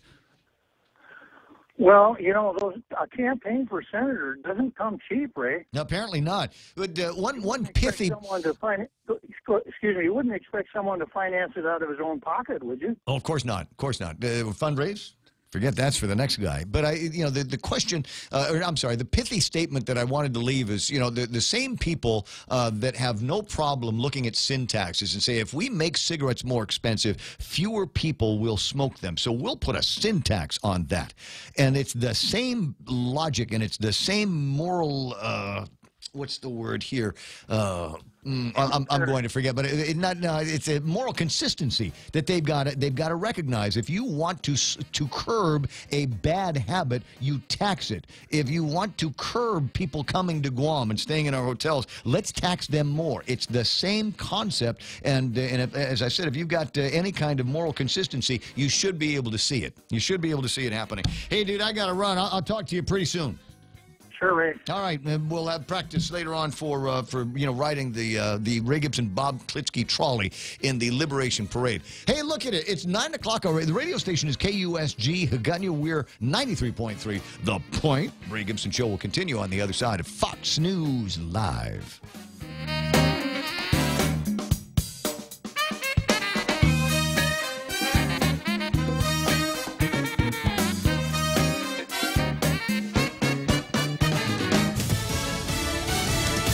Denials. I'm Lisa Lacera, Fox News. For the second time today, Russian President Vladimir Putin saying the Russian government did not interfere in the 2016 election. Putin speaking through a translator to Fox's Chris Wallace on Special Report. Special Counsel Mueller has accused a certain private company in Russia that is not even a very big enterprise. Its core area of competence is a restaurant business.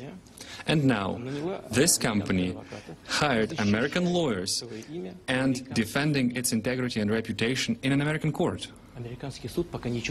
So far, American court has not discovered any trace of interference whatsoever. Friday, Deputy Attorney General Rod Rosenstein indicted a dozen Russian nationals on charges they did meddle in the election. Putin said Mueller can sit in on questioning of those people by Russian intelligence. Lawmakers on both sides of the aisle condemning President Trump's response to Putin on the meddling. Senate Democratic leader Chuck Schumer. The President of the United States to side with President Putin against American law enforcement, American defense officials, American intelligence agencies is thoughtless, it's dangerous, it's weak. Arizona Republican Senator John McCain issuing a statement, reading in part, it was one of the most disgraceful performances by an American president in memory. The damage inflicted by President Trump's naivete, egotism, false equivalence, and sympathy for autocrats is difficult to calculate. 23 people hurt in Hawaii after an explosion caused by lava oozing into the ocean sent molten rock crashing through the roof of a sightseeing boat off the Big Island. A third worker has died after being hurt in an explosion at a hospital in central Texas. 30-year-old Wilbur Dimas died more than 2 weeks after the June 28th explosion at the hospital in Gatesville. Fox News, fair and balanced. Did you hear that Marco Equipment on Ipoh Road in Tuning is now an employee-owned company? It's called an ESOP, or ESOP, which stands for Employee Stock Ownership Plan. Collectively, the employees now own Morrico Equipment. Morrico made this change in response to the U.S. military buildup on Guam to retain key employees and to recruit new ones. There's now strong motivation for employees as owners to take responsibility for their role in the company. If you're interested in talking to Morrico about future employment prospects, please apply through their webpage, morricoequipment.com. Hey, it's your stomach again. Subway has all new signature wraps, and around the water cooler, the other stomachs can't stop talking about them. Chipotle Southwest Steak and Cheese, Turkey, Bacon, and Guac, Rotisserie-style Chicken Caesar signature wraps. Listen, if I'm honest, as a talking stomach, I don't have a lot of life experience. But I do know one thing. These signature wraps are jam-packed with meat. So what are you waiting for? I'm growling over here. Subway, make it what you want. A shelter for undocumented immigrants in El Paso, Texas, has begun transporting children to be reunited with their parents, but some parents say it's taking too long. Digna, who's from El Salvador, explains through a translator how difficult the process is. Since May 30th, they separated me from my children. Since this date, I still haven't reunited with my children. They allow me visits. 1 hour is all I am allowed. A federal court has ordered families with children older than 5 separated under the Trump administration's zero-tolerance policy to be reunited by July 26th.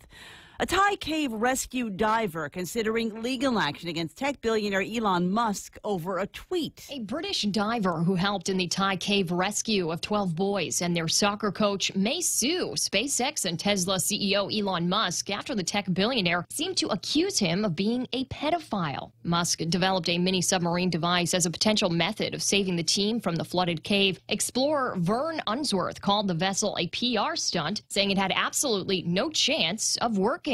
In a series of since-deleted tweets, Musk said he would produce a video proving his submarine would have been effective, referring to Unsworth as, quote, pedo guy. Unsworth tells The Guardian he is astonished and very angry over the baseless attack and considering legal action against Musk for libel. I'm Kristen Goodwin, Fox News. The chairman of the FCC raising serious concerns about Sinclair's $3.9 billion deal for Tribune's television stations. Sinclair wants to buy Tribune and its 42 TV stations. Chairman Ajit Pai says Sinclair might still be able to operate the stations in practice, even and not in name. One potential buyer is the Cunningham Group, which has ties to Sinclair's founding family. Pai is ordering a hearing on the proposed acquisition.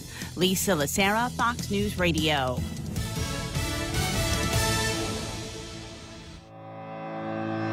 Say hello to high-speed data on the widest 4G LTE network in the Marianas. We've just upped your prepaid data, so make your big plans bigger with 1 gigabyte of data per day. Bigger prepaid data for your big plans that just keep getting better. Enjoy high-speed data and unlimited local talk and text on the widest 4G LTE network in the Marianas. Text LTE to 3282, select a plan, and enjoy 1 gigabyte of data per day. Docomo Pacific, better together. Some conditions apply. It's Bistec Chamorro. You know, there's a thing called Bistec Filipino. But I've never had them side by side. That would make a great experiment, would it not?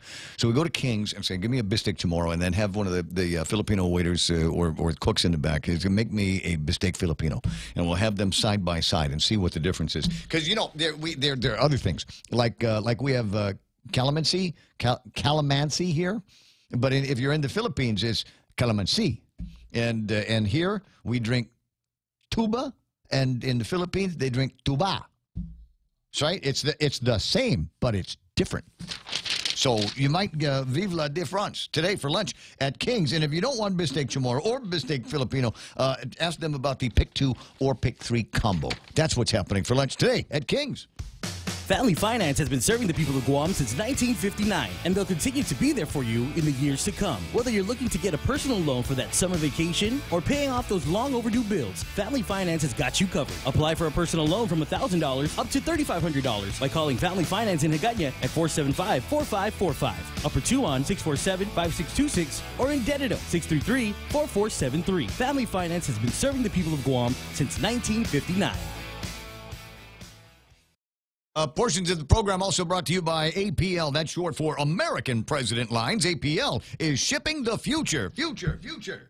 Apply today for First Hawaiian Bank's United Mileage Plus credit card. And upon approval, you will be entered to win 2 round-trip business class tickets on United. You'll also earn up to 30,000 bonus miles, 5,000 upon opening your new account, and 25,000 after spending $1,500 within 3 months. And you'll get 2 times the mileage on United ticket purchases. Apply by August 31, 2018. Stop by any branch or visit us online at FHB.com. Terms and conditions apply. Sweepstakes starts on July 1, 2018 and ends on August 31, 2018. Open to legal residents of Guam and the Commonwealth of the Northern Mariana Islands aged 18 years or older. No purchase necessary. Void where prohibited. Visit www.fhb.com/United Sweepstakes for official rules and complete details. Member FDIC. The Ray Gibson Show. Any speaker, anytime. Call now. 888-TALK. That's 888-8255.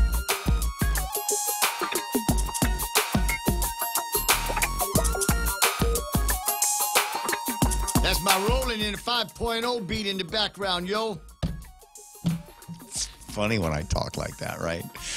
I do that around my daughter and it just makes her eyes roll. It's funny. 8 after 9, Ray Gibson Show until 10 o'clock in the morning. And it's Tuesday, so that means we got the right-wing bomb throwers back from the Fox Network and others. Rush Limbaugh later on, Sean Hannity, Brian Kilmeade a little bit later on in the morning. And hopefully by then, we will, and I've got the if you're wondering what it is that I've been keeping an eye on, there's actually 2 things in mind. One of them is there's a watering hole I like to go to, and I don't know how they managed it, but they managed to get their liquor license pinched, but they're supposed to be getting it back today. Okay, there's that. The other thing that's got me occupied is keeping an eye on the legislature's YouTube page, because at some point or another, they're going to be sticking up the the live feed from over at the legislature, and we'll be able to find out what it is that everybody's talking about. And whether or not the brave and intrepid 11 will be able to hold on to their cojones and maintain that backbone that says, no, we're not going to have an increase in the sales tax in a little bit. We're not. We're going to override the governor's veto of 262. And for those of you that are keeping track, and I know most of you do, these are the 11 that are going in that have already voted to repeal that tax increase. Mike Nicholas, it's his bill, 262. Tom Atta voted with him. So did Frank Uggan, Jim Espaldon, Fernando Esteves, Regine Bisco-Lee, Tilena Nelson, Dennis Rodriguez. Happy birthday to you, Dennis. Joe S. And Mike, of course, Vice Speaker Terlahi and Senator Mary Torres. Those are the 11 that voted against the increase in the taxes. The governor vetoed the repeal legislation, and now it goes back for the override. Originally, everybody said, this veto-proof, baby. We got 11. The governor doesn't dare send this back. Well, he dared send it back. And it is also possible that there might be one more that joins up in there. I think it's also possible that B.J. Cruz might jump in on that. Not necessarily because he's crazy about this repeal. It's just that he doesn't think that the guys at the Department of Revenue and Taxation might be ready, might be inclined at this point to be able to pull off this visible sales tax. It would be, I think, a tectonic change in the way we do business here.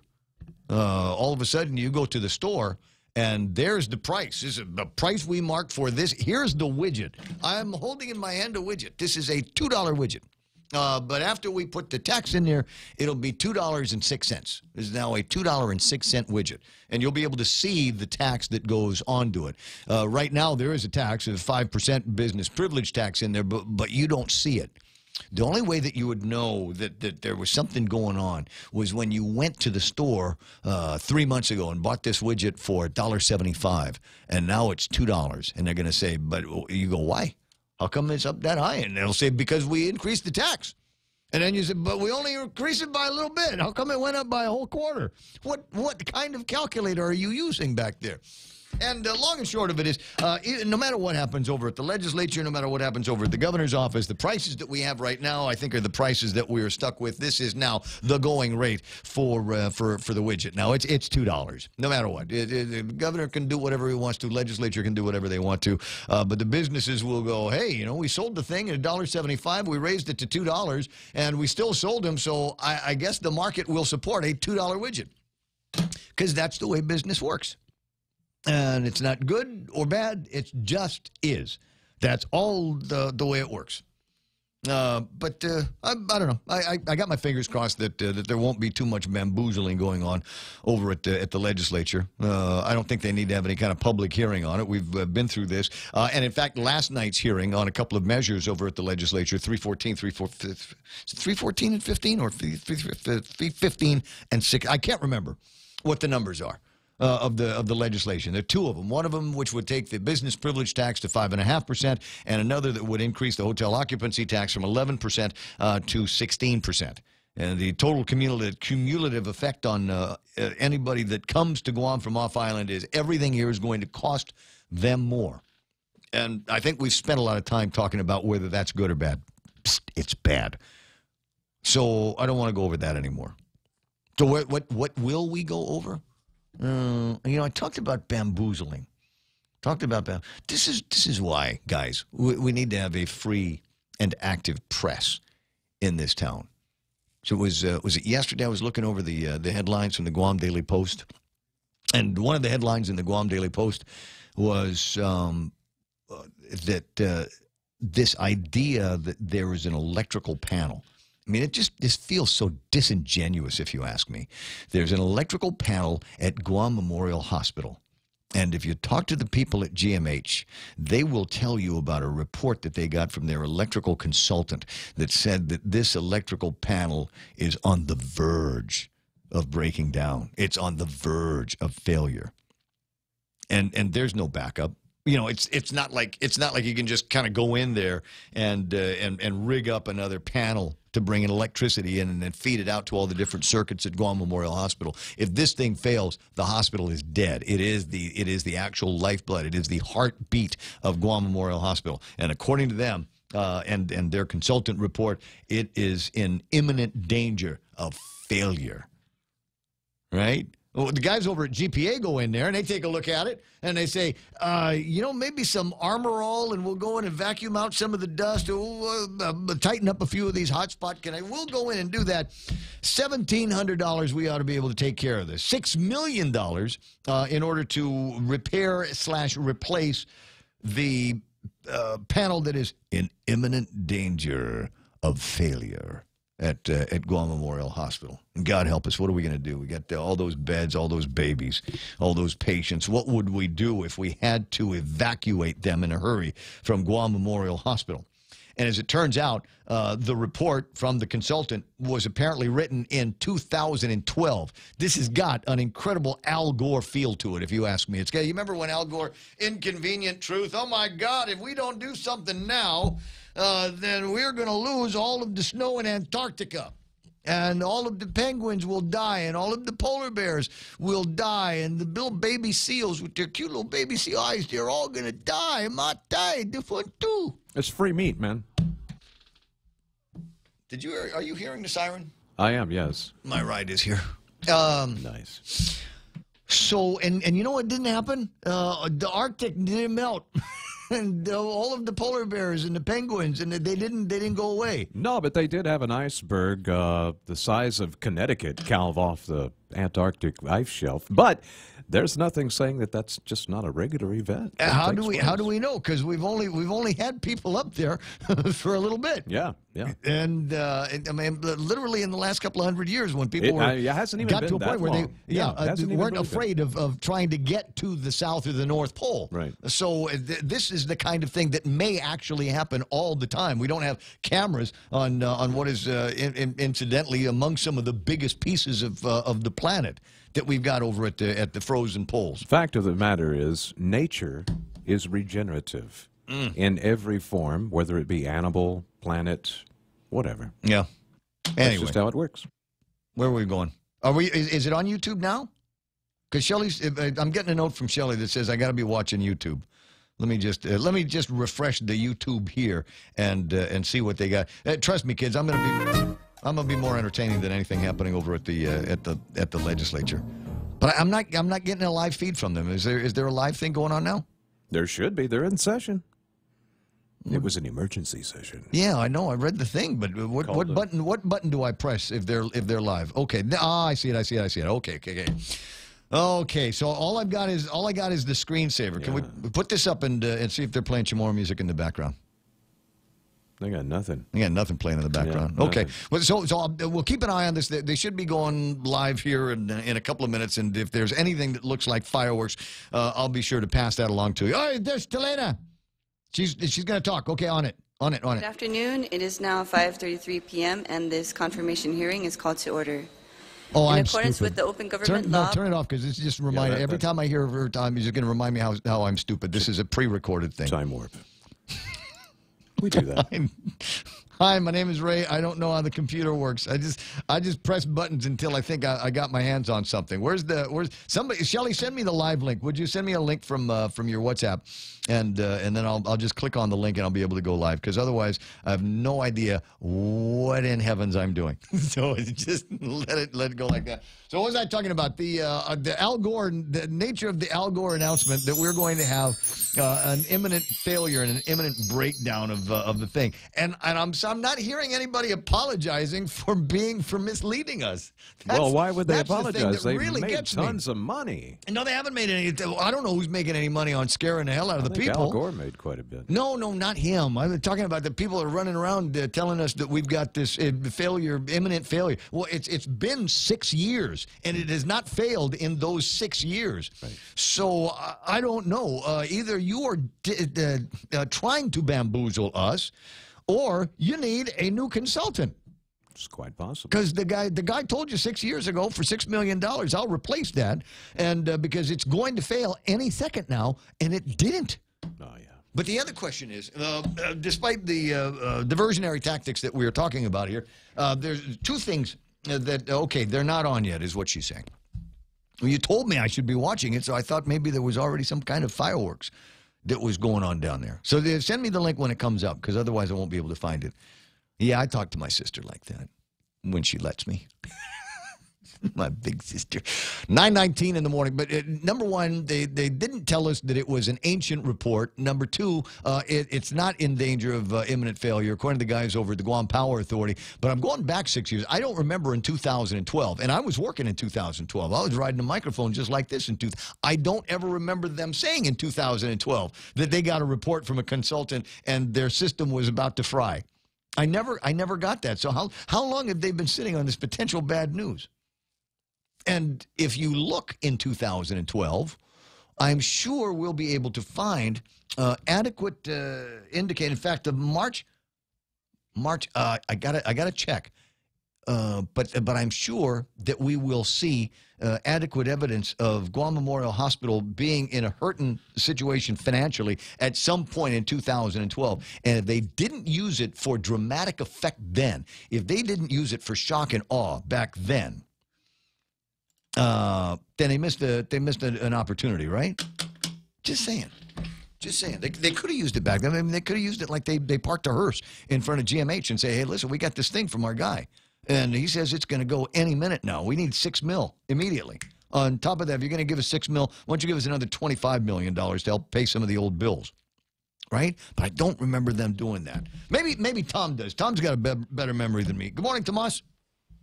How are you, my friend? You know what? I'm doing okay. It's Tuesday. It's Liberation Tuesday, Migo, and you know me, and it's one of my favorite Guam holidays is to get out there and enjoy what is arguably the most hospitable, charitable, and generous community, because that's like the Guam Fiesta. Everybody's there, and nobody's tight. Everybody shares their food. Everybody shares their drink. Everybody shares their tent. It's my favorite Guam thing. I totally agree, but my only advice to you and your family is don't sit under those old trees.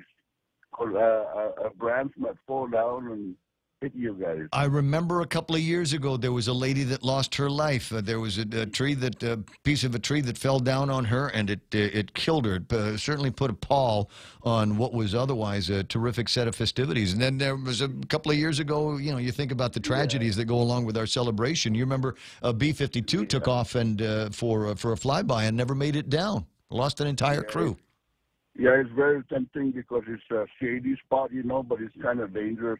You guys can look for a tree that's very firm, But anyway, well, I like to look for laps that are very firm, but that's just me. I checked. We've actually got a spot down there, and it's not too far off from where Evelyn is. Okay. Yeah. Anyway, what I call about is that if you can talk with your friend Robert, who Robert K. Oh yeah.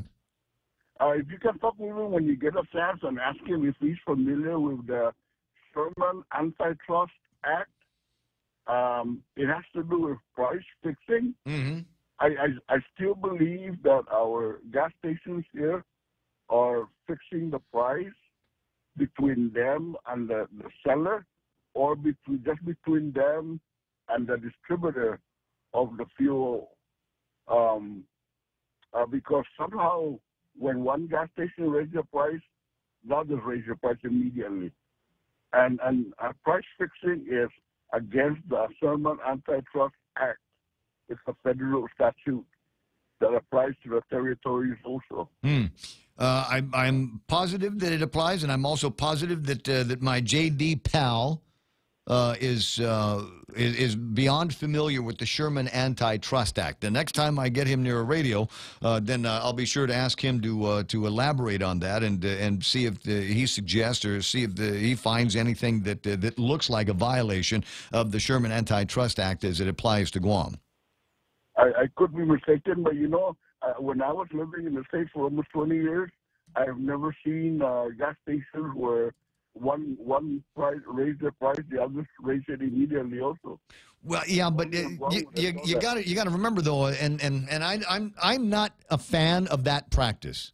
I'll just tell you that right now, because it seemed to me that when I was a little boy, the gas stations, even if they were the same brand of gas station, because you remember back in the old days, all we had was Mobile, right? Yeah.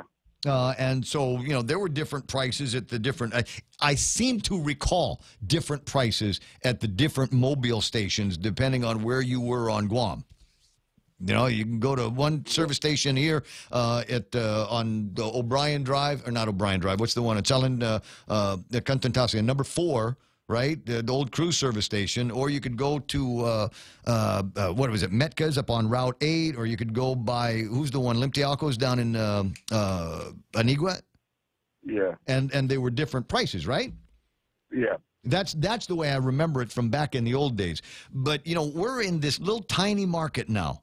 And the 3 of the guys that are in the gas game have just decided, that not among themselves, they must have done it independently, that they aren't going to compete on price. So when one drops the price of gas, the others will drop and match. When one raises the price of gas based on whatever, the others will raise and match. I don't know that it is collusion. I believe it's an antitrust violation if the 3 of them are together at any time. And they're very careful about that. But we just need an expert at lowering. I think that's just hey, look, this is our practice. We choose not to compete on price. Rather, we'll compete on services. So if you want cheap gas, you can go buy it on base. Or maybe if somebody that has their own plant that supplies their they buy it wholesale like we used to at Guam Cable TV. Lee Holmes had a tank in the back parking lot. Little known fact, and we had a little pump too. We had a little, and it was when I first got there, it was just this old surplus mechanical piece. And I want to say by the time we got out, we were buying so much gas from the gas company to support our fleet. They gave us one that was as good, if not better, than the ones at the regular gas station. We had a little card reader on them, too. I mean, real sophisticated. So we bought gas wholesale and sold it to our employees. In fact, there's nothing that would prevent another guy from coming in and doing exactly the same thing. I don't see why it would be a problem for, let's call it Familia Tomas, right? It's you and your family. We're going to get together, and we're going to get one of those big tanks. and stick it in the ground, and we'll buy gas wholesale from the distributor. And then you sell it to me at a penny or two over what you buy it at, just enough to cover the cost of the maintenance and the electricity and your nephew that's going to be pumping gas all day. So I don't think there's a reason why you couldn't do something like that. I don't know why, as an example, Price Costco. You remember when Costco Price was here? Yeah. Yeah, in the States, your membership buys you cheaper gasoline at places like that. So I mean, there's all these different scenarios that we could possibly go into. The government of Guam, if it wanted to. Speaker Forbes and I used to have this conversation all the time. There is no, wow, it was a long time ago, Republican majority. You remember that? There was a time, the first time we had this major gas problem, when it was $250 a barrel. There was some guys getting together thinking about getting the government of Guam into the business of buying their fuel wholesale, enough to take care of the fleet. And when the fleet was done, after we put diesel in the cars and after we put gas in the trucks and the police cars and all of that, then we'll sell that to our employees in the government of Guam, or we'll sell it to people that want to buy gas from the government as opposed to buying it from the gas companies. All right, buddy. I'll talk to you later. I'll let other people chime in, okay? Yeah, if you want. Just tell your friend down at Adelup to keep his hands off an officer's gun. Right? Tell him to leave the officer's gun alone in the holster. Okay, brother. I'll talk to you later. Familian Tomas Gas Company. I like that idea. That'd be fun. All right, bye. I'll see you later. 888-8255, 888-8255. Ray Gibson Show at gmail.com. And I got to tell you, I gave that, and I haven't had a chance to check my email all morning. I'm wondering if there's anything that I'm missing. So there's that. But you can also chat amongst each other or with me on the Facebook Live. This one I look at all the time. I got Eddie Cruz in there. And we were talking about the Liberation Celebration. Eddie says the Liberation Celebration is dying. And I don't know. I don't want to disagree with that just for the sake of disagreeing. I think, you put into liberation, or you take out what you put into it. And I don't know that there's ever going to be the same kind of liberation days that we used to have when we were kids and sitting under the doak trees. Did I say that right? Is it doag or daok? But anyway, the trees down in Naganya, sitting on the curb waiting for the floats to pass by, and all of the candy that they would throw out, and the military information, and the bands, and the music. I don't know that is ever going to happen again, and I'll tell you why. It's because I'm not that kid anymore. It cannot happen for me the same way. I've already dipped my toes in that stream. Yeah. So it's not going to happen for me. And, my kids weren't raised to enjoy the parade. Right. And so, I was talking with my daughter yesterday, and I said, you want to come hang out at the parade? And she thought it was a great idea. I said, wonderful. Let's go, and I'll show you where our booth is going to be. She said, no, I don't want to hang out with you. If I'm going to the parade, I'm going to hang out with my friends. Oh, ain't nobody got time for that. I remember now what it's like to be 13. Yeah. And so we've dipped our toes in those streams. So if you want something incredible out of liberation, Ed, let me just give you a suggestion. We got to put stuff in. We got to put stuff in. We were talking here at the radio station. I mean, as recently as just a few weeks ago, we were still at loggerheads trying to decide whether we wanted to do something or not. And my natural inclination is, yes, let's do something. We'll figure out how to pay for it, and let's go down there and have a good time, because I want to be in the parade. I didn't really want to be in the parade last year. I wasn't Ray Gibson on the radio last year. I was Ray Gibson, the radio station owner, manager, boss. But this year I'm on the radio. So I've got a trolley that we are going to configure with a public address system so that from the very beginning of the parade, I can, with my voice, with my eyes, make contact and reach out to the thousands and thousands of people that are going to be at the parade. You know who else is going to be doing it? Everybody that's running for governor, everybody that's running for the public auditor's office, anybody that is going to be running for the attorney general, anybody that is running for Congress. We're all going to be down there doing exactly the same thing. But I guarantee that I'm going to have a good time because I've done that 100 times before and I've loved it every single time. So that's going to be my mark for fun. And that feeling will never die. Part of it is it's just the fun of being on the parade route with a microphone and being the smart aleck, the Cassie guy that I am, and playing with families and friends that I've known all of my life. But the other part of it is, as I said, the Liberation Parade is, and I can't tell you how many times that, and I see this. I say it's not just me. They don't just do this for me because it's Ray, right? It's watching people watch out for other people on the route here. So when you see your family and friends, come on in under the tent. We're talking about the weather earlier, and as I said, I've been in parades where it's coming down in sheets, and people are standing in puddles that are foot deep, literally, or as my friends will say, literally. But I've seen that kind of thing, and there are people that will reach out and grab you, and even though you're not in the familiar cruise that belongs to the tent, they will say, get under the tent, you're going to catch a cold. Get out of the water. And get under. Have you eaten yet? Did you eat, boy?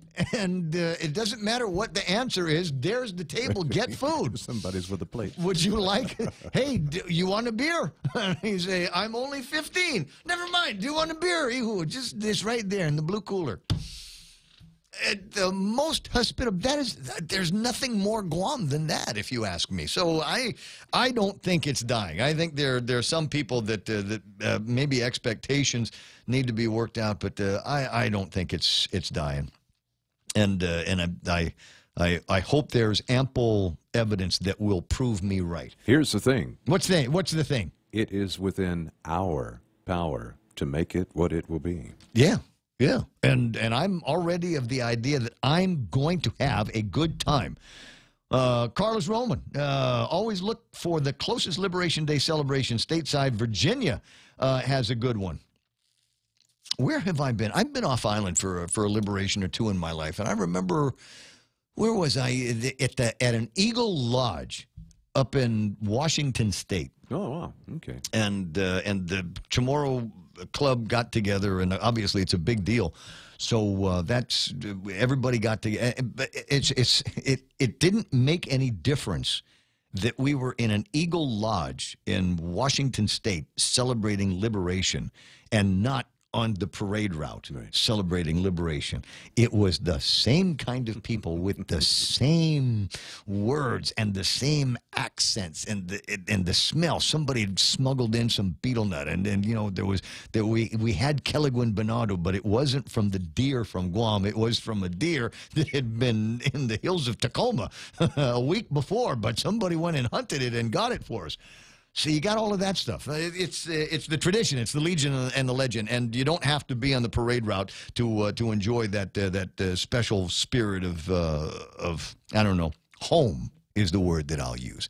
It's 9:35, and that's iConnect time. Connect longer for less with iConnect's push to talk and mobile plans.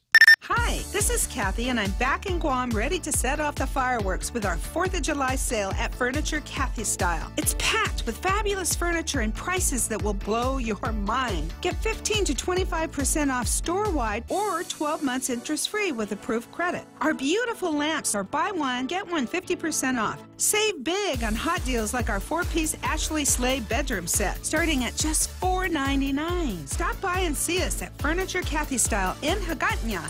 Sometimes a penny saved can lead to much more than a penny earned. With GPA Energy Sense rebate program, the power is yours. Earn money back while saving on your monthly power bill. GPA Energy Sense rebate program will help lower your initial costs when purchasing approved GPA energy efficient appliances and upgrades with monthly savings you can expect. For more Energy Sense saving ideas, visit GuamPowerAuthority.com or like us on Facebook. GPA, bringing energy solutions to you.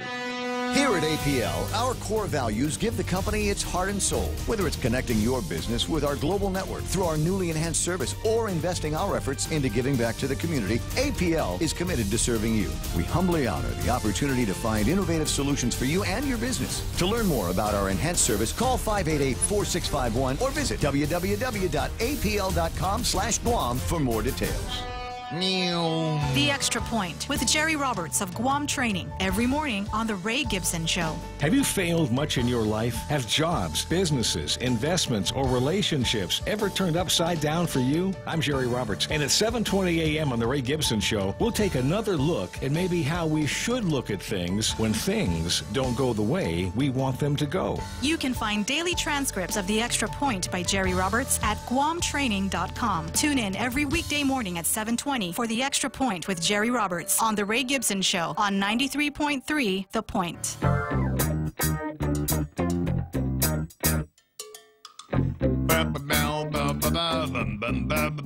I see what you. I see the point that you're making there, Eddie Cruz chiming back in saying what I meant to say about dying is that you look at the number of floats that are in there, carnival booths, and crowd participation has been decreasing. Okay, so that's not the celebration itself. You know what that is? That's I'm sure there is probably a level of matapang that has crept in to. In fact, I know that there is this incredible level of matapang that has crept in into the process. So now, as far as the floats and the competition is concerned, there's still healthy competition out there. I just don't think. What I think is happening is you get some of these other villages, and they're looking around, going, "Well, we could do the time, trouble, and expense of putting a float together, but never mind, because Santa Rita's just going to win." You know, I mean, how many times have they won? 3-peat, 4-peat? Something like that. I mean, they really put a lot of effort into their float. I mean, so justifiably, yeah, I think that's what happens. But then you start looking at some of the others, like the carnival activities. You know, the problem with the carnival is, and we've got to figure out how to unmatapang this one as well.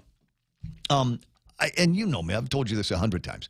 I don't care about gambling casinos and that kind of thing at the carnival. Yeah, I get it. They say, well, but the carnival is for the kids and the families. We need better rides. We need higher caliber, quality, and newness of rides down there. There needs to be more things that we can do that will be attractive to that special kind of carny entrepreneur that wants to come out for this kind of thing. There was an entire family, Uncle Budding's family, right? Budding's family, right? His whole family, they're carny people. That's what they do.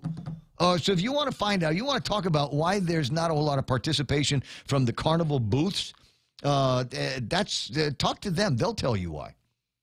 I would also like to point out that I want to say that the food was better when I was a kid growing up at the carnivals. I want to say I obviously have no recollection of when I was a little kid.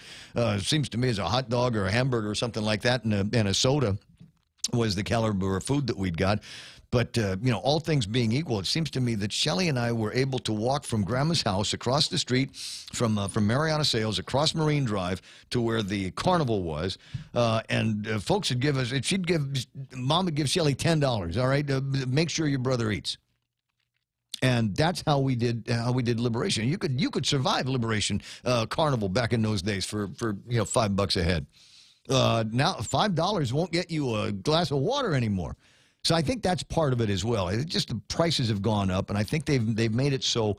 Among the things that they do is the cost of participating in the carnivals might be sufficiently high, so that. Wait a second. Yeah, somebody telling me I'm correct. Hold on. Let's turn the thing on and see what we've got. Because it seems there's somebody else. If not, did you wish to speak, Senator Katz? Was the youth to Will Castro coming up to speak right about now? Well, he's not going to a microphone. It looks like he's approaching BJ directly. But Ken LG says 11-4, the people win. I know that's what the people win, but did they vote is the question. Looking for an answer on Facebook Live right now. Mr. Speaker, I was trying to negotiate. I'm concerned that one of the cabinet officials' time and position may lapse before the next session, and so I was speaking with the appropriate committee chair. I was wanting to do a notwithstanding the House rules to put Mr. Palacios' confirmation on the agenda. However, I'm willing to forego that, Mr. Speaker, in anticipation of a July session at the end of the month. Thank you very much. All right. Anybody else? If not, Mr. Majority Leader. Thank you, Mr. Speaker. Mr. Speaker, I move to adjourn this session subject to the call of the Speaker. On the motion to adjourn, subject to the call of the Speaker, any objection? Hearing none. We are adjourned. Okay, that's it. Ken must have gotten it. That was fast within, I don't know, the space of that homily that I was giving about liberation. How quickly could one have objected? You know, just enough time to get a finger up, and he's like, "Oh, nope, nope, we're finished." So that's it. According to all the indicators, it looks like the governor's veto of the bill, the measure that would repeal the tax increase at the end of the year, has been overridden. All finished now.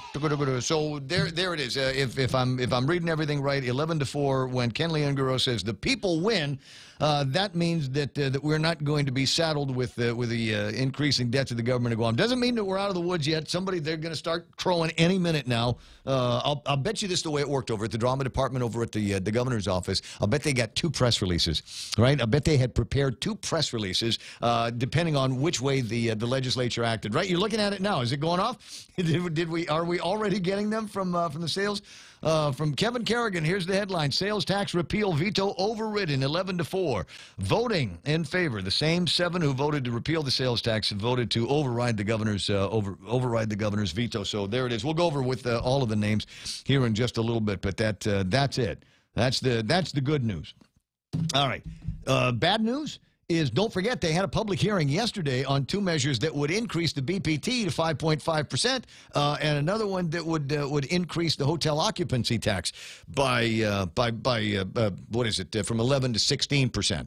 So they've already had now the public hearing on those, and they're talking to, you heard Will talking about the possibility of another session in July.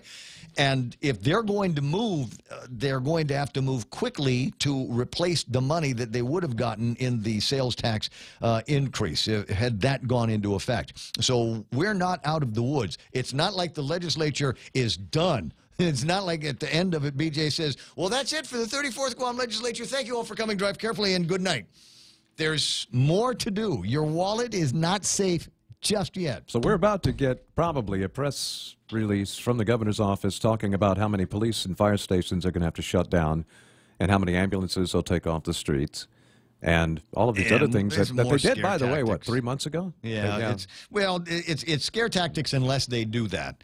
But I can you imagine now, after it was all said and done, right? We closed the Dededo swimming pool. To what effect? It was already closed. We closed the Ganya swimming pool, right? And you know who that put out? A bunch of senior citizens that like to go there for their water yoga. Yeah. That's who got that's you know, those are the ones that got hurt by this, and shutting down the precincts. If I'm the chief of police and my commander-in-chief comes to me and says, listen, times are tight. I need you to shut down the police department and do triage on every 911 call that we get. And the answer is, here's my badge. I'm not your Huckleberry. I'm not the guy that's going to do that. You're the fire department guy. You come back and say, hey, listen, times are tough, and we're going to need you to pull half of the ambulances out of the fleet and half of the fire guys out of their precincts. Hand in my fireman hat. I think about 3 of those. I'm not your guy. I'm not the guys that's going to do this. Yeah, saving a salary from what, 3 or 4 of those executive assistants or whatever could probably keep those police in their offices. And I'm sorry. I quit. I can't let you do that. I cannot in good conscience uphold the oath of office that I took under those circumstances. There are other places besides the essentials in the government of Guam, and frankly, I think if something like that were to happen, I think it would be overwhelming, the response from among the people in the community, especially since the last time they did it, there was no value to doing it. Right. Remember? Oh, absolutely. Absolutely. What did we do? We took police officers out of the precincts and out of their patrol cars and sent them to do clerk work at the Department of Corrections because we can't figure out how to cut their overtime up there. So this, in my mind, and when they come back, they say, well, that's the way it happened. Huh. 11 to 15 on the hot. All right, I said 16. You're right. Yeah, how many? Now asking, how many ambulances will they be parking in front of the legislature?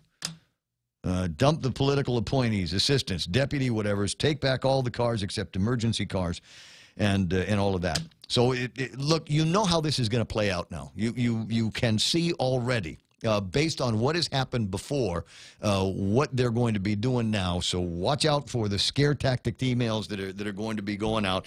Watch for more of the diversionary stuff. Trust me, GMH is going to have another emergency before the end of the day, before this is all over. And they've got to work on those other there are deals. So many tiny letters of protest on our Facebook feed. Are there? Yeah, folks are just, man, everybody is... Governor, get your hands out of our pockets. Scare tactics if they make threats. Poor leadership if they actually do. Don't count on Chief Cruz or Joey to throw themselves out there. Gov Guam retirement is higher than those principles. Interesting point you're making there, Brad. Had not actually thought about that as the golden parachutes. But my point is simply this. I would suppose, I don't know, how you sleep at night. That's one of the things that you got to keep in your head.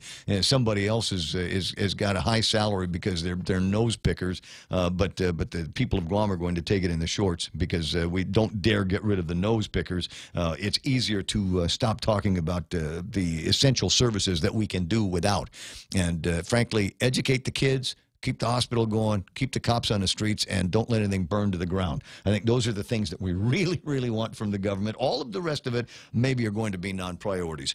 Current time in the studios of The Point, 9:48 in the morning. And a couple of other things while I'm going over what sometimes is the small talk portion of the program. Illegal dumping. Illegal. We talked about that a little bit yesterday. This is another one of these examples of just how we've let some kind of matapping creep into the system, and we seem to be unable and incapable of controlling something like littering. So there's a guy. Daily Post has got a picture of a guy, and there's supposed to be video that goes along with this. Dededo resident catches illegal dumping in action. There's a video of a guy in a pickup truck actively dumping stuff in the boondocks up in Dededo. And it's apparently floating around on Facebook. If you've seen this, share with me. Tag my name in it so that I can see this, so that I can play it on the program so everybody can see who we're talking about and what truck it is that is doing all of this illegal dumping. But so there's this guy, Roy Evans, who shot the video because he's got a particular concern for this piece of land and can't get anybody to do anything about it. Go to the mayor's. Can't do anything at the mayor's office. Go to the police department. They don't seem to be able to do anything with it. And go to the EPA. Oh, we need you to bring back some details here. Time, date, place, 18 forms of identification, please, guys. I'm just saying, more has to be done about things like this. And I ask, what's the problem, guys? Oh, we don't have the books. We don't have the citation booklets. Oh, well, I'm sure we can find a way to get you. Well, we got to go through training. And not everybody has gone through training. And by the time you get everybody in a room and get the training, then there's another election for mayors, and you got to go through that process all over again. And then there's a conversation about with the Attorney General's office that says, well, you know what, you got to be careful filling these forms out because if you do it wrong, we won't be able to get these charges to stick. Is there a way we can get everybody together and say this is a priority and we need to take care of it? And when we start putting some teeth behind these litter laws, we won't have to worry about guys that are already scofflawing at things like videos of them dumping trash into boondocks. 10 away from the top of the hour. We'll be right back with Mayor Chargaloff. At Micronesia Renewable Energy, values matter, so all of their solar energy systems come with guarantees and the most value. No shortcuts, all quality. It's giving you that solar energy system at the best price. It's using highly efficient solar panels with typhoon-proven racking, built by highly skilled local technicians, so your system performs and saves you money. It's total peace of mind all the time. Not all solar companies are created equal. For experienced quality solar, it's MRE. Call 632-2613. MRE, the smarter choice. From September 17 to September 19, 2018, the Archdiocese of Agana will be conducting settlement conferences with victims of clergy abuse. If you have a claim and want to meaningfully participate in the September settlement conferences, call Hope and Healing Guam at 1-888-649-5288 before August 1st, 2018. All conversations with Hope and Healing Guam are confidential. If you have filed a lawsuit against the Archdiocese, you are already included in this settlement process. Do you love coffee? Do you love to draw? Be one of 11 lucky winners to win a year's supply of Circle K Premium Coffee. Simply stop by Circle K and pick up a blank Circle K coffee cup so you can showcase your doodling skills. Entries will be judged on artistic skills, creativity, and originality. And winners will get free coffee every day for a year.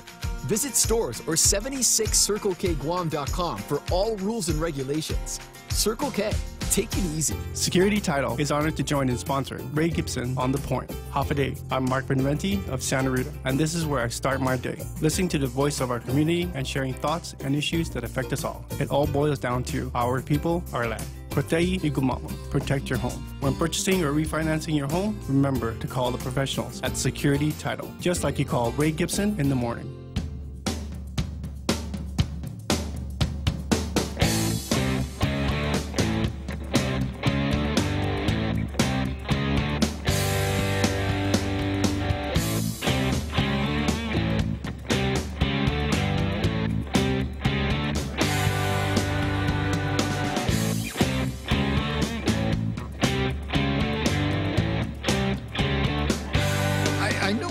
Things on the internet yesterday, and I'm completely clueless about now. I got a thing from a friend of mine. It's in the messages, and I have Facebook open on this computer here, so I should be able to go and check my messages and see the video of the. There it is. Okay, no.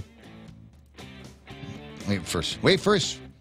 I'll find it and I'll play it in on the Facebook Live. It's the. No, it's not that one. It's not that one. This is going to make me crazy because somebody sent me the video. I don't want to hold up the phone to the camera so that people can see what it is I'm talking about. Ah, there it is. Oh, no. It's, okay. One more. Because yeah, that's what's going on. Is I'm getting pinged in a couple of different directions here. Let me just. Yeah. Okay. I know where I am now. I know what I'm doing.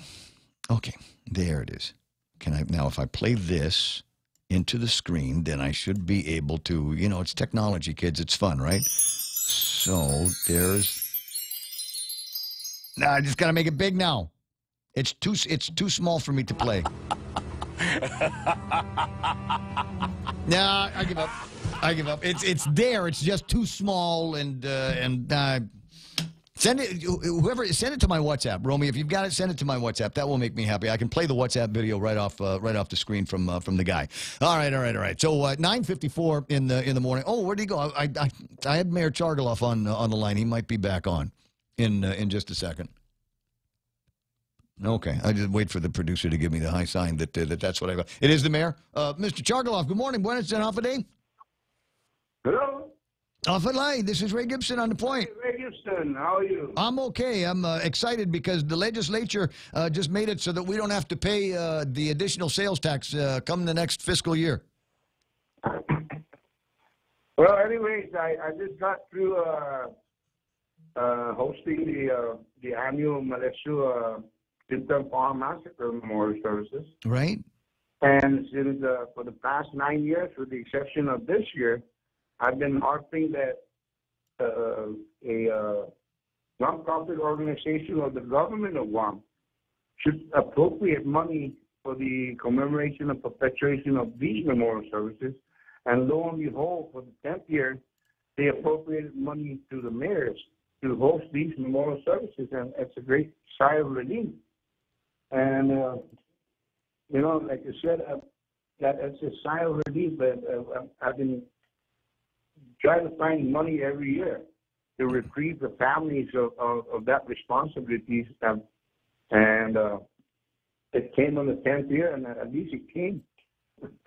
So I'm just starting to go away. Well, yeah, because we were looking for you yesterday for to get some information on it, but I'm glad that you already had the observance and that now there's some funding for it.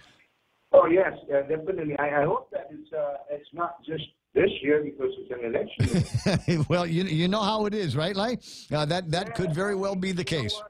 You know, Ray, I've always thought that these massacres happened during the invasion and the liberation. So these people did not die of natural causes. So they were killed as a result of enemy occupation.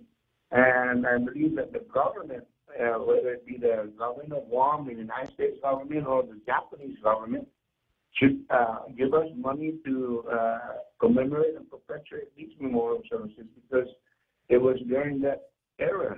Well, you know who you might want to talk to about that is, and this is one of his platform items, is go find my Uncle Carl and ask him. He wants to be able to take some of those Section 30, use that in some kind of anticipated note, and will pay off not just the surviving survivors, but their survivors as well, and maybe a few dollars left over so that we can continue to fund all of these memorials and honorary events that we do for the victims of things like Tinta and Faja and those massacres there. Migo, I got to run. I'll talk to you pretty soon.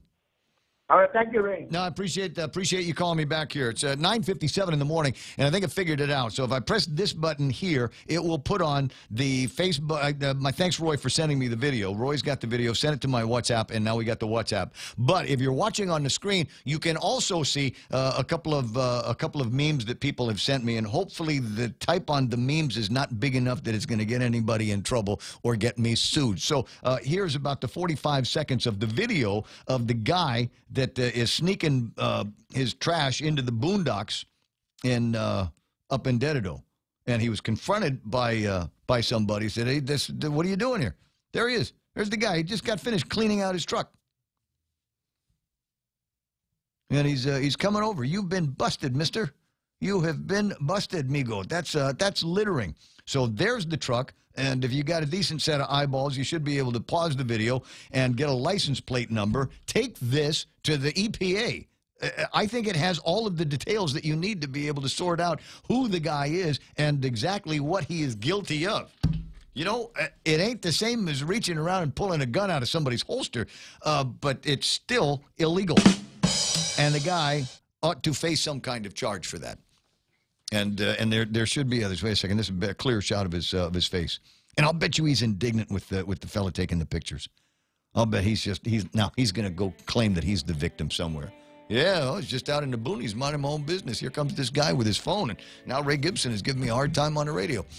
Hey, look, I gotta go. The news that you will hear for the remainder of the day is that the legislature has voted 11-4 in defiance of the governor's veto of Bill 262, and that now is law. The governor tried to veto it. Veto has been overridden, and now it is law. You and I are not going to have to worry about an increase in this visible sales tax come the end of the year. We are still in jeopardy because the legislature is still in session. And there's going to be even more. I guarantee before the end of the day, the Drama Club is going to kick into some high gear. So watch out for plenty more scare tactics coming into your email inboxes and in your news feeds today. The radio station is KUSG. Again, you look out for Fox News Live right here on The Point. The claims are ridiculous. I'm Lisa Lacera, Fox News. That from Russian President Vladimir Putin, who, when Fox's Chris Wallace confronted him on the indictments of Russian nationals for interfering in the 2016 presidential election. I'm not interested in this issue. This single bit. It's the internal